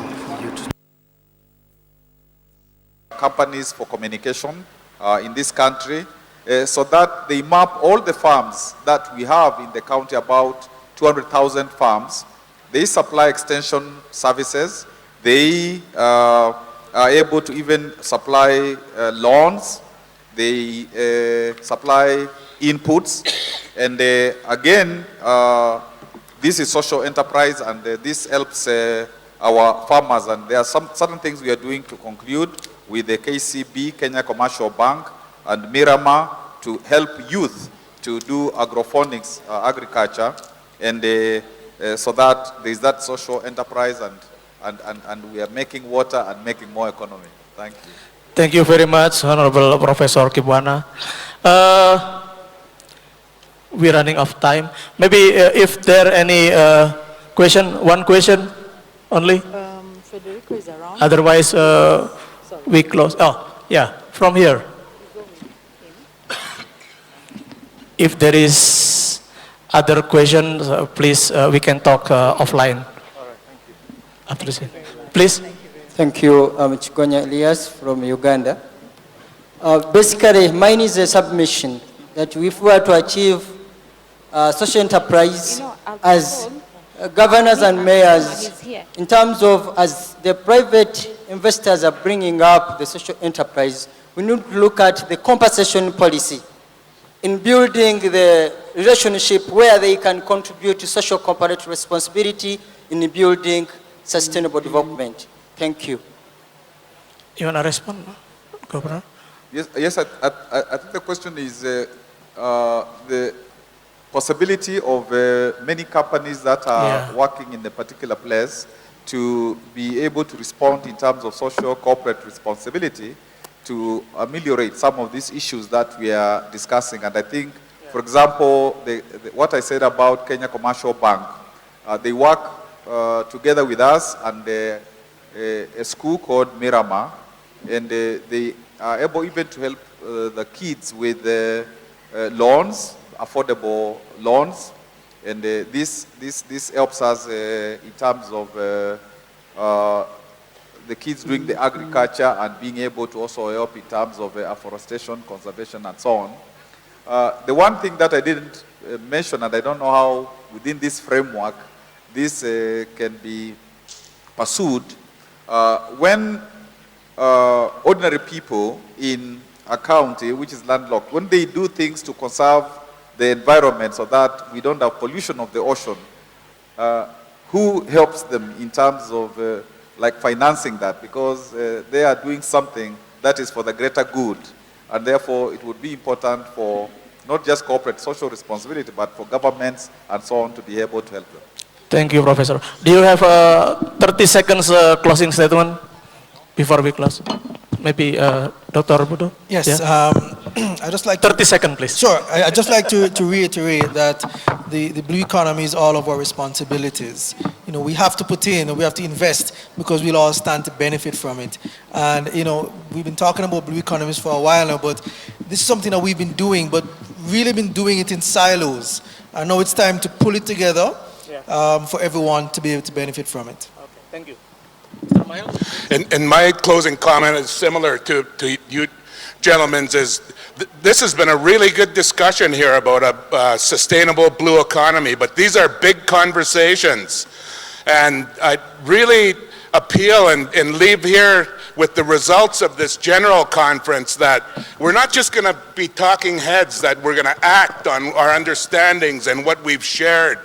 And to follow up, if we're going to do things a different way, you know, if we're going to have bottom lines for our businesses, our social enterprise, other than just financial, we've got to figure out how to do that transparently with governance and inclusive.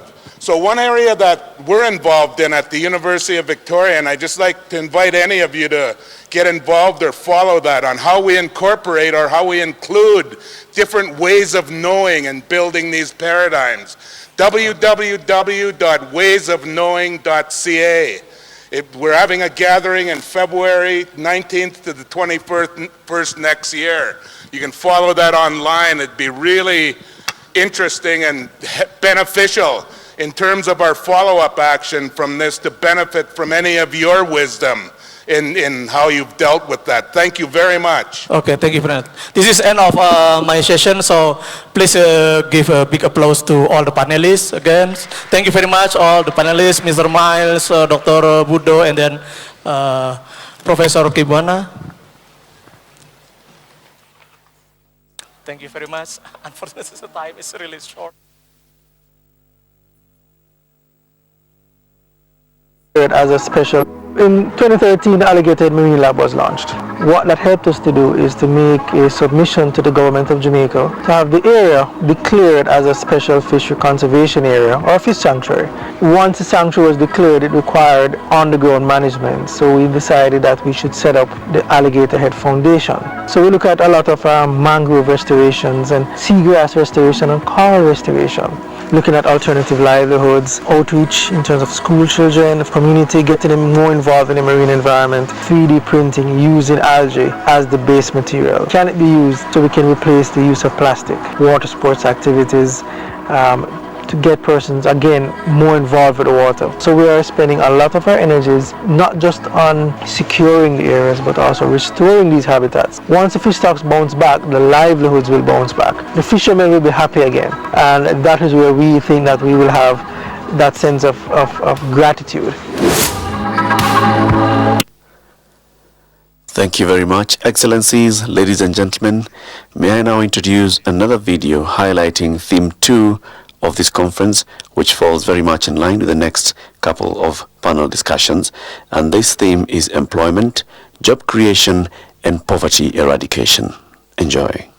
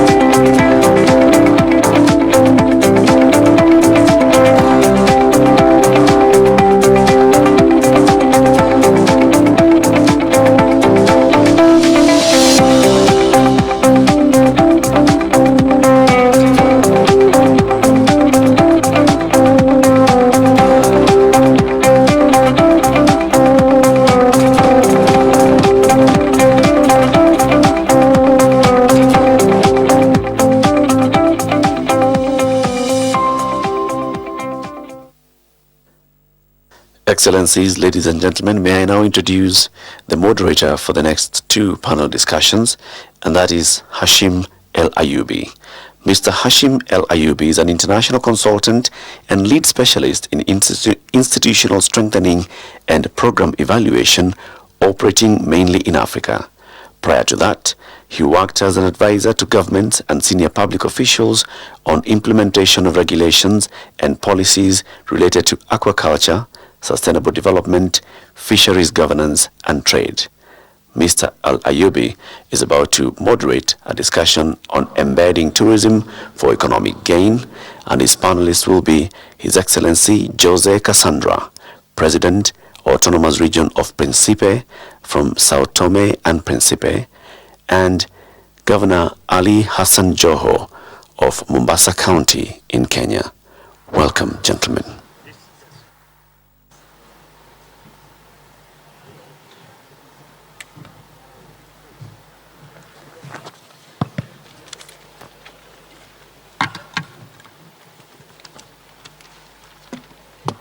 Good afternoon, ladies and gentlemen. Welcome to this session on investing in our cities. My name is Hashim El Ayubi, and I will be your moderator and very honored to be here for this subsection on embedding tourism for economic gain. First, I have the pleasure to introduce the distinguished delegates, His Excellency Jose Cassandra, President of Autonomous Region of Principe, Sao Tome and Principe, Governor Ali Hassan Joho from Mombasa country.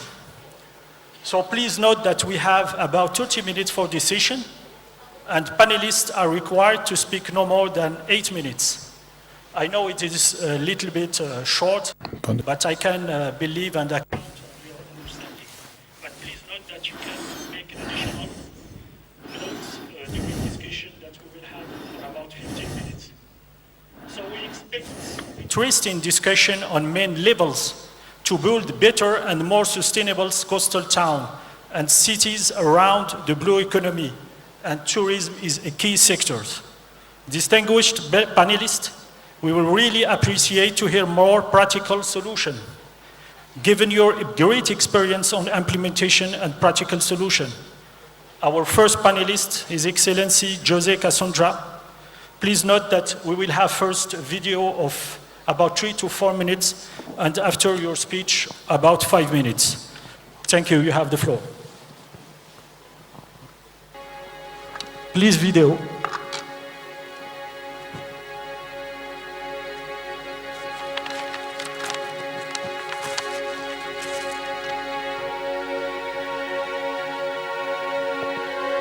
I am Principe. I'm 31 million years old, and I'm nature at its purest.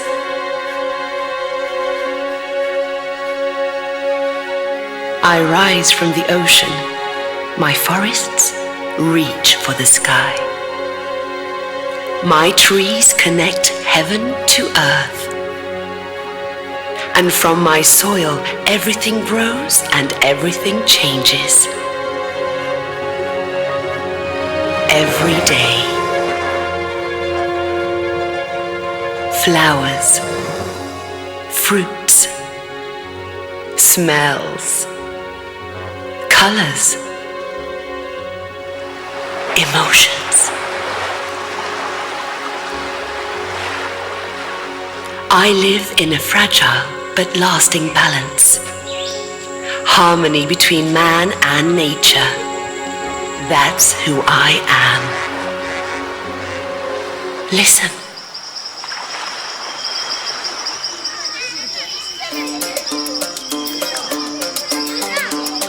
In me, the game of life renews itself every single day. I'm a cradle. I'm food. I'm cocoa and I'm coffee. I'm sweet. I'm fashion. I'm music. I'm warm. I am the horizon. I'm life, and I'm discovery. I'm ancient, and I'm new. I'm history, and I'm hope. Like me, my people are unique, earth-connected, and brave. We all share the art of welcome, embracing every kind and every color found beneath the sun. I am Principe, and I have a dream. To prove we can evolve without harming nature. To show everyone the world that exists within me. This is my dream, and it's becoming true. Let it be yours. Come and find yourself in Principe.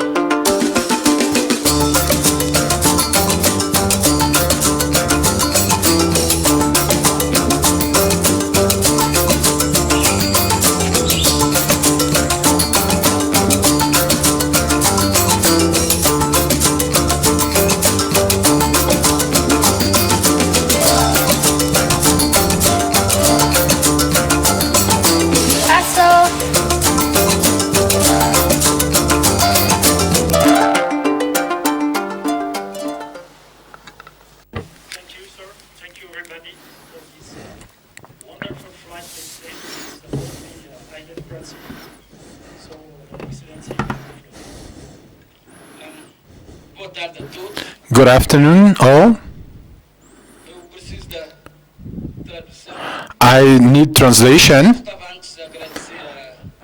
I would like to thank first the President of Kenya and all organizers of the big conference, especially to Canada and Japan. And we are in a big event to discuss about life. For that reason, this is the big question we want to do. And we are in Saint Tomé and Principe.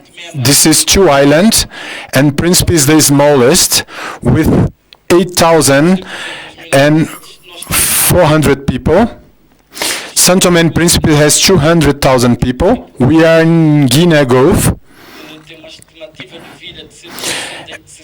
And the life expectancy in my island is 67 years. It's more than the continent in 5 years. We are really in this line. It's a straight line to Nairobi, Kenya. And as you can observe, we are in the African continent. We are really in the center of Africa.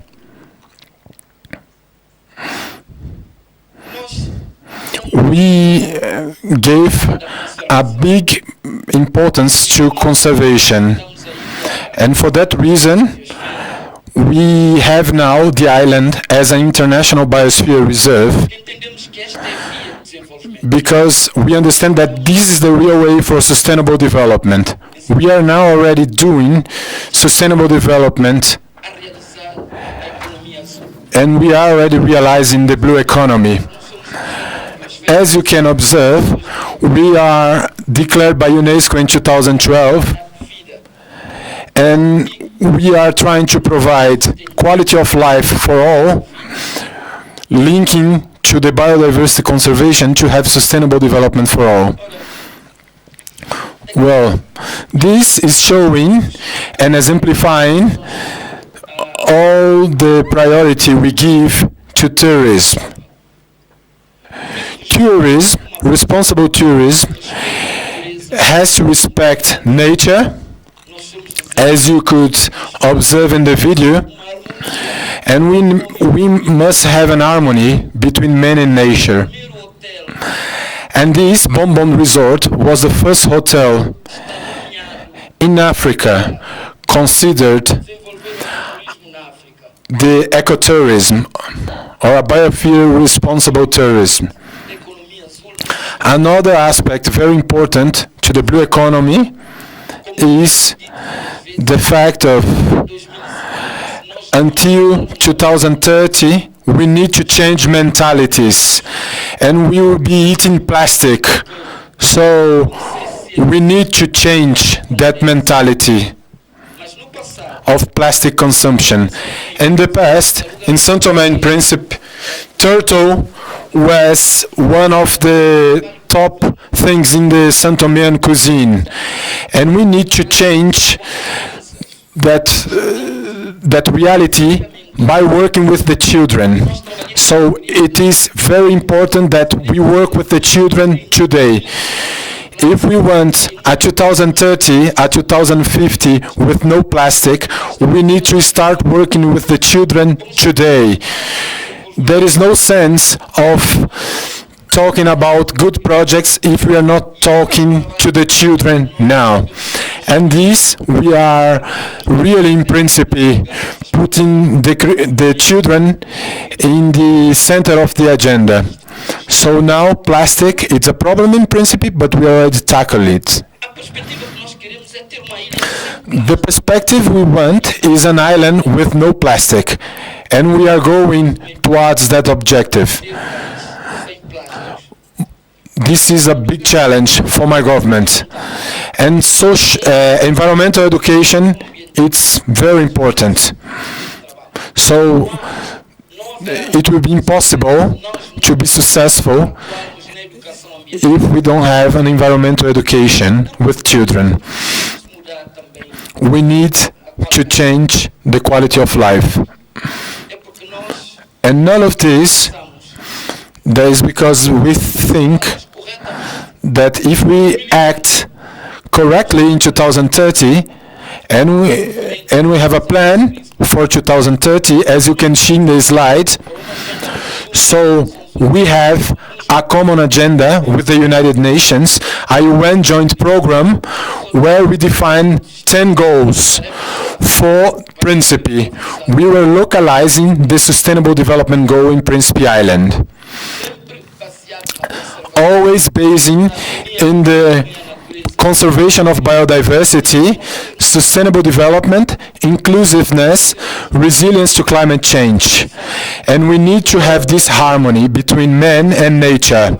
So responsible tourism is the key engine, is the enabler for that process. More than 60% of the population, we want to be employed in tourism and areas related to tourism. So we don't want to change what is now being done. So we are establishing clear guidelines for tourism investors. So who wants to invest in Principe in tourism has to obey the rules of sustainable and responsible tourism. The same thing with the renewable energy is the second pillar of our plan.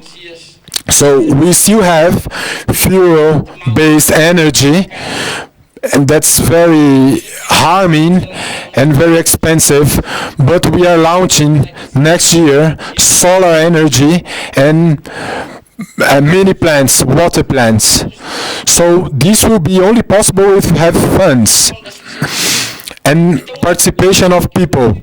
So also biological agriculture is going to be a third pillar, because we want our tourists to have high quality products, and that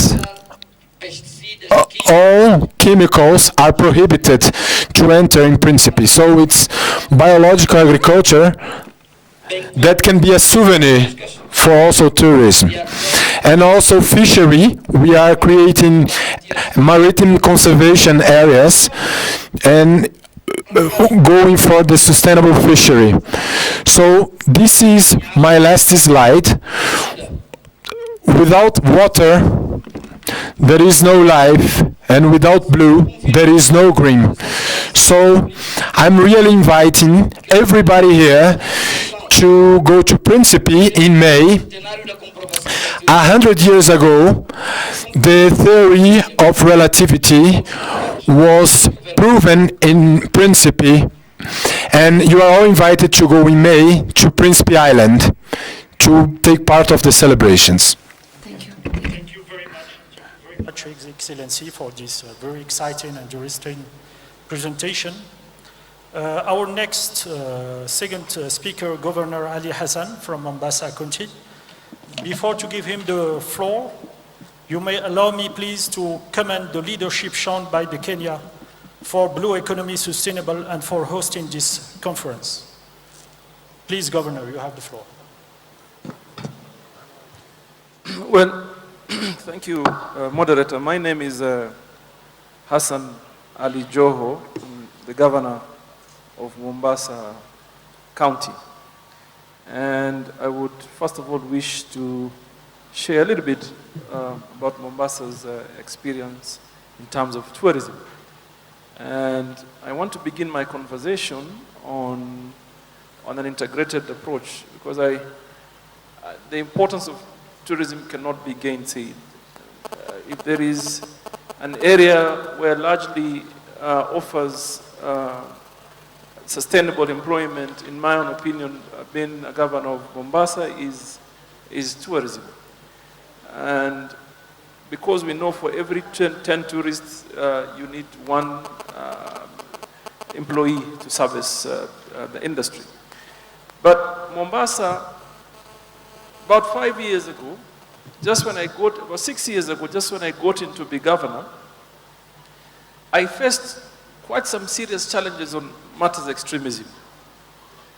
We had attacks all over in a haphazard manner. We never expected that we would have regained our tranquility so that we could actually discuss prosperity.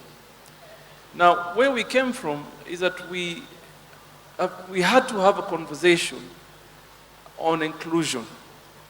And we brought the community on board, where we discussed where we want to be and build on our resilience as a city. We appreciated that matters extremism had become a phenomenon globally. But we, being the destination that hosts 50% of our tourists, we needed to make a decision that ensured everybody comes along to have a discussion and a conversation on how important destinations such as this one can continue to sustain peace, security, and more important, tranquility. So in 2013, as a region, we saw a dip of almost under 30% of our bed occupancy. And you will be aware that Mombasa, being the host of 50% of the 1.4 million visitors in our country, had maintained a bed occupancy of over 80%. So what that meant for us is that there was serious loss of jobs and our people continuing to languish in poverty. So we started by ensuring sustained community engagement, security efforts, of course coupled with our soft approach, public programs, and that way we were in a position to overcome the challenge. But let me say that I'm also very glad to report what we did over the period, together with the community and everybody else. We have not had a single incident for the last 2 or 3 years or so. And I now want to take this opportunity. My brother ended by inviting you to Mombasa. Me, I'm inviting you now, because we are enjoying peace, tranquility, and we have a lot to showcase. So please do find time not to end your journey in Nairobi and visit us in Mombasa. So the question, ladies and gentlemen, comes to how do we embed tourism for our economic gain? With your indulgence, I would like to go over a few approaches that we believe can help integrate this. It is well known that travel has the power to change humanity. To borrow from the words of Rudyard Kipling, that the first condition of understanding a foreign country is to experience it. Certainly that is why the 17,000 delegates that have come to this conference shall be going back home with a different story about Kenya. You now have an opportunity to tell a story that not very many people have been able to do that on behalf of us. So the other point is, I'm sure, and now I have an opportunity to be in this panel, I speak on behalf of very, very many developing frontier markets. So the barriers that stop integration of tourism into larger economy on the global blue economy must be tackled. The barriers that inhibit the flow of global capital from advanced economies into emerging economies in the form of investment must be freed. It is very difficult for most of these global brands to raise capital for expansion when they are increased with restrictions and movement of capital. The continued negative press earned from travel warnings, and this really is as a result of the issues such as the ones that I've raised earlier.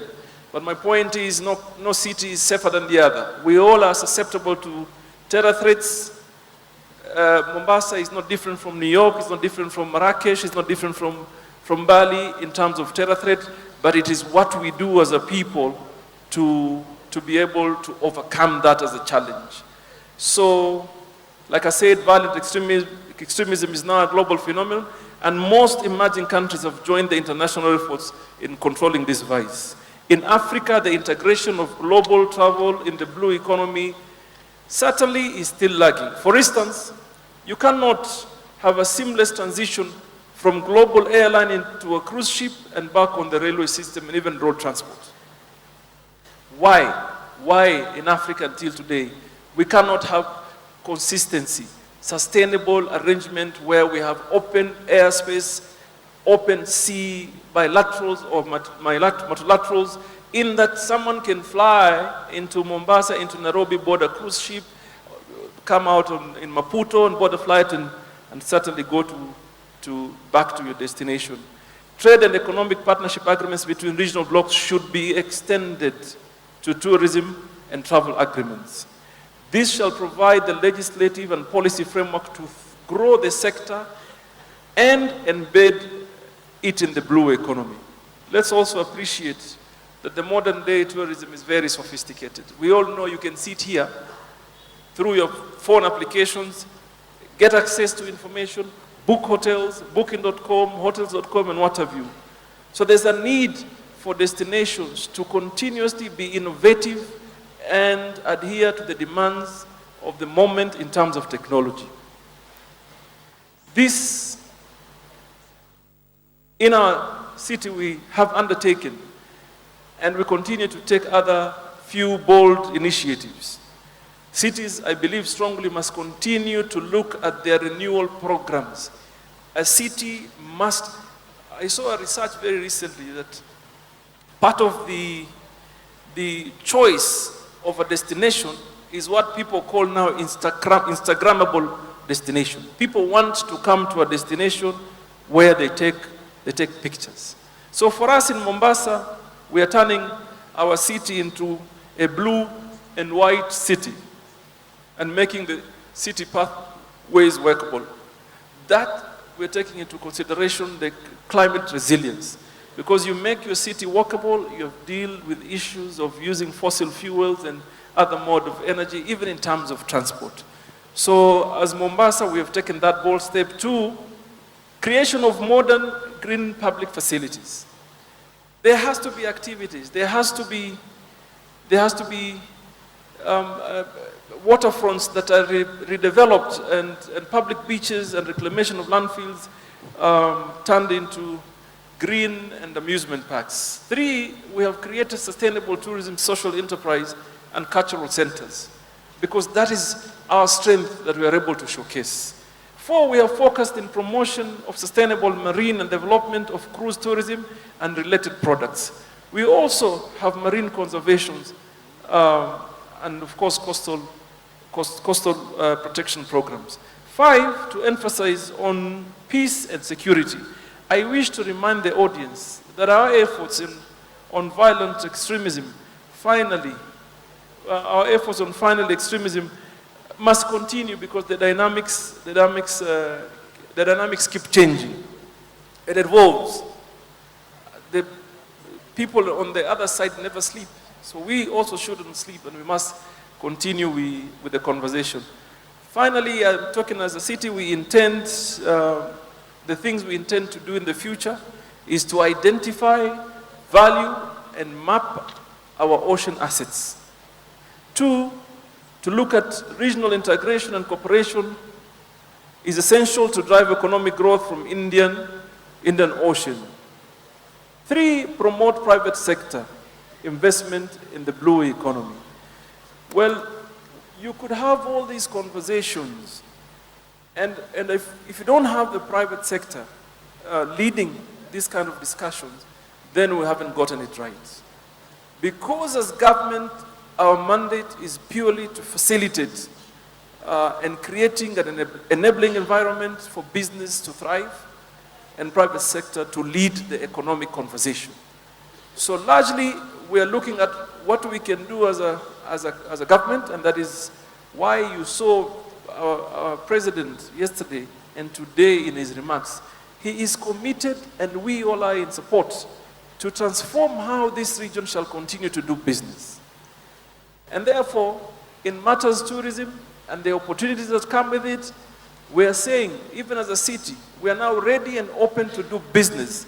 So please, those that have been able to come here, use this opportunity to talk to Kenyan people, our people, and the regional bloc, in that their opportunities that lie here are tremendous, and therefore they are yours to take. So I want to probably end here at this point and probably continue with the conversation after your guide us how to do it.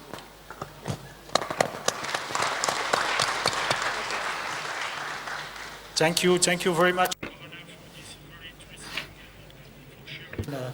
This practical solution. Now we are going to move to open discussion. Please note that we have about 10 minutes. So we are going to open the first step of question. Probably we are going to take 3 or 4 questions. Panelists will reply, and we will take another step of question. We have, please, the gentleman here in front.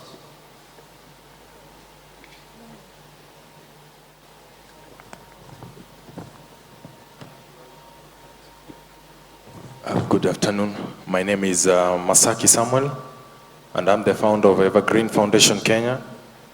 And my question it's more of a question and also to complement is, we have had different commitments of different governments, but the challenge comes in terms of the implementation of these commitments as governments.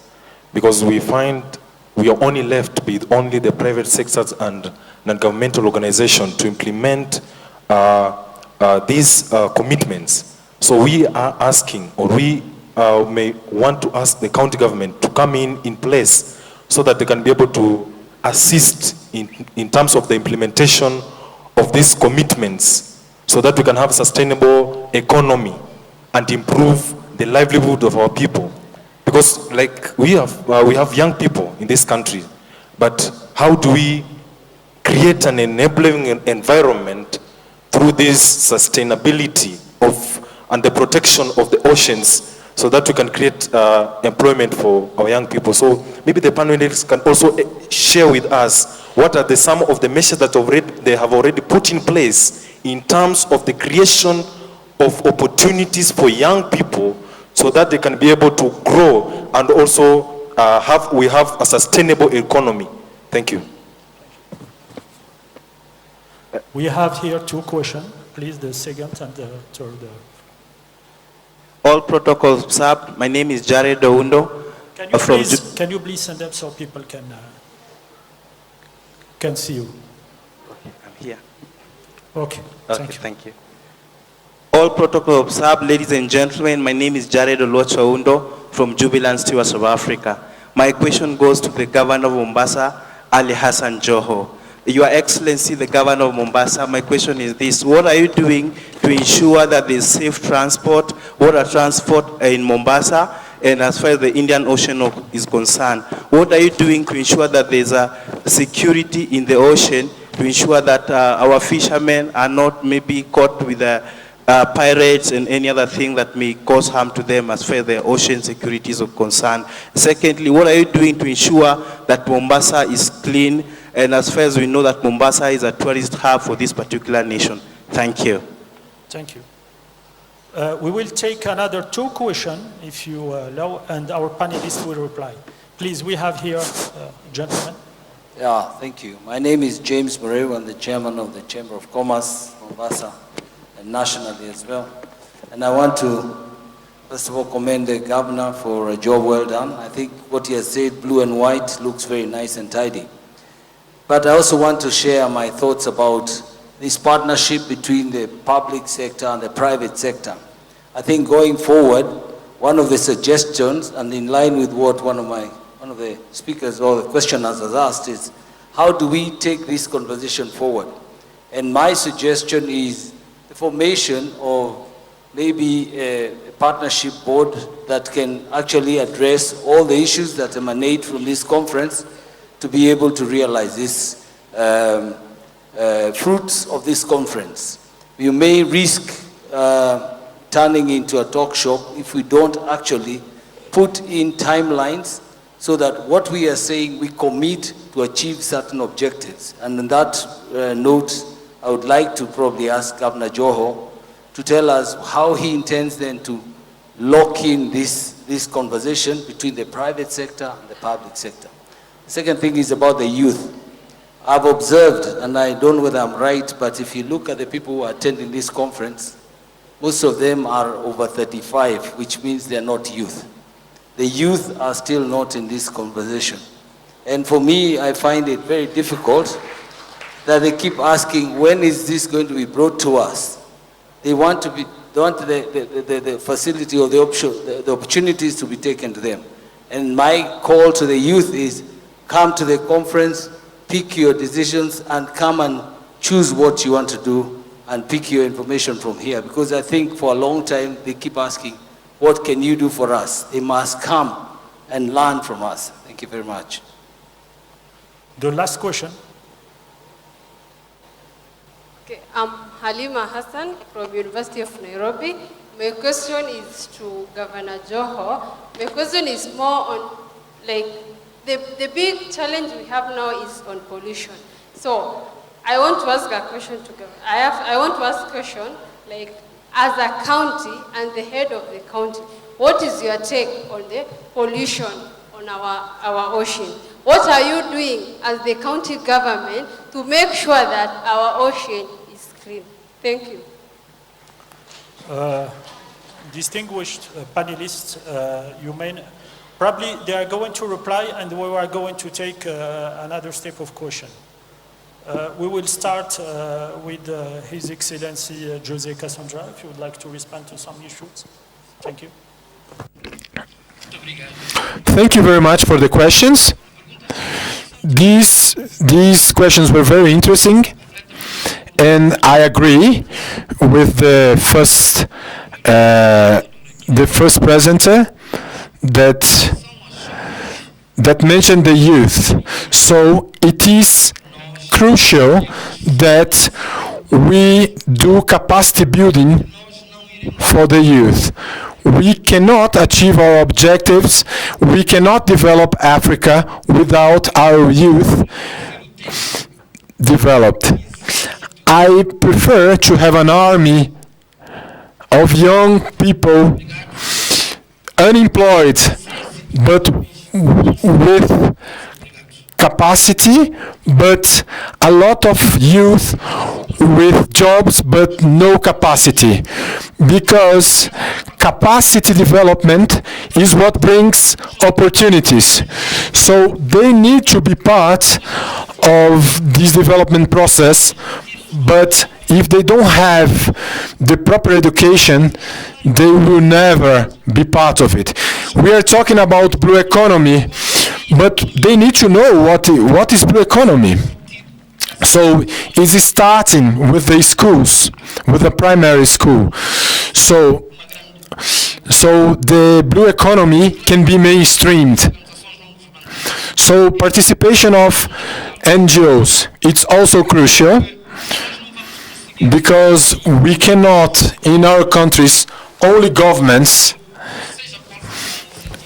we cannot do everything by ourselves. So we need private sector, we need the NGOs, and we need other types of organizations.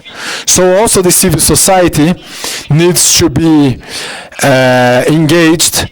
So the government only establish rules and facilitate the process, just create an enabling environment. But who is implementing is the civil society, is the private sector, but they have to be prepared.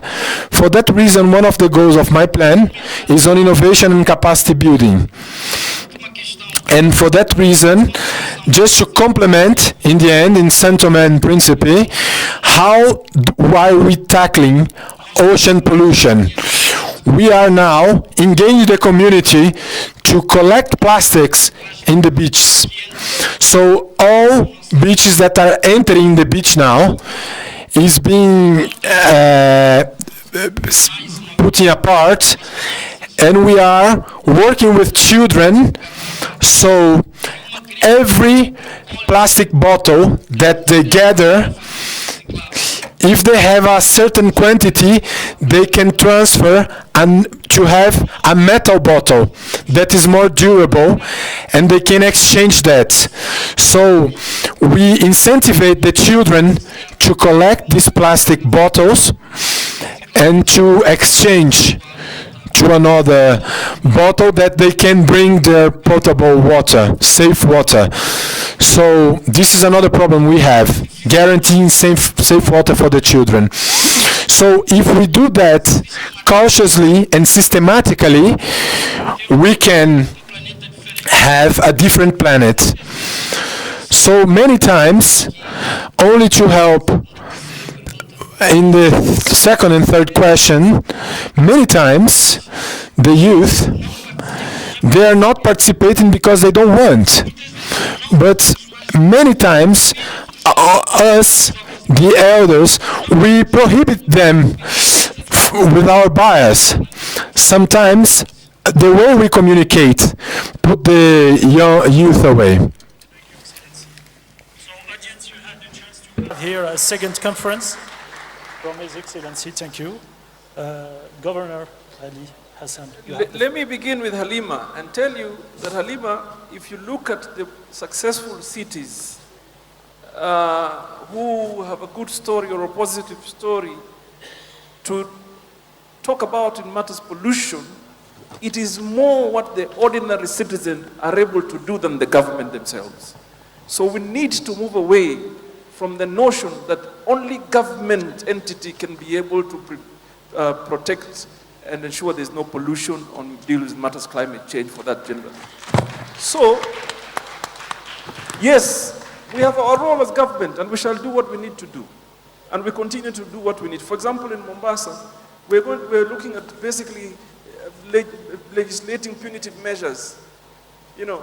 But is that what we want? This city doesn't belong to the people in office. It belongs to all of us. In Nairobi, it belongs to everybody else here. So the question is, what do we do to make our environment pollution-free and much cleaner? This is the same question that applies to the earlier young man that asked, what do we do to ensure that Mombasa remains clean?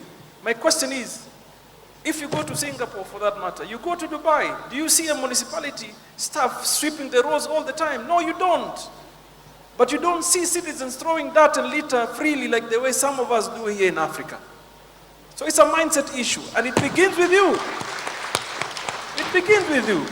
We can be what? Facilitators, like I said.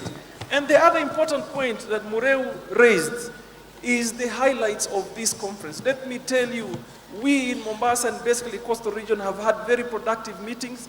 We have identified champions who will carry this conversation forward to ensure that the outcome here of this conference is the impact is felt in terms of actual opportunities. That we have done.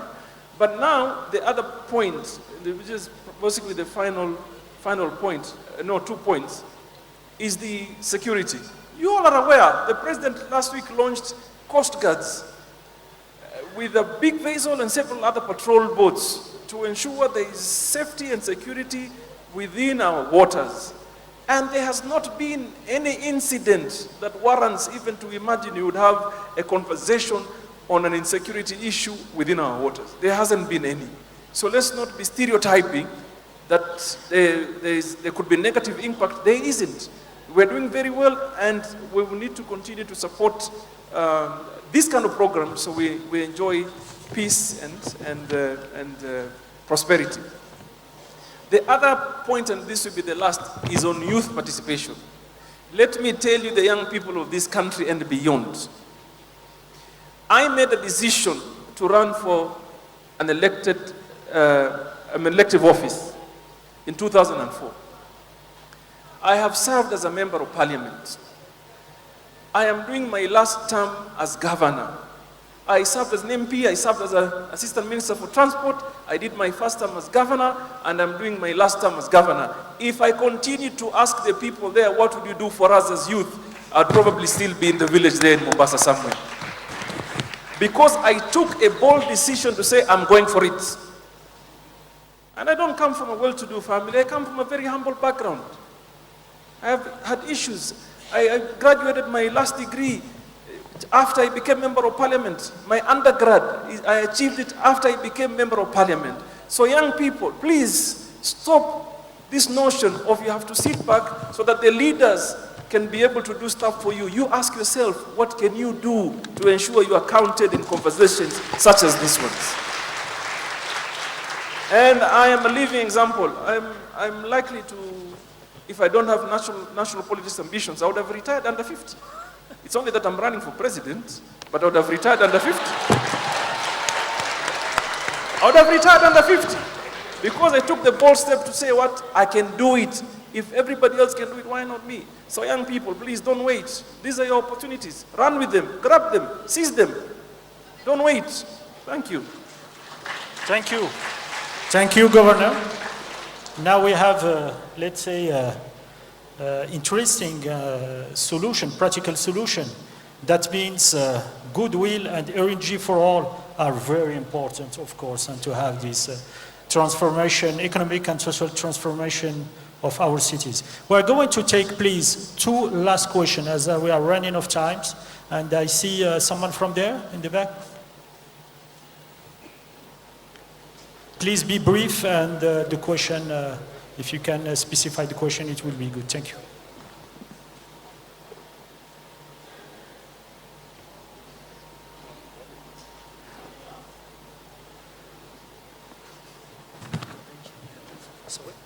Yes. Good afternoon, ladies We and have gentlemen. here another question. Okay, we are okay. We have, please, 5 minutes.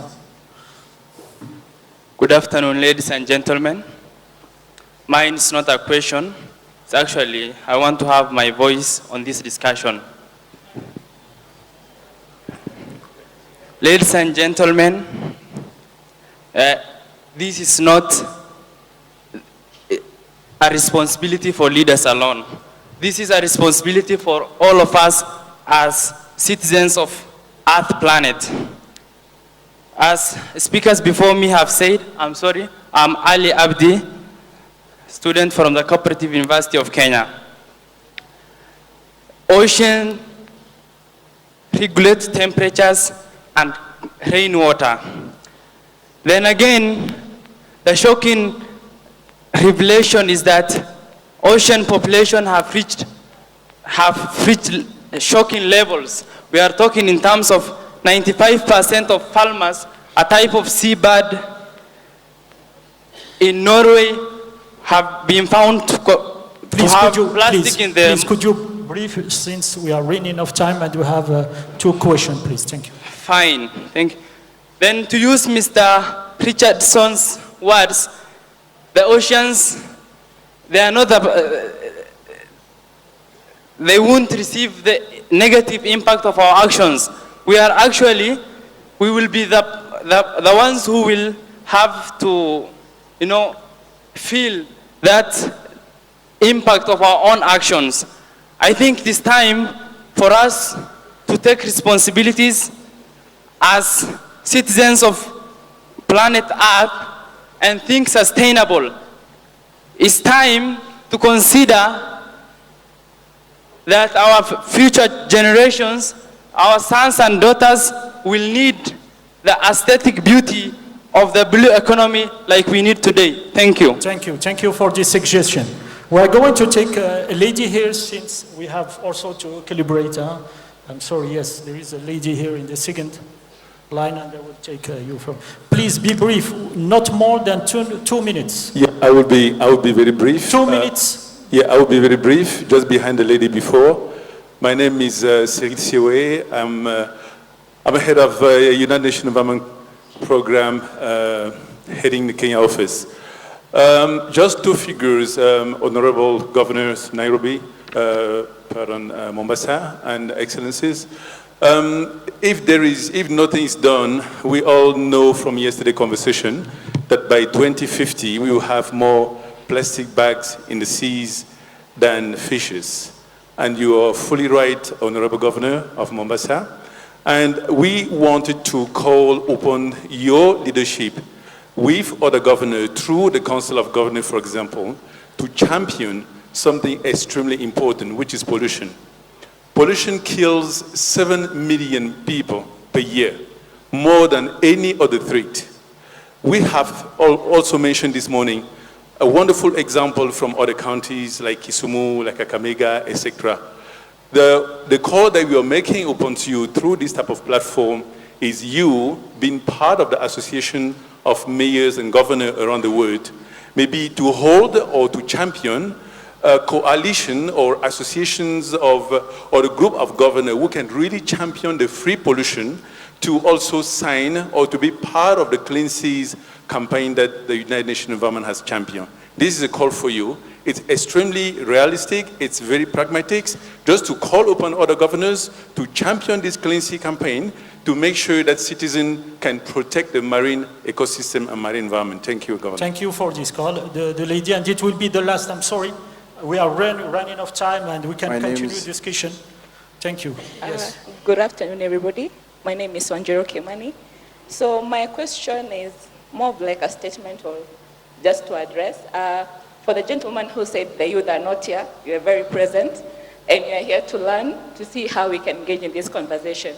So my concern is blue economy, complex as it is a complex matter. So how can we go back to the rural settings? Those people who are down there in the village who don't have this opportunity to break down to them what opportunities are there for them. So as the people in government, how can we break down this simple information to them because it's not readily available to them. All of us here, they are from the urban settings. What about those ones who are down there, the rural settings? What can we do for them? Thank you. Thank you very much. I know it's very interesting session. I'm going to take the last one, 1 minute. 1 minute since he was one you missed, but we are running out of time, my friend. So, Excuse me. Otherwise, we are going to stay here until 6 Yeah. o'clock. I'm sorry, there is one here. There is one here, he was before. Yes, sorry, go ahead, gentlemen. Okay, come on.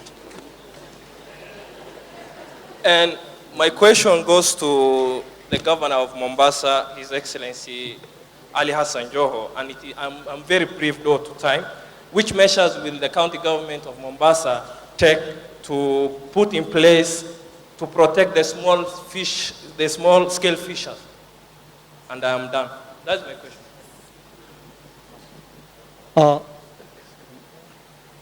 It's okay. The last one, since he was here, and we would like to be friendly with everybody. Thank you also for your patience. So go ahead, but please be brief. Yes, protocol observed. I'm Kevin Odhiambo, chairman of Alliance for Hustlers. My question is to the former presidents. The meeting you normally organize is for business people, professionals, educationists. We are talking of the youth. Why don't you organize a meeting purely for youth? Purely for youth. Two, you are saying, you as leaders, you are saying that the interest of youth you are putting together. In Kenya, there is an organization that COG, that is Councils of Governors. We've not seen if this kind of Council of Governors have also organized meeting for youth. So kindly, my governor, 001, take this note, go to COG, they should organize meeting for youth, and make sure the chairman of Alliance of Hustlers should not be less there. Thank you very much. Thank you. Thank you for this point. I share your point of view. We have in Africa the big part of youth in the world, and I think the experience of His Excellency Jose Cassandra is very interesting since it's very inclusive and it includes young people. So we are coming to the end of this session. Thanks again to distinguished panelist speakers, His Excellency Jose Cassandra, President of Autonomous Region of Principe, Sao Tome and Principe, and Governor Ali Hassan Joho, Mombasa country, so for sharing their great experience and interesting suggestion. Thank you also to the audience. Their contribution was very greatly appreciated. So please, a big applause for our panelists and all participants. Thank you.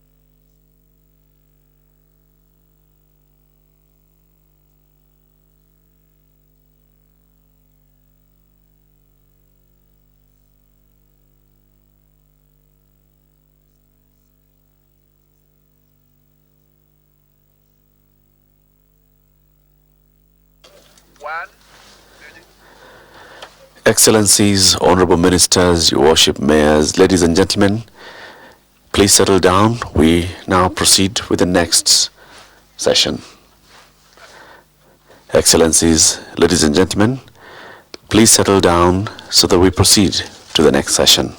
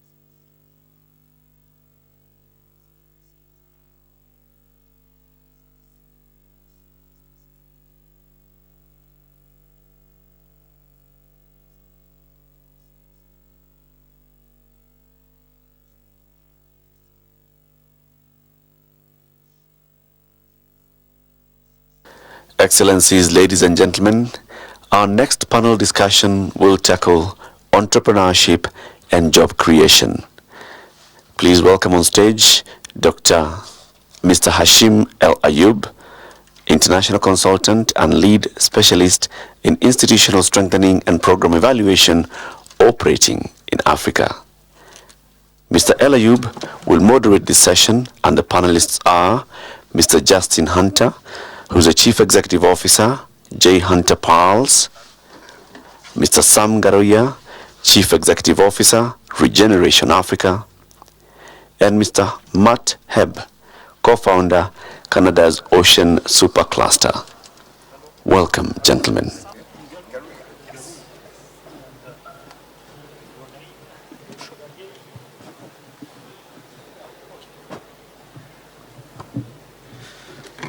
Good afternoon, everybody, ladies and gentlemen. This is, we are on our second subsection on entrepreneurship and job creation. It is very important session since we have only private sectors and providing interesting solution.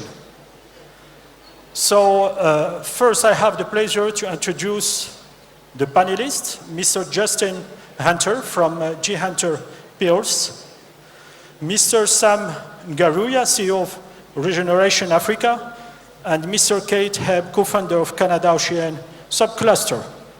So please, I would like to focus on your, let's say, practical approach and to focus directly on interesting or what are the main level, since that job creation is indeed possible, and it's the way, and the entrepreneurship, it's the way forward to job creation and growth. And when you know what that means in Africa, so this is very important session. So please, Mr. Justin Hunter, you have the floor, please, 3 minutes. Thank you. Thank you. Thank you very much for that. To be brief, I'll go over. I'm a pearl farmer background. I think in this situation you could put pearl farming, which is part of luxury, as also part of tourism. There's quite a bit of talk in tourism being a driver. Both of these are what you would call sustainable luxury products. And the first thing you have to understand is what is the luxury consumer wanting and what are they willing to pay for. And when you're dealing with luxury, research has indicated, and we're talking luxury products and luxury tourism, research indicates that as the population increases, the normal brick and mortar standards of luxury and also travel has changing. It's not keeping up. People are now wanting, and research indicates that they're wanting new experiences. Brick and mortar is not the same as it used to be. There's, the younger generation is more conscientious, more aware of social initiatives. They want to be part of tangible benefits and investing in making a better planet. And so I think that provides, at least from my perspective, on how pearls become luxury and tourism works and development in coastal and island countries. You have to look at something that is creating a new experience. And if you're going to bring private sector in, and there's a lot of talk, is you've got to respect the private sector's role and the initiatives, and quite often a lot of the investment that they've taken into it. And you can't expect private sector to share the benefits without mitigating some of the risks that they take on board to develop some of these things. That would be some of my comments. I can go on afterwards if there's need. Okay, indeed, we can, you can make additional comments during the discussion session. Thank you very much, Justin, for this great contribution. The next speaker, Mr. Sam Garuya, you have the floor. Thank you. Good afternoon.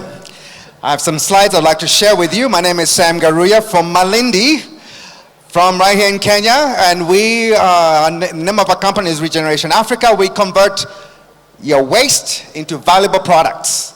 And those youth who have been talking about opportunities, please listen, because I want to give you the opportunity this afternoon to own your own blue franchise, business franchise.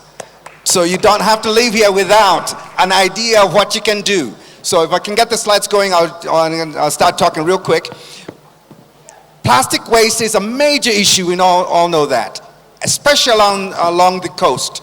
All over Africa, they have done a study showing how much increase between 2020 and 2025, huge increase. Even if Kenya has banned some of the plastic, there's plastic coming from all over the Indian Ocean. Our job at Regeneration and many other companies like ours is to prevent plastic from coming from inland to the ocean, and from the ocean to inland. We take the plastic, and that's where we now create job opportunities and business opportunities. We are creating small, franchise, systematized, organized, with a determined market businesses that collect the plastic, value addition the plastic, where they sort it and crush it and prepare it for manufacturers. And that's where the business case is. So a community or a person gets a franchise for a specific area. In that area, they collect 2-3 tons every week. And if they're doing that, they will make some really good money over the whole month. And then the company, our company, provides the market. We buy your plastic. And when we buy your plastic, we make construction materials. I wish we had the pictures for it. We make great construction materials, pavers, fencing posts, signage for the cities. You've heard of the flip-floppy boat. We're the ones who made the parts for the flip-floppy boats. We innovate new products. One of the new products we're working on is made with hair. Our wonderful African ladies have these weaves that are made out of actually plastic. We don't want that plastic going into the ocean, so we're taking that hair and have found a way to make it into bricks. So innovation, critical, and it's part of the great blue economy. Got to have innovation, and then we have to have this support to scale up. Because if we don't scale it up, then we're not going to eat up enough plastic. So that's why we need people like my neighbor here to help scale up the businesses, and we'll talk more later. Thank you very much, Sam, for this proposal. I'm sure you'll be approached by plenty of people, mainly that your proposal has, let's say, technology and also interesting approach. The next panelists, Kate, please, you have the floor. Thank you. I think both of my colleagues on the panel here demonstrate just how vital entrepreneurs will be to the future of the blue economy. I think entrepreneurs are critical to the future of the blue economy because they will be one of the most important ways that new technology, new ideas, new talent and innovation come into both traditional sectors in the ocean economy as well as propelling and fostering emerging new sectors. In Canada, we created something called the Ocean Supercluster to bring companies, government, entrepreneurs, post-secondary education, risk capital, all together around some shared requirements with respect to building innovative new capabilities in the ocean that can be applied across a number of sectors. And for the purposes of this discussion, maybe I'll just comment a bit on some of the specific things we're trying to do to support and foster entrepreneurship. So in the first instance, the supercluster operates very much as a customer discovery process. So we try to bring large industrial end users together to define shared requirements that can become scalable markets, addressable markets for entrepreneurs that are able to develop new capabilities to meet those requirements. We're bringing together mentors for young entrepreneurs and startups so that companies that have a great science or technical idea are also able to access great business advice with respect to how they grow and evolve their business. We're creating shared facilities because innovation in the ocean can be very costly and very risky. The specialized equipment that is necessary to deploy assets or prototypes in the ocean can be extremely costly. And so we're creating shared facilities where entrepreneurs can co-locate and access these facilities to develop and harden products as they iterate. And in addition, we're building out networks across government and the corporate sector to try and promote first customers so that there are early adopters for ocean products. And we're trying to bridge the gap a little bit that exists between some of the very large companies in the largest ocean value chains and SMEs and entrepreneurs who often struggle to penetrate those very rigid, mature value chains. So these are a number of the initiatives that we've undertaken so far in Canada to try and promote and foster entrepreneurs as they bring new ideas, new energy into the ocean economy of the future.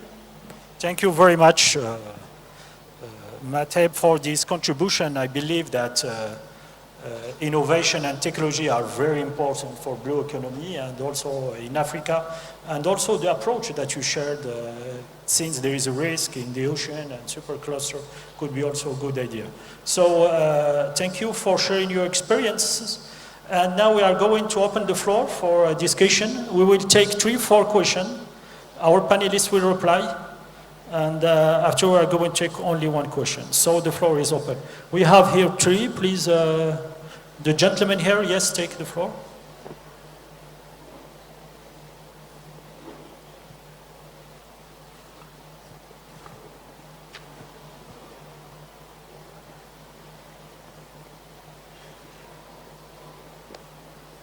All protocol observed.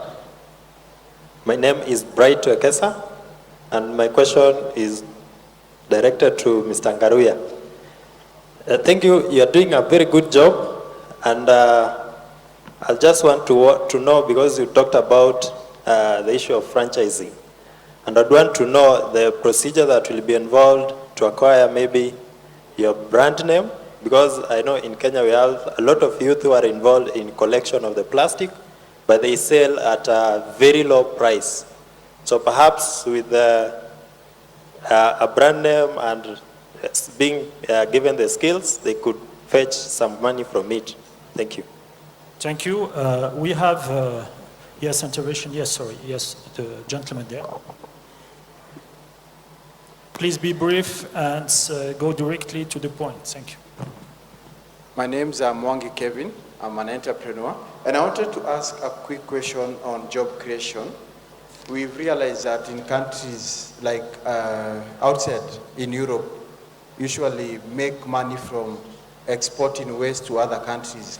Is it possible in Kenya that that happens? Because sometimes when you try to collect waste or go to the garbage sites and recycle the waste, you have a problem.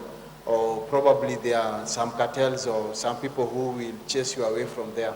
And probably it's an industry for maybe those who know who is who in the society. Is it possible for this to happen, even with a young generation which is ready to make sure that Kenya is a clean country? That is number one. And part B of the same question, what ways can maybe you people help us in, that's specifically Mr. Ngaroya, on how to tap into this industry, specifically the cruise tourism, which is booming in so many economies, and the other one is on hospitality as an industry, and probably the ecotourism specifically. Thank you. Thank you for the question. We are going to take another two, and our panelists will respond. Yes, please go, take the floor. Thank you so much. My name is Masaki Samuel. I introduced myself earlier. I'm the founder of Evergreen Foundation Kenya, and I'm directing my question directly to Mr. Ngaruya. You have talked about the young people in terms of creating an opportunity for them. But my question to you is, in terms of sustainability, what is the mode of improving the economy in terms of payments? Because we have seen so many other companies or other private sector organizations offering opportunities to young people, especially for them to bring this collection of plastics. But in terms of payment, they are paid peanuts. They're not paid enough so that they can have good sustainability of their own lives and also to improve the economy. So I want you to explain to us, because we are here. They are saying the young people are not attending these forums. We are here. We are always attending these forums. And these opportunities do not, we are just the few, is not going down to the real young people at grassroots. So, and they continue to being exploited by these private sectors organization, by these non-governmental organization. So I want you to explain to us how best are you doing in terms of your organization to improve the livelihood of young people. Thank you. Thank you for raising this point. We are going, we will give the floor to the panelists to respond and take another step of floor. Yes, thank you. You can start, please. Yes, yes, go ahead. Let me explain a couple of things that will help answer a couple of these questions. Our franchising has two levels. One is the collection system. And we're not talking about collecting on the streets. We're not talking about collecting at a dump site. We need to get away from that paradigm and professionalize recycling. Collection at source. A huge institution like this, for example, should have standardized collection bins and should have somebody who owns this franchise or this area who will come and collect and who makes this building, makes sure that this building is recycling, segregating their waste into the different fragments. Once you segregate waste into different fragments, you've already added value to it. The second is once that franchisee takes it to their location, they then sort it sometimes into the different colors and different types of plastics, more value addition, and then they have a couple machines that shred the machines, more addition, better price, better business. That's why this model is different. It's not about just collection and selling. There is very little business there. Second, once somebody is successful at that level, the next level is we have production. Now it's taking the plastic and making your cabros, making your fencing posts, making your signage for your city. You can pick several different types of plastics that can be made, or different products that can be made from a very basic machines to very sophisticated machines. So what we're trying to do is, yes, is take the youth and the women from just cleaning up and collection of waste to giving them a good business model. And that's why we're franchising it. Franchising helps standards, branding, consistency, quality, and market. And that's why it's a complete different way of looking at things and providing that business for it. So at the collection level and then at the manufacturing. And this is not just for the coast. Yes, we want it up and down the coast, but inland, up and down the rivers. And not only in Kenya, but this is something that can be done anywhere in the world, but definitely want to focus on Kenya. So that helps, I think, answer a couple of those questions. In scaling up and sustainability, if it's a good, profitable business, it's self-sustaining. We will not put a franchise in a place that's not going to be self-sustaining. There's some key factors that we look at to make sure that that business will be successful before it's put there. So there has to be enough volume of plastic, enough training and development of the people to be able to get that done for them. Thank you, Sam. Justin, if you would like please to add 1 or 2 points, and since the role of the private sector is very strategic for job creation, mainly in Africa. So if you please, based on your experience, can add on 2 points that also include our team of Blue Economy. Will the blue economy, and if you're going to develop tourism, sustainable industries, I come from a pearling industry which is tied into sustainable tourism. You have to make a decision from the start that you have to understand that you have to combine economic and environmental goals. If you want to create a circular blue economy, you cannot have one without the other. That means starting with realistic goals. I heard cruise ships, don't go for mass production. Go for low quality, high yield, less environmental, less social impact. Look after yourselves, look after your people first and foremost, and your country, because that is what will drive your tourism later. And that will create a higher yield product. Thank you. Thank you for sharing these guidelines, let's say, yes. Please, Kat, you have the floor. You would like to respond or add 1 or 2 points?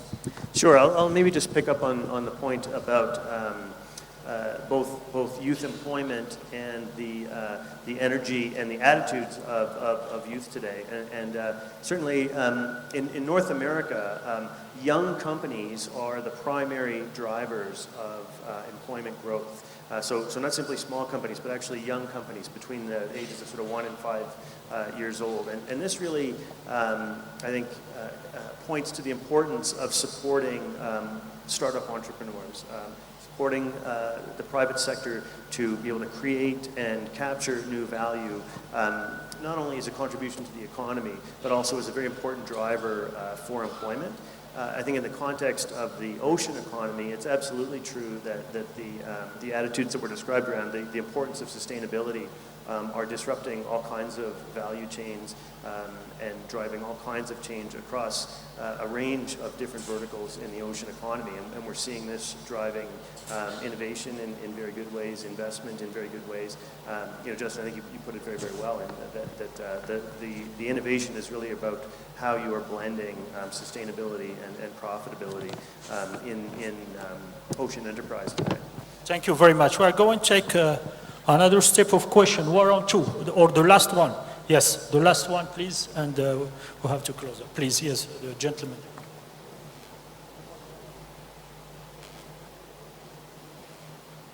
Yes, please be brief. 1 minute, no more. Thank you. I'm Chigonya Elias from Uganda. Basically, I would like to take the foreign approach. Which financing models have your countries embraced to help local communities support the entrepreneurship and job creation? The financing models that in your countries that you have built to help local communities finance entrepreneurship and job creation. Thank you. That's a very good question. I think from our perspective in Canada, we've got a blend of different approaches to finance. Certainly, entrepreneurs will always circle their friends and family in early rounds of investment. But we have a number of programs in government, from the government in Canada as well, that also support the earliest seed stages of company development. And we've got other funds that are also available for the further development of scaling companies. We have both private sector and public sector finance that are available to support research and development, and that are also available to support, for instance, internships and co-ops that would bring students out of universities and place them into private sector, into companies in order to work and to do knowledge translation. And then, of course, we've got the range of risk capital, equity capital, and so on. So quite a blend of financing models. So thank you all. Now coming up to the end of the session, running out of time. I would like again to thank you all, thank to our panelists for their great contribution and for sharing very interesting ideas on job creation and entrepreneurship. Thanks to all participants and a big applause to all. Thank you.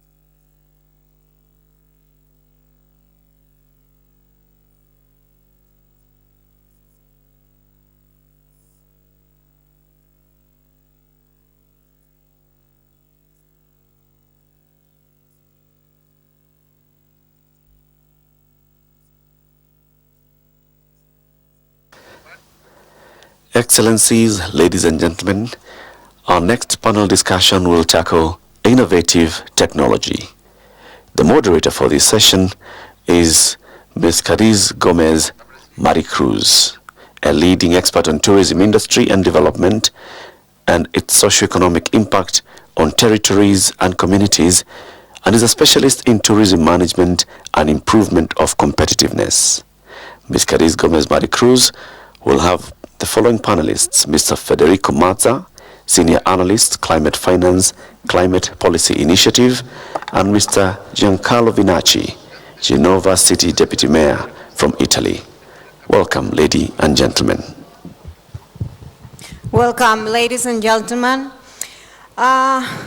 New technologies make feasible and economically viable to use ocean resources, to predict climate change, or to manage better cities.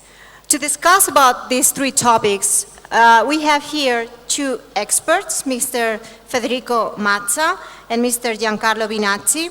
Mr. Federico Mazza is Senior Analyst at Climate Policy Initiative, and Mr. Giancarlo Vinacci is the Genova City Deputy Mayor. I will give them, each of them, 5 minutes to talk, and then we will give the floor to the audience for another 5 minutes, so we are able today to reach our home to have dinner with families or to be on time for the dinner. Please, you want to start, Mr. Federico Mazza? I think there was a presentation for him. Thanks a lot, Maricruz. Good afternoon, everybody, ladies and gentlemen. I think I have a presentation, just waiting for it. My name is Federico Mazza. I'm Senior Analyst at Climate Policy Initiative, and I'm based in London. CPI... if the presentation can be displayed, it would be better to follow by the audience. Thank you. Thank you. The other one. Not mine. Federico Mazza. So very briefly on CPI, we are an organization that conducts financial analysis to support governments and international organizations in developing low carbon and climate resilient economies.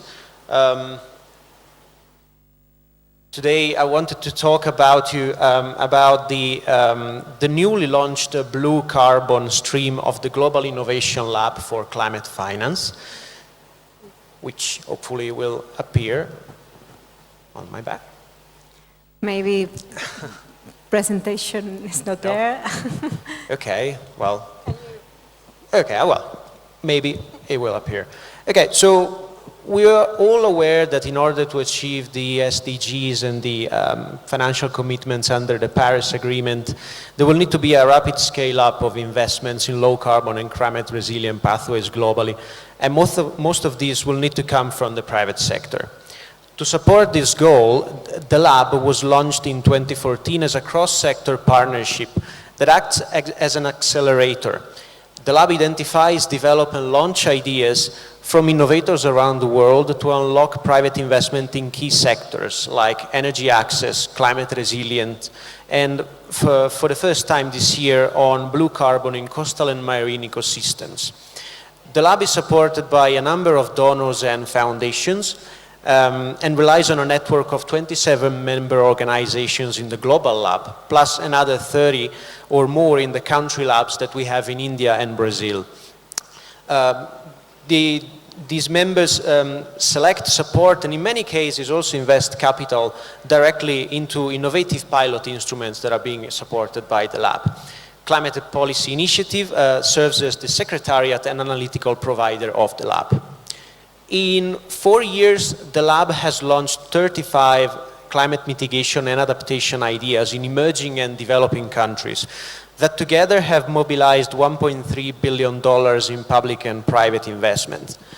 These instruments have ranged from fund models, bonds and debt instruments, insurance products, data platforms, and securitization vehicles. Several of them are also currently being piloted across sub-Saharan Africa, including in Kenya. So how does the lab work? We start with an open call for ideas, where we source concepts for financial instruments and solutions from proponents all around the world.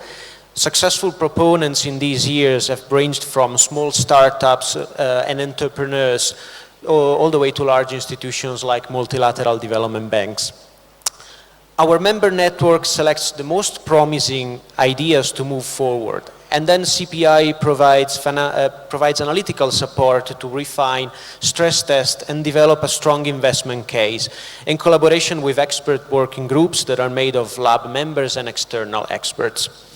The process runs over a year-long cycle with intense analysis for around 6 months, after which lab instruments are in a position to raise pilot funding and move to a market testing.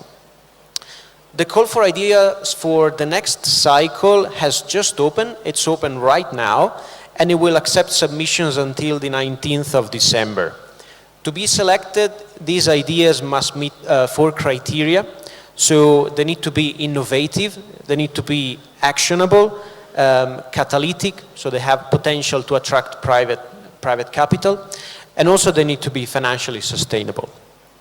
This year, the lab is primarily targeting 4 thematic areas, which are sustainable cities, energy access, sustainable agriculture for smallholder farmers, and for the first time, blue carbon, recognizing the role of coastal ecosystems in reducing and adapting to the impacts of climate change. So thanks to the support of the Australian Department of Foreign Affairs and Trade and other funders, the blue carbon stream is currently seeking innovative financial solutions to catalyze private sector investments in marine ecosystem conservation and restoration.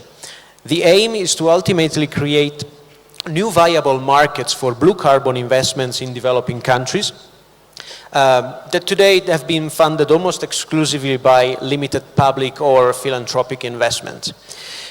The lab is open to solutions for all developing countries, including but not limited to those in the Pacific region. So we invite you all to have a look at the website, which, was supposed to be behind me, and possibly submit your innovative ideas to the lab until the 19th of December. Please feel free to reach out to me after this session, and I'll be happy to answer your questions. Thanks a lot. Thank you, Mr. Mats. Now, in any case, which is the website you wanted to highlight? Is it complicated? That's probably the hardest question you could ask me. But if you look for Climate Finance Lab or Climate Policy Initiative on Google, it will appear immediately. Okay, thank you very much. Very interesting initiative. Now our next panelist is Mr. Giancarlo Minazzi. Genova City, Deputy Mayor of the Genova City. He's going to give us also some ideas on the application of innovative technology in this field.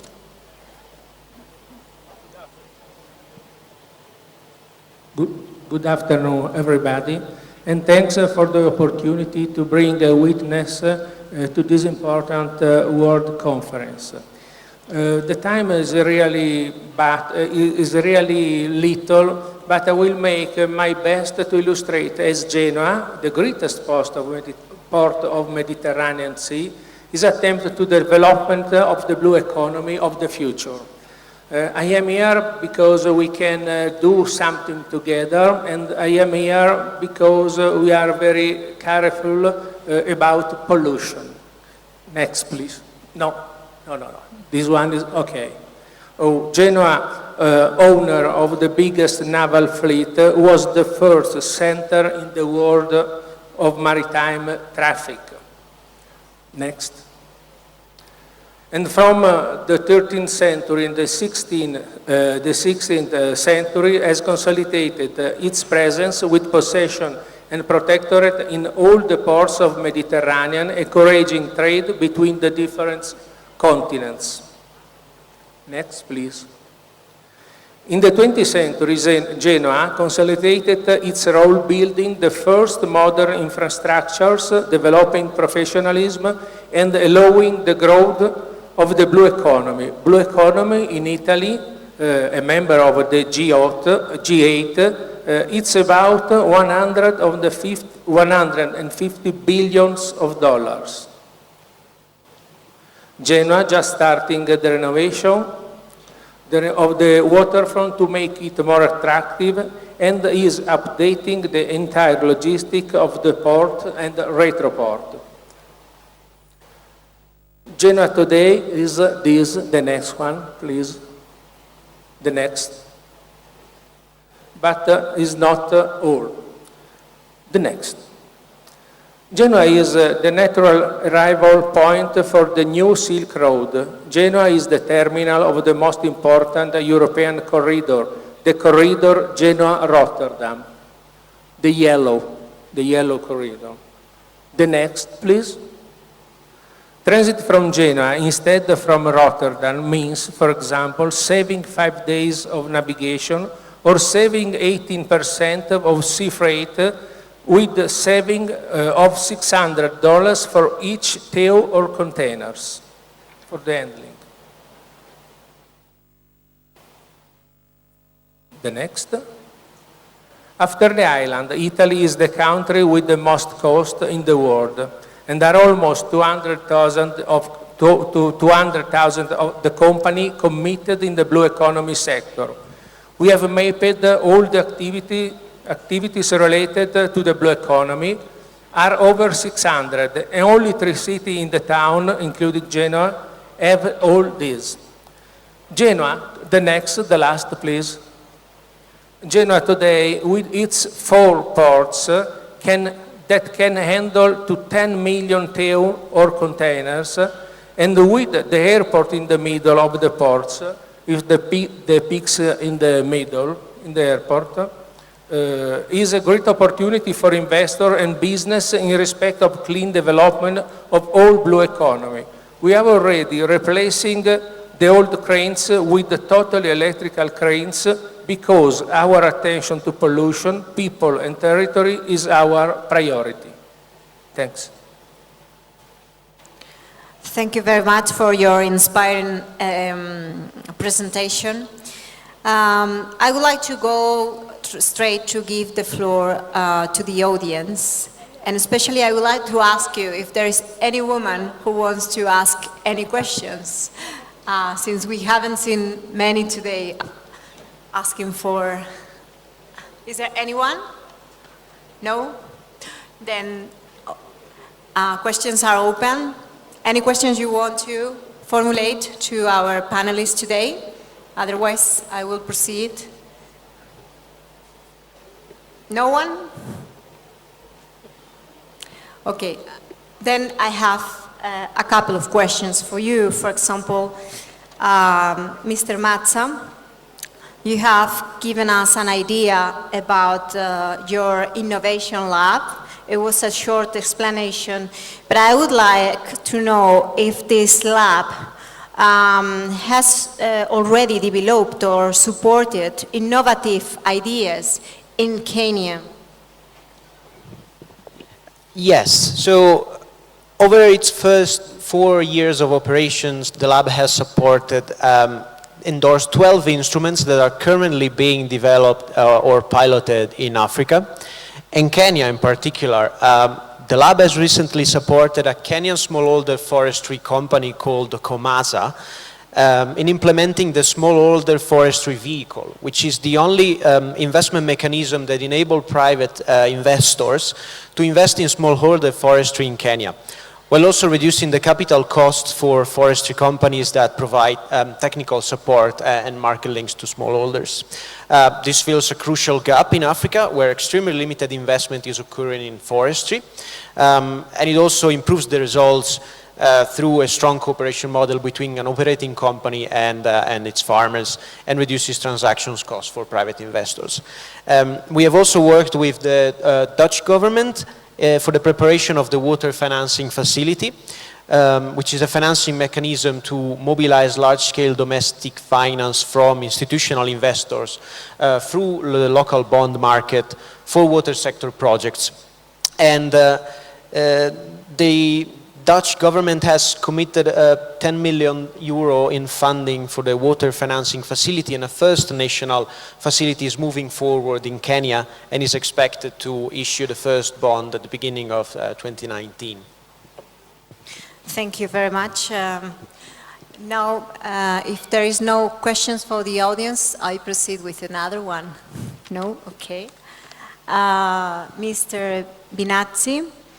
You are an expert and you have worked on the area of smart destinations.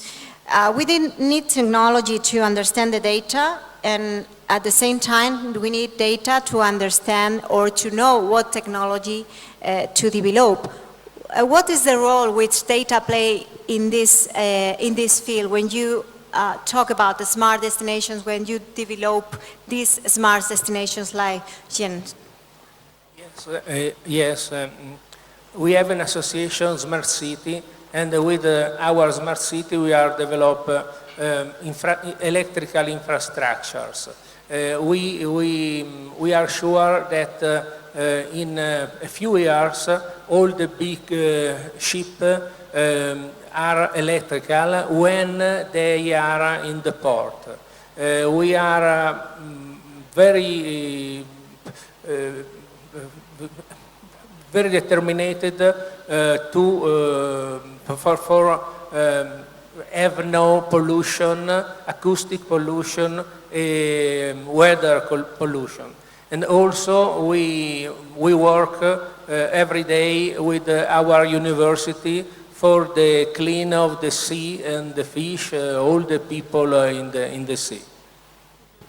And time is running out, but I would like to leave without asking the last questions, which you both can answer, or any of you.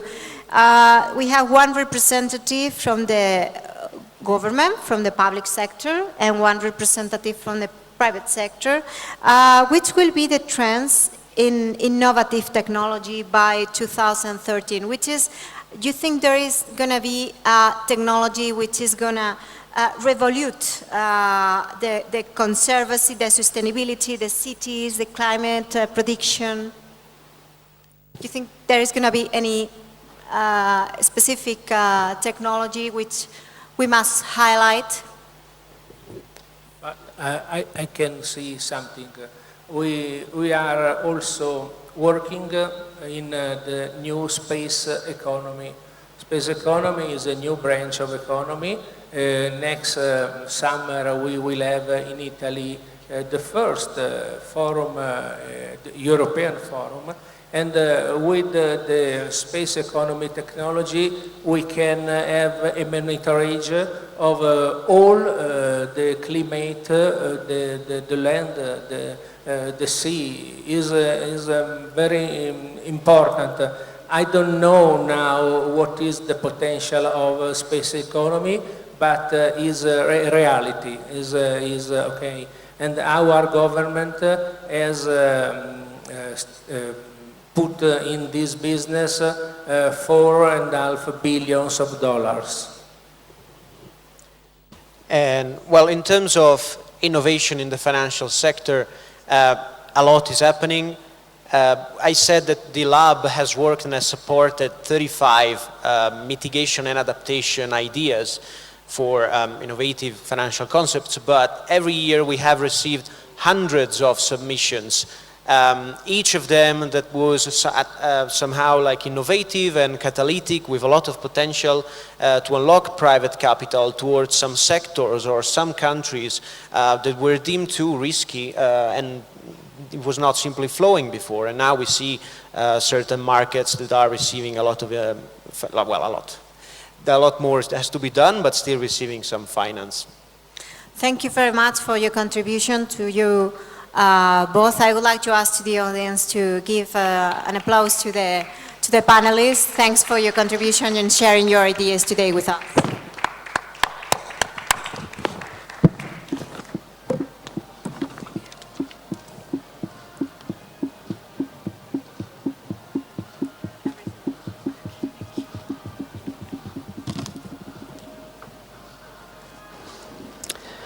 Thank you very much, panelists. Ladies and gentlemen, our next panel will discuss dead zones to clean zones.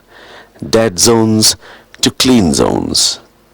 The panelists will be Mr. Scott McLean, Director, Innovation Center, Ocean Networks Canada, Dr. David Obura, Director, Cordio East Africa, Professor Usif Rashid Sumaila, Director of Fisheries Economics Research Unit at the UBC, Institute of Oceans and Fisheries, and Dr. Kirsten Isansei, Program Specialist, Intergovernmental Oceanographic Commission. The moderator for this panel, I welcome back on stage Ms. Cadiz Gomez Maricruz.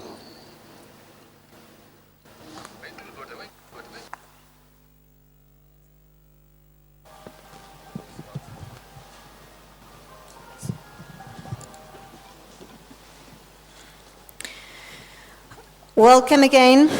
Good afternoon and welcome to the Dead Zones to Clean Zones panel that I will be moderating for the next 30 minutes.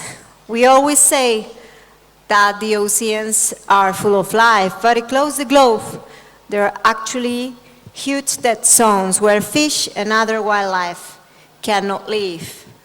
For commenting, for giving us ideas about these situations and how can we reverse it.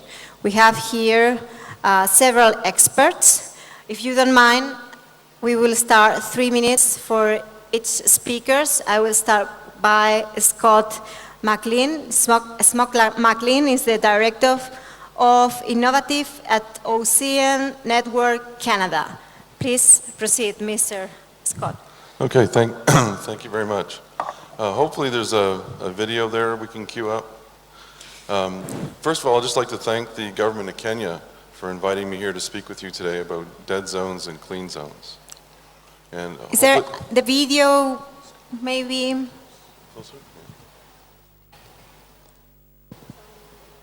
Maybe not.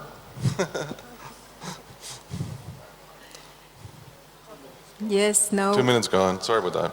All right. Well, hopefully something will play here.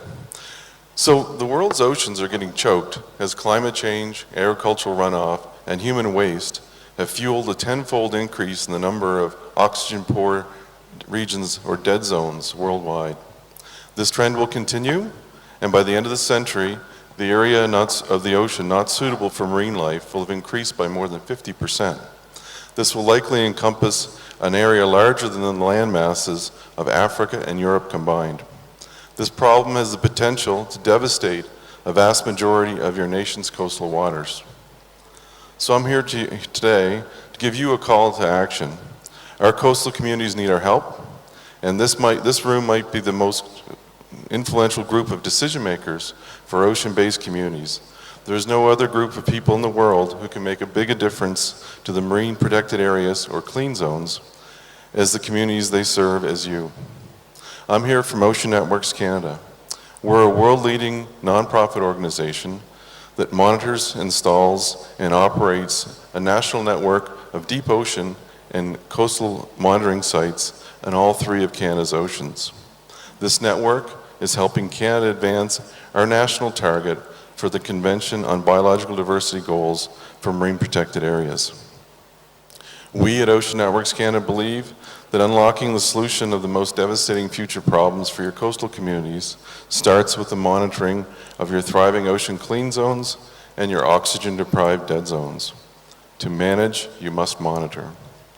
Take, for example, the Haida Nation that co-manages with the Canadian government the marine protected area of Zagong-Kinglas Bowie Seamount, a submerged volcano that rises 3,000 meters from the seafloor to only 24 meters below the surface. This is a rare habitat in the Northeast Pacific, and the seamount is one of the Earth's most biologically rich submarine volcanoes. ONC has developed systems to monitor the water quality and underwater sound on marine seamounts for the fisheries and oceans Canada. So monitoring of marine protected areas empowers an increase in stewardship and ownership of solutions for this important area of our oceans. However, the expansion of dead zones threatens to smother even these pristine marine protected areas. So our vision is to enable communities, industry, scientists, and you, the governors and mayors, to make the best decisions for our world oceans. We see a future where a complete monitoring network of the undersea environment is a reality, providing raised awareness globally. Access to the knowledge to turn our dying ocean around is within our grasp, and hope you can help. Thank you. Thank you, Mr. McLean. Our next panelist is David Obura, if I'm not wrong. He is the founding director of the Kenyan nonprofit research organization Cordio East Africa. He has always, in principle, a PowerPoint, is it? Okay, it's your turn. Okay, thank you very much. So I also have a presentation. Okay, thank you. It's come up behind me.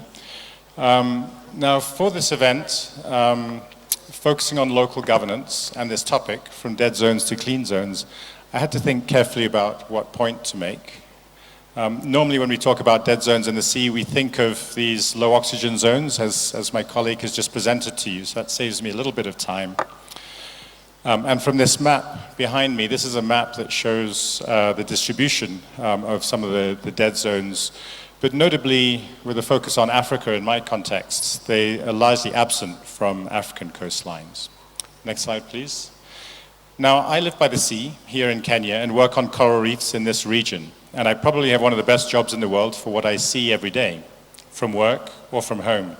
Beautiful blue tropical waters beyond the palm trees. These are the foundations of coastal economies, providing fish, tourist attractions, quality of life, and so much more. But we're seeing the growth of the early forms of tropical coastal sea dead zones. Next, please. And this is what they look like. Brown water instead of blue, carrying sediment eroded from overgrazed and overcleared land and urban surfaces, getting past degraded mangroves and marshes, fertilized by untreated sewage, and carrying plastic and other waste. In this brown water, corals can't survive, and the food and other benefits they provide are lost. This type of dead zone develops relatively slowly, or in fits and starts with rains and floods. So we forget how much it has changed until we realize the water is almost always brown and almost never blue, the shifting baseline syndrome. Next, please. You can see the same syndrome for mangroves. Forests of green adjacent to blue waters, carbon sinks that are second to none, transformed, next slide, into graveyards of stumps. And after these collapse, unprotected sandy shores vulnerable to storms and sea level rise. And the same for coral reefs underwater. Next, please. The dreamlike seascapes of thousands of species that provide food and coastal protection for so many, transformed, next please, into rubble by destructive practices, mass coral bleaching, acidification, and other threats. So last slide, please. So what can mayors and governors do about these major challenges facing tropical coastlines? What options for preventing them? And once they exist, what options for transforming these dead zones to clean zones? First, companies, governments, and the public must understand the value of ecosystem services from the sea, and this goes far beyond just monetary values. The latest FAO World Bank report on African fisheries and climate change recognizes jobs and food in children's bellies as key measures of value, and we need to include lives protected from harm, sense of well-being, and others. Valuing ocean services should be a top priority in all jurisdictions, none less so than in coastal cities and local governments. Second, a clear, no-regrets action is waste management at all levels. The plastics we are so aware of now entering the sea is only the most visible floating sign. Chemicals, nutrients, and sediments should also not be entering the sea from the rivers and the land. We need to stop all of these, and I really applaud the approach of a prior speaker in the entrepreneurial section. Rather than doing beach cleanups and collecting waste from the beach, we should be recycling at source from events such as this. So finally, planning tools such as future scenarios and spatial planning. In sub-Saharan Africa, scenarios focused on ecological infrastructure, benefits to people, have been developed for ocean and coastal systems and terrestrial. Using these in city and local government processes can help build shared understanding in decision makers and developers to ensure ecosystem health and benefits are maintained or restored as a core foundation of sustainable blue economic development. Thank you. Thank you very much, Mr. Obura. I would like to introduce now Professor Usif Rashid Sumaila, which represents the Institute of Oceans and Fisheries. The floor is yours. Thank you. So thank you. I have slides, please. Can you show them? Yeah. So fortunately, my colleagues have already said something, so I might be able to save some time for you. Right? Next slide. Very easily and quickly. I thought what are dead zones, and this has already been discussed by my colleagues. Essentially, dead zones are areas where there is so little oxygen that animals find it difficult to survive there. So that is a very simple explanation of what it is. And the key thing is these areas in the ocean are increasing. In fact, there's an estimate of about 4.5 million kilometers squared area of the ocean that is already considered dead zone. So this is serious, right? No oxygen, no life. We all know that. Next slide, please. So this is a picture. I think David had a similar picture showing you the hot spots where the oxygen level is so low that we consider them to be dead zones. All right, next. So what are the causes? Again, this was mentioned. Essentially, there are two causes of this. One is climate change, warming, and I've listed how this happens. If the water is too warm, it usually holds less oxygen. It cannot hold it, so you lose oxygen. And then there are biological processes. Animals demand more, more energy when they are struggling for oxygen. Then you have the second big one, apart from climate change, is overflows from land into nutrients into the ocean. So if you want to deal with this, you have to deal with climate change, and you have to deal with the nutrient flows in. And mayors can do this, governors. You can push your country to support the IPCC, the climate change effort, and you can also check your agriculture to make sure that nutrients don't come in too much. Yeah, next slide. So what are the effects of this? There are big effects, as you can imagine. When there's less oxygen, less life, less fish, and this can then lead to less catches and all that it means through the economy. Next. So there is a lot, this is not very clear. There is a lot, we need to understand this much more. This is just the beginning. And we have just gotten a new project, which is supported by MIOPA. It's a Canadian funding institution where we brought together people from different disciplines to look at the North Pacific, which is an area that is noted as an area, a hotspot for this kind of thing, deoxygenation and dead zone. So we're just beginning the project now. Next slide, please. And I'm developing an economic model, actually, where we take the physics and the chemistry of the ocean, feed it through the biology, the biological effects, and then plug in an economic model so we can see what happens to the dollars, which many of us here want to talk about, the jobs, and how much you spend on your expenditure on fish, how that will be affected, salaries for people in the fishing industry. So this is a beginning of a model now we're going to develop to give more information that will then give leaders like you the information you need to convince your populations to do something about fixing this problem. Next slide. Thank you for your attention. Thank you, Professor. Now we have Dr. Kirsten Isensi, Program Specialist at Intergovernmental Oceanographic Commission. Sorry. Please, the floor is yours. Thank you. Thank you very much, dear Excellencies, distinguished governors, mayors, guests, ladies and gentlemen. It's really an honor for us here from the Intergovernmental Oceanographic Commission of UNESCO to speak to you. And as we are an organization, the only body in the UN actually, with a clear mandate on ocean science, capacity building, transfer of marine technology, it's really close to our heart to promote the issue, not only the issue, but also the solutions of deoxygenation in the ocean. And as it was explained before, by my colleagues before, the ocean is losing its breath. It's really that the ocean levels, the oxygen levels in the ocean are decreasing, and though oxygen is critical to the health of the planet, we are still not stopping this severe threat to ocean health. It affects the composition of the ocean, the chemical composition, but it also affects marine life from the seashore to the greatest depths of the ocean. As said before, the quality and the quantity of habitat for economically and ecologically important fish species is reduced as oxygen declines. Finfish and crustaceans aquaculture can be particularly susceptible to low oxygen, as animals literally can't escape. They are there in their cages, they are there, and when they experience low oxygen, there's no way to escape. Nevertheless, we know all that, and still low oxygen areas are expanding.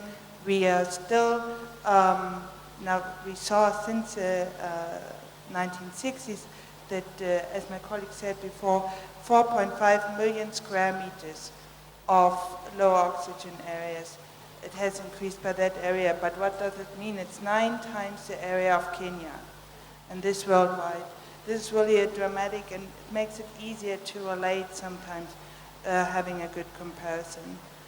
So as said, this is due to human activity, climate change, and increasing eutrophication is causing this problem. Also means we can actually mitigate this problem. We have the solutions in theory in hand, but are we applying them? No. Are we still, as our predictions are not well enough where we will have low oxygen in the future, we have difficulties to apply those solutions. So correct and a more frequent observation of oxygen in the ocean, in coastal areas, is needed.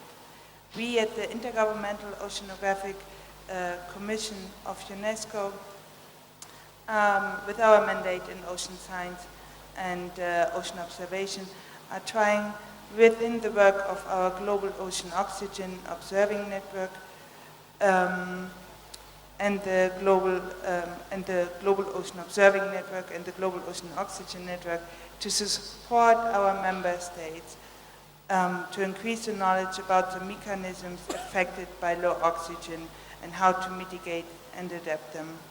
At the end of 2017, the IOC was requested by the United Nations General Assembly to coordinate the preparations of the United Nations decade of ocean science for sustainable development from 2021 to 2030. This provides a clear opportunity to galvanize thinking globally, to stake out the ambition we have for where we want to be at the end of that decade. The decade will stimulate international cooperation needed to develop the scientific research and innovative technology that can connect science with the societal needs and fully support countries in the achievement of the 2030 and the blue economy agenda. The preparation process for this decade has just begun, and IOC relies on your contributions during the several regional consultations, stakeholder fora, and international conferences to identify the key objectives the world, your country, your region, your city, the ocean should have achieved in 2030, including science, application of science, capacity building, communication and engagement of the local community, to translate the knowledge we are gaining into solutions for a sustainable blue economy. Thank you very much. I would go straight to the audience to ask if there is any question for our panelists. Is there any question? Yes, we have here the microphone for the sir. In this, well, oh, there are two, sorry.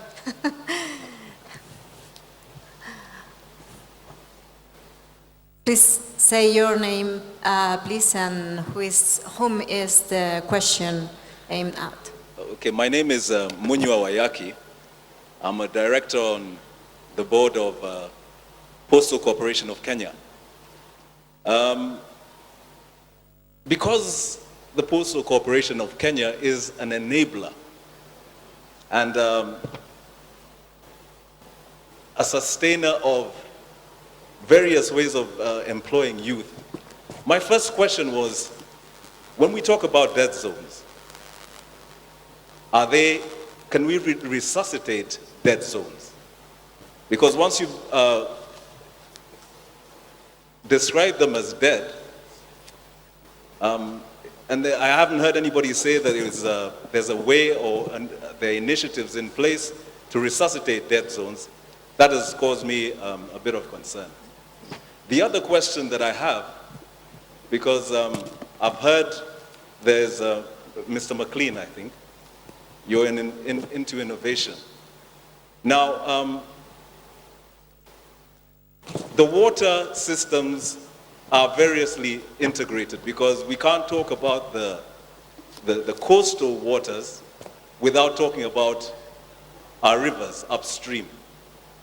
Now, because they are to some extent polluted, have you thought of ways of growing or creating plants that can consume or break down the various chemical compounds in the water that make it untenable for aquatic life? Okay, can you proceed? Yeah, I'll take a stab at that one. So, I guess one of the problems is that the dead zones are often created by runoff and nutrients from land, and indeed they are absorbed by plants in the ocean called plankton, and plankton dying in the ocean actually causes the depletion of oxygen. So it's pretty challenging. Now there may be other techniques that other people have talked about here for rejuvenating dead zones, but basically it's reducing the agricultural runoff and human waste that's being dumped into the ocean would be the first step. Yes, thank you for passing that over and the question. So I took a little bit of poetic license with what I described as dead zones, because I think what as oceanographers think of as dead zones, I think have been described, and they are a bit out of the context of what we have dealt with in a country like Kenya or in other East African countries. Having said that, I think two answers to your question. One is that you can, the kind of on the way to dead zones that I presented are polluted coastal waters that can be fixed. That's very definitely possible, has been done in many different bays and estuaries around the world. You have to cut off the sources of the pollution that are creating those bad conditions. And if you do that right, the natural conditions can re-establish. One of the big solutions is natural wetlands, as you asked. We are quite aware of this in Kenya in terms of wetland treatment for water and effluent from buildings or factories or cities and so on. They're complex, but it's possible, and if we regenerate the riparian vegetation around the coast and around the rivers, we will resolve a lot of the problem before it gets into the water bodies, and that makes the job easier in the sea as well. So that does have to be a top priority. Yeah. And one more, and then other question, otherwise... Yeah, just to add to that, it is shown in several rivers and several estuaries in China, as well in Europe. There are success stories where those dead zones were just with sewage treatment, something very, very simple. It doesn't need to be always high technology sewage treatment, but very initial measures can help to reduce that. There are also natural dead zones. We shouldn't say that those don't exist, but the worsening and the trend of expanding and more severe dead zones can be definitely, especially in the coastal areas, yeah, they can recover, and I think that's something which is also easy to actually translate and to communicate, is those benefits of recovering dead zones is directly a benefit for human health. The quality of your food is getting better, the water is less polluted, it's better for tourism, it's better for fishing. They have very direct human benefits as well when the ocean is getting healthy. Okay, let's go to the last two questions. Briefly. Yes. My name is Brian Orina Makori. I'm the organizing secretary in the University of Nairobi Students Association, and I'm also the Deputy Secretary General of the Kenya University Students Union. Mine is more of an observation than a question. And I would like to say that as university students in Kenya, we'd like to partner with you so that we continue this conversation of sustainable blue economy. As we are talking about transforming the dead zones into clean zones, we have two universities that are in the coast, that is the Technical University of Mombasa, and we also have the Pwani University. We'd like, as university students, as a way of playing part in the conversations of turning the dead zones into clean zones, we can involve the university students in cleaning up the oceans and maybe playing a role as young people in making sure that we make the oceans clean and they play a part in the sustainable blue economy. Thank you. Thank you for that observation. Certainly, Cordio East Africa, we're a non-profit research organization based in Mombasa, and we do actively take on university interns. We very much welcome them. This is not our area of expertise, however, so I would direct your attention to KEMFRI, the Kenya Marine Fisheries Research Institute, and I know they already partner with those universities on the coast in building students, but we welcome more. Thank you. You wanted to add something, Professor? Yeah, so that's a good question. You know, earlier today I talked about government subsidies to the fishing sector, and one of the things I said is you don't take out the bad subsidies out of the communities. You can use transition and transform these monies to do exactly what you're talking, where you clean plastic or clean whatever from the ocean. You get income, the fish get the break, the ocean gets clean, we get win-win-win. That's the kind of clever things we need to do. To the first question, I just wanted to add very quickly. One thing people always ask us is, even with overfishing, they say, if we stop overfishing, will the fish come? And most people want to say, because we don't think the fish will come, we shouldn't try to restore. I think it's a wrong approach. In general, nature is very forgiving. Nature always comes back, provided you haven't destroyed it to the extent that there's no nature, right? I mean, if you take the ocean and build an airport, the fish will never come because there's no habitat. Otherwise, nature always comes back. It may not be as quick as you want, so it's good to try. Okay. We have time for the last brief question. Any other one? There is a woman I see there at the end. There. My name is Lindsay Awino, a student from the University of Nairobi pursuing anthropology. My question is, how have the communities surrounding dead zones been involved to resuscitate them to clean zones, owing to the fact that some of their activities have contributed to dead zones? And also, what has also been the overall health impact of dead zones to surrounding communities, and what has been done about them? Thank you. Any of you? I guess I'll just give a quick practical response from Kenya. So one activity that is very prominent on the coast here at the community level is mangrove reforestation. And that's from the recognition of their role in coastal protection, but also as fish habitat and nurseries, and to some extent that they also filter the water and the runoff from the land. And so that has been done to some extent, but not on a large enough scale to make a difference. So I think ramping that up is something that, you know, in the context of mayors and governors in a city like Mombasa, I would really encourage that idea moving forward. And in the sense of then being involved in regeneration at the community level, waste management and so on, there's a lot of small projects, but as we've heard, I think in a few other sessions, these activities all need to be scaled up and made more economically viable and innovative. Yeah, I also have to admit from the intergovernmental perspective, so far we are really lacking on that.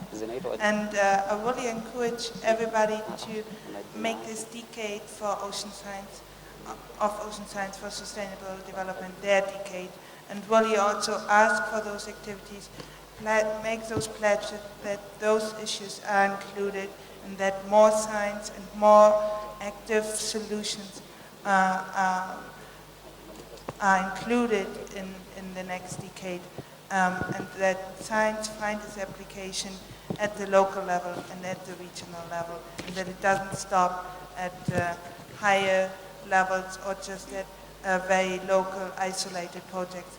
No, we need to collaborate and coordinate to really team up and to make it relevant in the end for ocean health and also for human health. Yeah. Okay, last reflection, yes. A quick one. Yeah. Quick one. Yeah, I think the key thing for communities and individuals and companies is that try hard not to fall into the trap that we people, human beings, usually fall into. Yeah. The idea that, oh, I'm a little person, my little action does not matter. Please, your little actions matter. You know, every little thing each one of us can do can rise up and improve the world. And this applies to dead zones as well as other of our many environmental problems. You know what Mother Teresa said? Should I tell you what she said? You know Mother Teresa, right? That all of us think that we're just a little drop in the ocean. But actually, without the little drops of everybody, there will be no ocean. So please take whatever action you can take wherever you are, in what position you are. So every little action matters. Unfortunately, we have reached at the end of the panel. Thank you very much for the panelists. Thank you very much for sharing your time and your ideas and your knowledge with us. And thank you for the audience for contributing with your interesting questions. Thanks.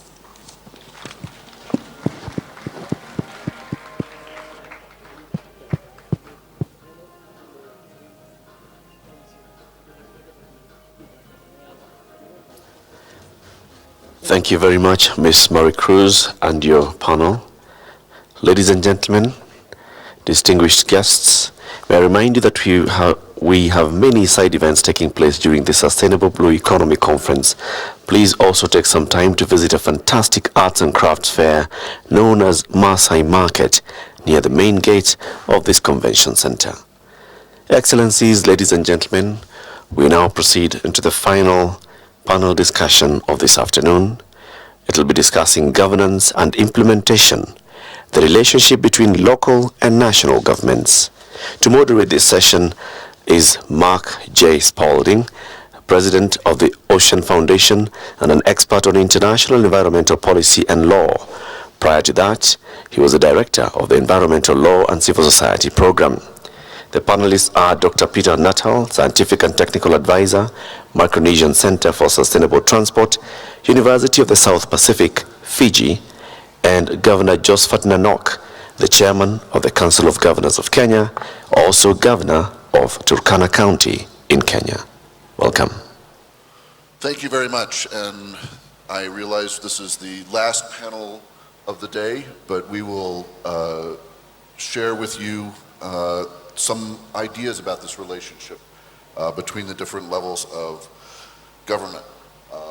We're going to ask our two speakers to give a 3-minute elevator type presentation and then have a conversation. So Peter, they've already said who you're from, and so let's just do it. Thanks, Mark, and I guess I should start by thanking our hosts, the government of Kenya. My first time to Kenya. What beautiful, hospitable people you are, and my thanks also to the government of Canada for making it possible for me to be here. So, looking at this thing, the relationship between the local and the national. I come from an ocean. I work for a university that's owned by 12 Pacific Island countries. We have a collective catchment of 3 million people, 1/5 of the world's surface, 14 countries. So we have mayors, but they tend to be mayors of islands and mayors of villages rather than mayors of cities. But we've been charged with the Micronesian Centre of Sustainable Transport for doing two jobs. One is driving the ambition of our national leaders in the Pacific of the agenda of 1.5 degrees. Climate change is the greatest threat to the Pacific communities. So we've been charged with the job of being an engine room to power that ambition of our national leaders. And I work principally in the IMO, where we've been successful in catalysing the international shipping community to set a target for decarbonisation by at least 50% by 2050. We achieved that this year. But the flip side to that is that shipping is the very lifeline of my Pacific communities, of my small islands and our communities. We contribute nothing to international emissions, and so my people on the ground at community level are asking, what will this mean for us? Does this mean greater transport costs? Our transport is already very poor. So what is it that we can do? Is there an opportunity here with a decarbonising world to use that to find better, more affordable, more appropriate shipping solutions? I hope that was short enough, Mark. We're at the 8th floor or the 9th floor? I'll pass it over to the governor. Theoretical elevator has another minute, but thank you. That's perfect to set the stage. Governor Nanok. Thank you. There are 47 county governments in Kenya that are organized around the Council of Governors, which is an intergovernmental organ that is helping with the coordination. These county governments have responsibilities assigned to them by the Constitution. 14 functions are directly assigned to them to implement, and they are meant to work closely with the national government in the spirit of consultation and cooperation. I think that's the relationship of the new Constitution that came into play in 2010. We've been operational for the last 6 years. We have intergovernmental organs that helps us coordinate and resolve problems between the county levels of government and the national government one is through the Council of Governors, which is basically a structure that coordinates between the 47 county governments, but also through the summit where His Excellency the President sits in as the chair, and the 47 governors participate with the chair of the Council of Governors as the vice chair of that top decision-making organs, where the two levels sit and discuss issues between them and agree on policy. But also we have other organs like the Budgets and Economic Forum, and this basically looks at issues about budgeting, where, when we have problems agreeing on how much the allocations is going to be, this is a forum that provides that. But of course, one that puts everything together is the Intergovernmental Technical Committee that is charged in being the secretariat of all this forum. The last 6 years of implementation, as you know, when you come from an old system, centralized system, to one that develops power and resources, there is, of course, meant to be a very challenging season, because those who had held the powers before don't want to lose it. Those who are gaining power want to maintain that power. So we had those teething problems in the 6 years, back and forth. But major areas of disagreements have been over financing, sharing of the cake, and basically because our taxation system enables that 85% of all tax revenues are collected nationally, and only 15% is collected locally. So essentially, that has been a tug of war to decide how much will be allocated to counties to be able to fulfill the heavy responsibilities they have, including functions that relate directly to the blue economy. And so those disagreements have been back and forth. But also, with this, we've managed to resolve it and move forward on a spirit of give and take. But sometimes resources don't come on time. There are delays here and there, so that programs that county governments are meant to implement are not implemented right on time. But the other critical area that has been also a challenge before, and even now, is the area of functions. As you can see, the Kenyan Constitution assigned counties 14 functions and assigned 15 functions to the national government. Many of them, I think, apart from foreign affairs, defense, and security, most of the others are on policy. So disagreement has been on functions, transfers. Some of the functions are shared functions. For instance, when it comes to issue of fisheries, it is a county function. But when it comes to issues of use of international waters and resources, for instance, where we are talking about oceans, then it's a national government function. But over the last 1 year, we've managed to be able to sit together and try and resolve these matters. I know there are a number of policy issues that are going to be surrounding the discussions we are having here on blue economy, that we need together to be able to relook at them, so that we come up with policies and implementation strategy that will enable the two levels of government to be able to fulfill the resolutions that we are going to make out of this conference. Thank you. Excellent.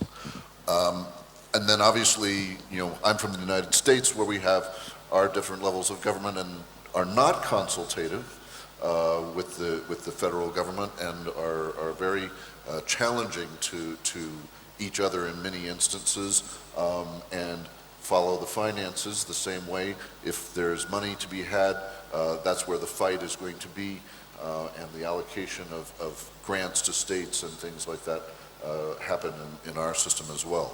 It would be really interesting to do a compare and contrast with what you've just described and what's going on in the Pacific. So we've given you the quick introduction. Do I have questions from the audience? I think I see a hand here. Yes, here comes a microphone.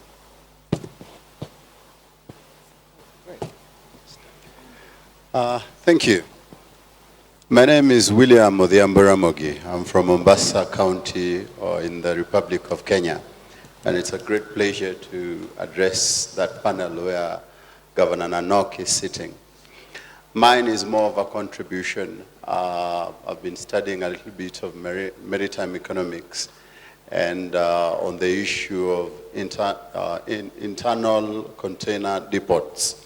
A policy that has been implemented locally, where we have a standard gauge railway running from Mombasa to Nairobi, and instead of decentralizing function, we are bringing them back to the center. And I want to say that I don't think this idea of dry ports is going to be effective in Africa on a general scale, because the port cities heavily depend on the ports. And when you move functions from the port city and you take them to the manufacturing center, then you are leaving the port city as a shell, and people are losing jobs, and county governments are losing revenue, and the local economies are affected. So that probably would be my contribution. I know it's an issue of implementation as regards national government and the local government, and I don't think that this idea of ICD is going to work very well in Africa. I think this is the most or the biggest project that has been implemented in the continent so far, and the results are devastating. Thank you. I think thank you for bringing up that matter. I think we are aware of it in the council, and it is a matter that we've brought up at the summit for further agreement with our colleagues in the national level. And thank you. We'll promise you that we'll continue pursuing it until we have a consensus moving forward. If I could make a comment, it's not directly related to your port situation, but this is an area we work in every day. So we're seeing the situation occurring with world shipping, where we are moving to the era of both the super ship and to the super shipping company and to the super port.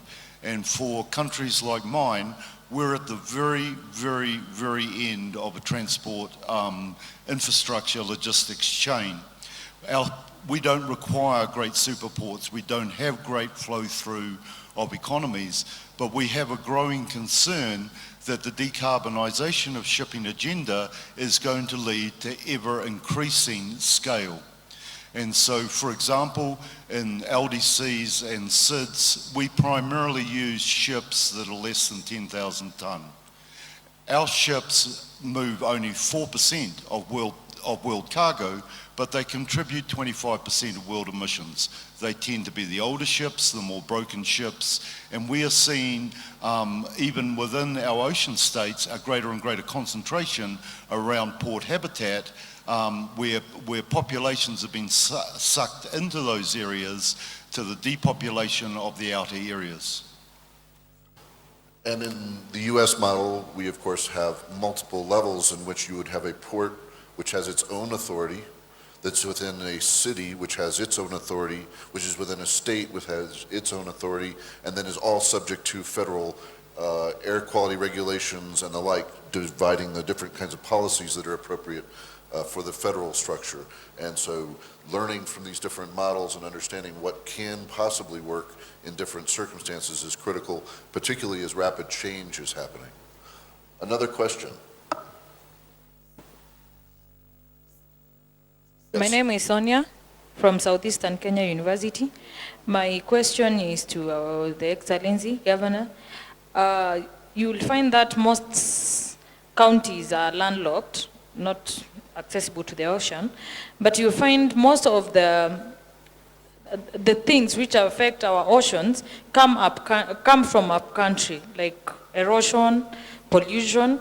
Do you have a policy whereby like every county, doesn't matter the distance from the ocean, can play a part in conserving our oceans, all our waters? Okay, thank you. I think what we have is a national policy that each county has taken and adapted it to their circumstances and done a county law that is specific to that which is legislated and implemented. I think this is something that is happening everywhere, and I hope that the discussions out of this conference, particularly on critical areas that may not be touched in the existing policies, are things that can be adopted so that we can be able to incorporate it to improve. Because we are realizing that the blue economy is a huge ecological infrastructure.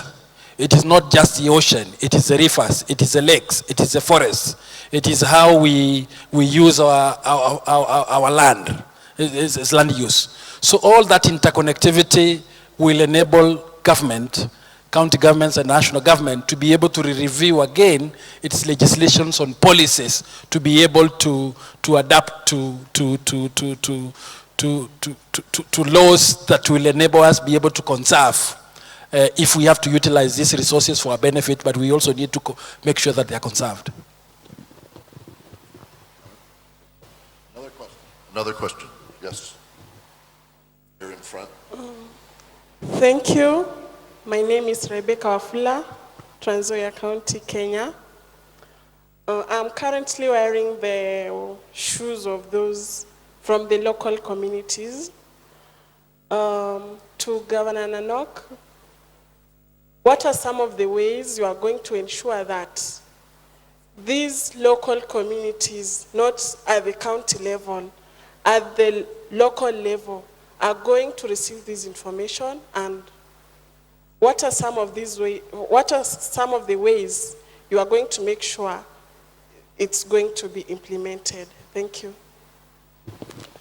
I think that's a very valid question. You know, you will have to realize among the 14 functions of county government, the one that comes out explicitly, and it is only assigned to the county government, is the one on ensuring public participation is enforced. So essentially that gives us the opportunity to be able to contact people in the lowest level, even in the villages, because county governments have devolved structures all the way from the county to the sub-county to the ward level and even to the village council level.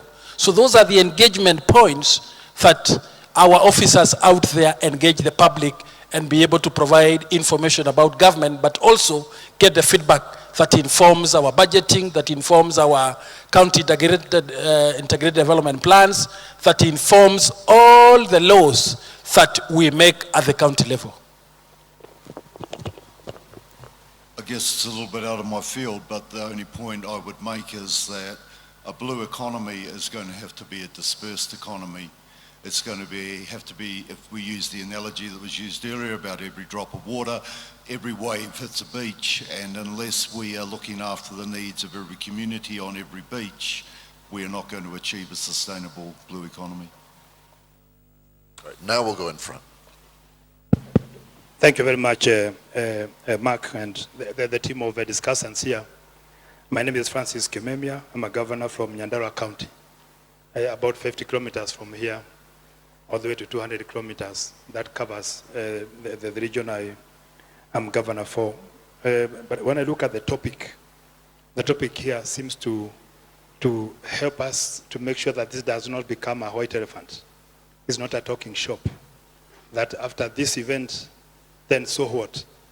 For those of us who do not have seas or salty waters, Indian Oceans, and those of us who come from the hinterland, at times we feel a bit excluded. And I've heard about inclusivity. So we need to be made more inclusive. So I'm thinking that maybe after these high-sounding, high-level debates and discussions, we need to now customize and localize this conference.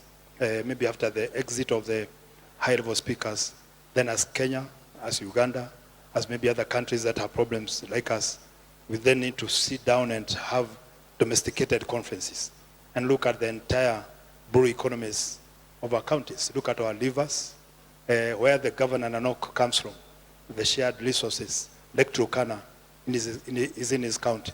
That lake will not be alive in the next 10 years. It will be a dead lake. So these international shared water blue economies, we need to look at them and see how, as the international community, we're able to make sure that we do not lose the integrity of our blue economies, even in the hinterland.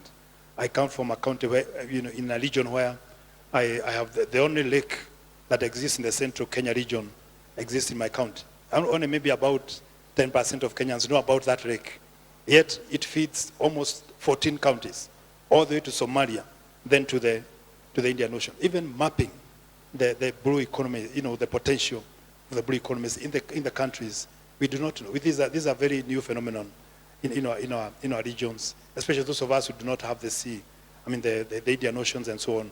Although we go there for tourism, but we also need to start appreciating the blue economies in the hinterland and see the potentials that are in those economies, so that all of us can then share from the dividend of the blue economy. I think those are the points I thought we need to make. We need to refocus more on then the blue economies in the nations, and then see how as the international community can benefit even from the hinterland blue economies that appear to be forgotten and swallowed by the big oceans that we have been discussing about today. Thank you very much. Yeah, I think, thank you, Governor Kememia. I think for those who don't know, part of the water that we use in Nairobi comes from his county. So I am sure he'll claim he's part of blue economy because he's also supplying the water here. But I think he raises a very critical point. For water sources, I know the oceans is an international resource because it's shared by all countries. But for lakes and certain rivers that are a regional resource, for instance, Lake Victoria, Lake Turkana, which receives more than 80% of its water from the Ethiopian islands. I think decisions should be looked at how we handle these issues both regionally and internationally, so that they don't become centers of conflict, but they should be centers that benefit, number one, the local people living around those areas, and then second, benefiting the countries whose resource it belongs to. Part of that is the definition of what we're talking about. I mean, we have the word sustainable before blue economy, therefore it should or must have those qualities. Any comment? Thank you, Governor. The point I took was your early point in the speech, which was, I interpreted as, it's very easy to talk the talk, but how is it we're actually going to walk the walk? And I think we need to be extremely realistic. There is no magic wand that is going to produce a blue economy for us. It's going to be a lot of work, and there's a lot of risk entailed with it.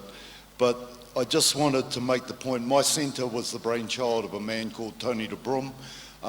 Tony de Brum was one of the architects of the Paris Agreement, formed the High Ambition Coalition. And he spent a lot of his latter years, passed away unfortunately last year, but he spent a lot of his latter years on the international circuit, driving the international community to make the commitment to change. But he was totally and utterly aware that that was a futile action unless we followed it up with concrete action at the village level and at the island level on the ground. And that's why I said in my opening remarks, part of my job is I work in the International Maritime Organization trying to drive international shipping to make change.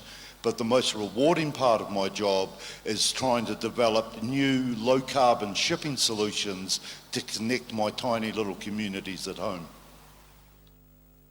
So I wanted to follow up also on the measurement of the blue economy, and I think that's an almost academic exercise in some cases, and we've spent a lot of time. I'm part of the Center for Blue Economy at the Middlebury Institute for International Studies, and trying to figure out what are we even talking about is a big challenge. You also said, now what? And I encourage everyone to stay around for the wrap-up conversation where we're going to discuss now what. And then you reminded me of one more of the distinctions and opportunities when we have national and local governments. My country's president withdrew from the Paris Agreement that you mentioned, and the governors and mayors of cities said, we are still in. And they have been working to show up at climate meetings. They have been working to meet commitments to the Paris Accord as best they can at their government level, because they believe that their constituents, their populations want them to do that, in contrast to the presidency withdrawing from the international agreement. All right, I'm going to take one more. Did you have a comment on that? Yeah. Just absolutely to reinforce that, and Fiji, where my university is based, is the president of COP23 at the moment, and we were devastated with the actions of your current president. I think half the world, more than half the world, is probably devastated as well. But to have people like Jerry Brown then rock up onto the stage and go, don't worry about him, our cities are all there, and reminding us that the cities of America are actually the economic powerhouses of America. It isn't the national state that will drive this, it is cities and business communities coming together under city governance that is going to be the solution to climate change. Great point, Mark. They even had at the last COP in Bonn a pavilion for the governors and mayors that was beautifully done. And then meanwhile over here, it was this little door that said U.S. Pavilion, and it was handwritten sign and said, please knock before entering. Which kind of tells you where we're at in my country. I'm going to take one more question. Yes, here. Here comes the microphone. Thank you for giving me this opportunity. My name is Hassan. I'm conservation and environmental activist. Even in regard to the peace is also my concern. My question is, we all know that all the overflow from upcountry to the ground level of the oceans and seas, all residues accumulate in the sea and oceans. Furthermore, what is the bottom line solution? We have got a lengthy, long day discussion. The bottom line solution to make our polluted waters clean, as I can see, I cannot call it a blue economy. Indeed, it's a polluted economy as at moment. We see locally our Lake Victoria is heavily polluted. It was internationally announced that it is high time we do something about that. At the Indian Ocean is the same issue is happening. People are reclaiming the land which belongs to the nature, and that is the fish. And we have to speak for those who cannot speak themselves, like living things, be it in the water or on the land. So what is the bottom line solution? We should do it, because all residues accumulate right in the bottom of the sea and oceans. And to clean it, as our gentleman said before 2 sessions, before he was seated, that it is a very costly and expensive and time-buying, time-consuming activity to clean those waters to make pollution-free. Thank you. This is an excellent question, and just earlier this afternoon in the business forum, we had a whole conversation about fisheries and aquaculture sustainability, and this issue of pollution came up there. We're seeing plastic fibers appear in fish and shellfish. You can't clean that up, right? There's no way, even if you're running a shellfish farm, to filter the water before it gets to your clams and oysters. So we have to have other kinds of solutions that prevent the pollution from happening before it gets to the water, where it becomes so expensive and so difficult to clean. And those become some national policies, but they also are local policies and local enforcement. And there are also combined international activities, particularly if we talk about the scourge of plastic pollution in our waters. It's going to take the countries who manufacture plastic and export products made of plastic, including our water bottles here, to change their behavior so that it doesn't end up downstream in waters of other countries. But comments on this last question?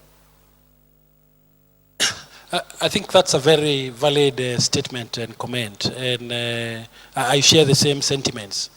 That indeed, at the county government level, everyone has a responsibility. We've got to be responsible citizens of this country in each county. We've got to be responsible business.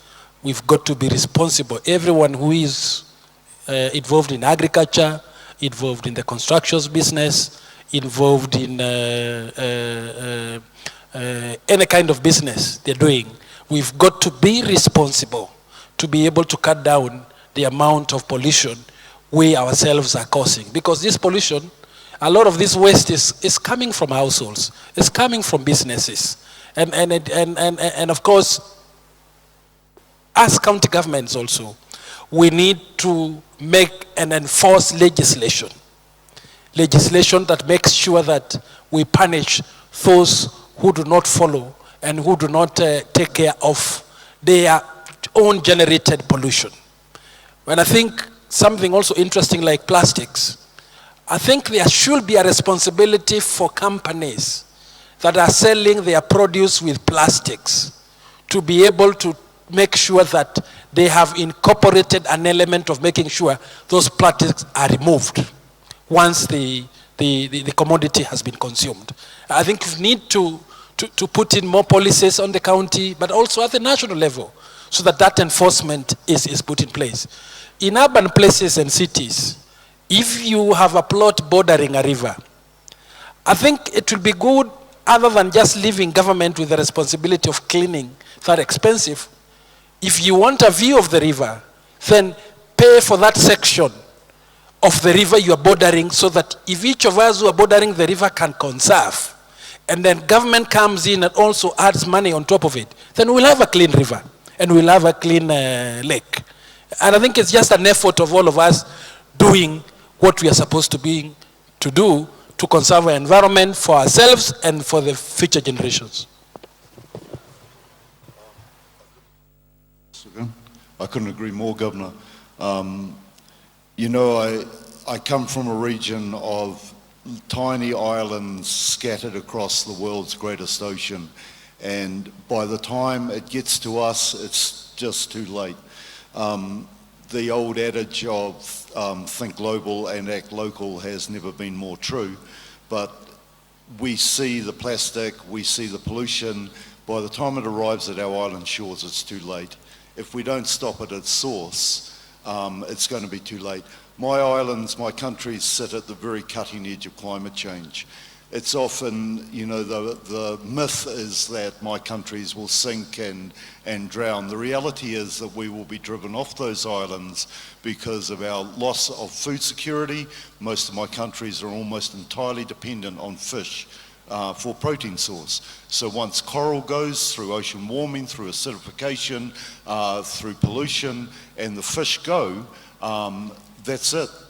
You know, it's pointless about arguing about whether or not we're going to sink another inch or another 2 inch. Once we lose food security and water security, populations of my countries become untenable. And I just wanted to leave you with paraphrasing the Kiribati poet Teresia Tiawa, who said, "We cry salt water to remind us that the ocean is our home." So I noticed you took the microphone back. Did you have a follow-up question? The microphone is not working. Okay, all right. So I wanted to say, it, to our respected governor, it is between the public and the government, and the buyer and the end user and the manufacturer. I think they've turned the microphone Manufacturers, Thank you. Manufacturers say we pay enough revenues to the government. Whatever they ask, we give it to them. The consumers say when we buy the commodity, the price is included with the packing and etc. Everything is in there. Number two, the government says public is supposed to take care of such things of disposal, whereby the disposal units, etc., is not standardized or accolated according to its perspective. Now it's like a push and pull game. Who blames who? Whereby our whole environment, sustainability, ocean and land is suffering. So what will be the benefit? May I give you a piece of advice? The consumers should be encouraged rather than penalizing them to have some incentives, collect the way it used to be during all those manufacturers used to encourage people to spare those packings for number of the packings or to the weightage of the weight of certain amount. Then they have been giving incentives of getting the packed item. Example, buying a soap bar or a bag of flour. So that way it will control the wastage. Thank you very much. We're going to move now to the wrap-up. I am going to invite Governor and Doctor to remain here and the Minister to come up. What you've heard throughout this governor's and mayor's work has been a lot of practical solutions, information about science, finance, ideas from entrepreneurs, and the representatives themselves, the mayors and governors who have, taken this role on and been here today to engage. And so we'd like to invite Minister Wamalwa to join us on stage and wrap up the meeting.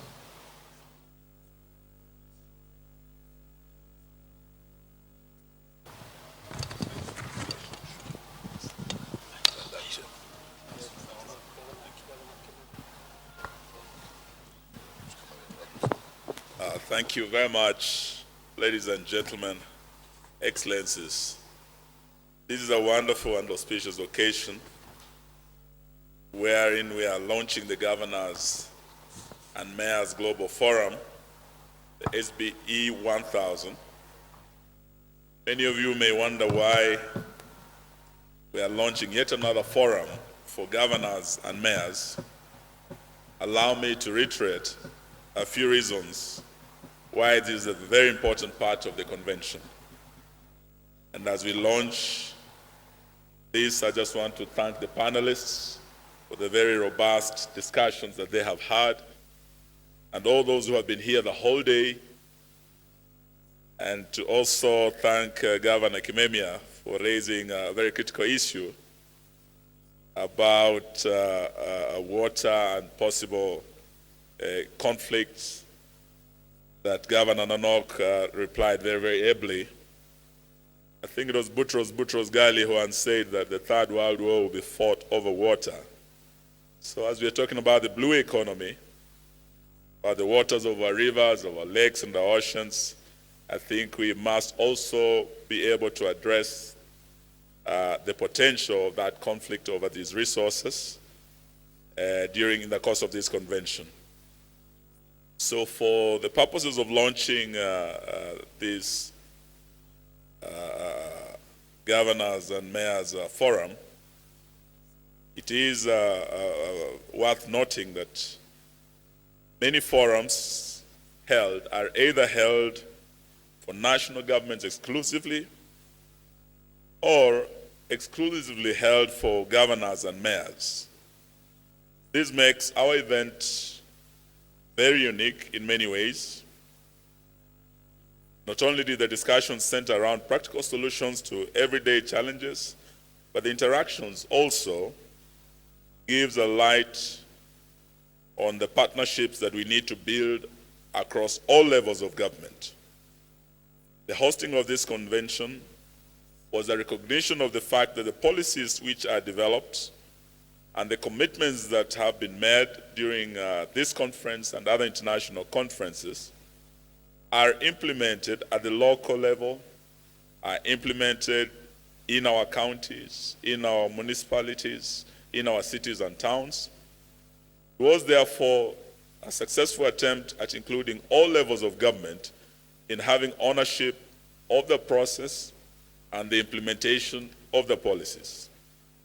This goes out to demonstrate the importance that Kenya attaches to the devolved units as the engines of growth at the community level. Ladies and gentlemen, I also observed that during this event, discussions centered around the 4 cross-cutting themes which underpin the principles of the blue economy and were the foundations of the conference. The 4 thematic areas are namely new technologies and innovations for oceans, seas, lakes, and rivers, challenges, potential opportunities, priorities, and partnerships, financing for the blue economy, and women, youth, and the blue economy. Through your discussions and interactions here, you reviewed innovative ways to unlock the great untapped potential that exists in the sphere of the blue economy. Specifically, strategic areas with the greatest trickle-down effects. For instance, we discussed ways of placing the highest premium on a people-centered, environmentally sound, and resilient infrastructure, which is necessary for well-functioning cities and towns. It is my sincere hope that many of us were reminded or learn how cities can leverage on technology to harness the vast opportunities that the blue economy offers. Whereas technologies are evolving at an extremely rapid pace, we remain committed to the principle of no one is left behind through simple inclusive methods which do not have financial implications to the local governments. Delivering on our agreed action plans requires close partnerships between all of us and all levels of government. I therefore urge you to form appropriate networks, teams and collaborations among states and across the public and private sectors, which will constitute an important delivery medium. I noted with delight that most of the sessions were formatted around practical sustainable solutions, highlighted with options for follow-up in subsequent meetings. It is our sincere hope that this has laid a set of foundational issues and values around which future events of this nature would be organized. Excellencies, distinguished delegates, I am proposing that we seal this historic event by coming together with our governors and mayors of cities and towns in the world to form cooperation on matters blue economy. You are our champions in sharing our vision of collaboration between the national governments and the local counties and municipalities. The cooperation will address the challenges faced by maximizing the opportunities presented by the blue economy in a sustainable manner. Our cooperation will also build solidarity around issues that have agreed on today as we remain custodians of the future. The only way to remain custodians of our future is to ensure a platform we can work around to review and renew the commitments we have made here today for the betterment of our cities and towns. And since I know that there have been more than 1,000 mayors and governors here today, I am proposing that we christen the partnership as the Sustainable Blue Economy for Governors and Mayors. We will call it the SBE 1000. I thank you for your participation, and with your permission, may I declare the SBE 1000 officially launched. Thank you and God bless you.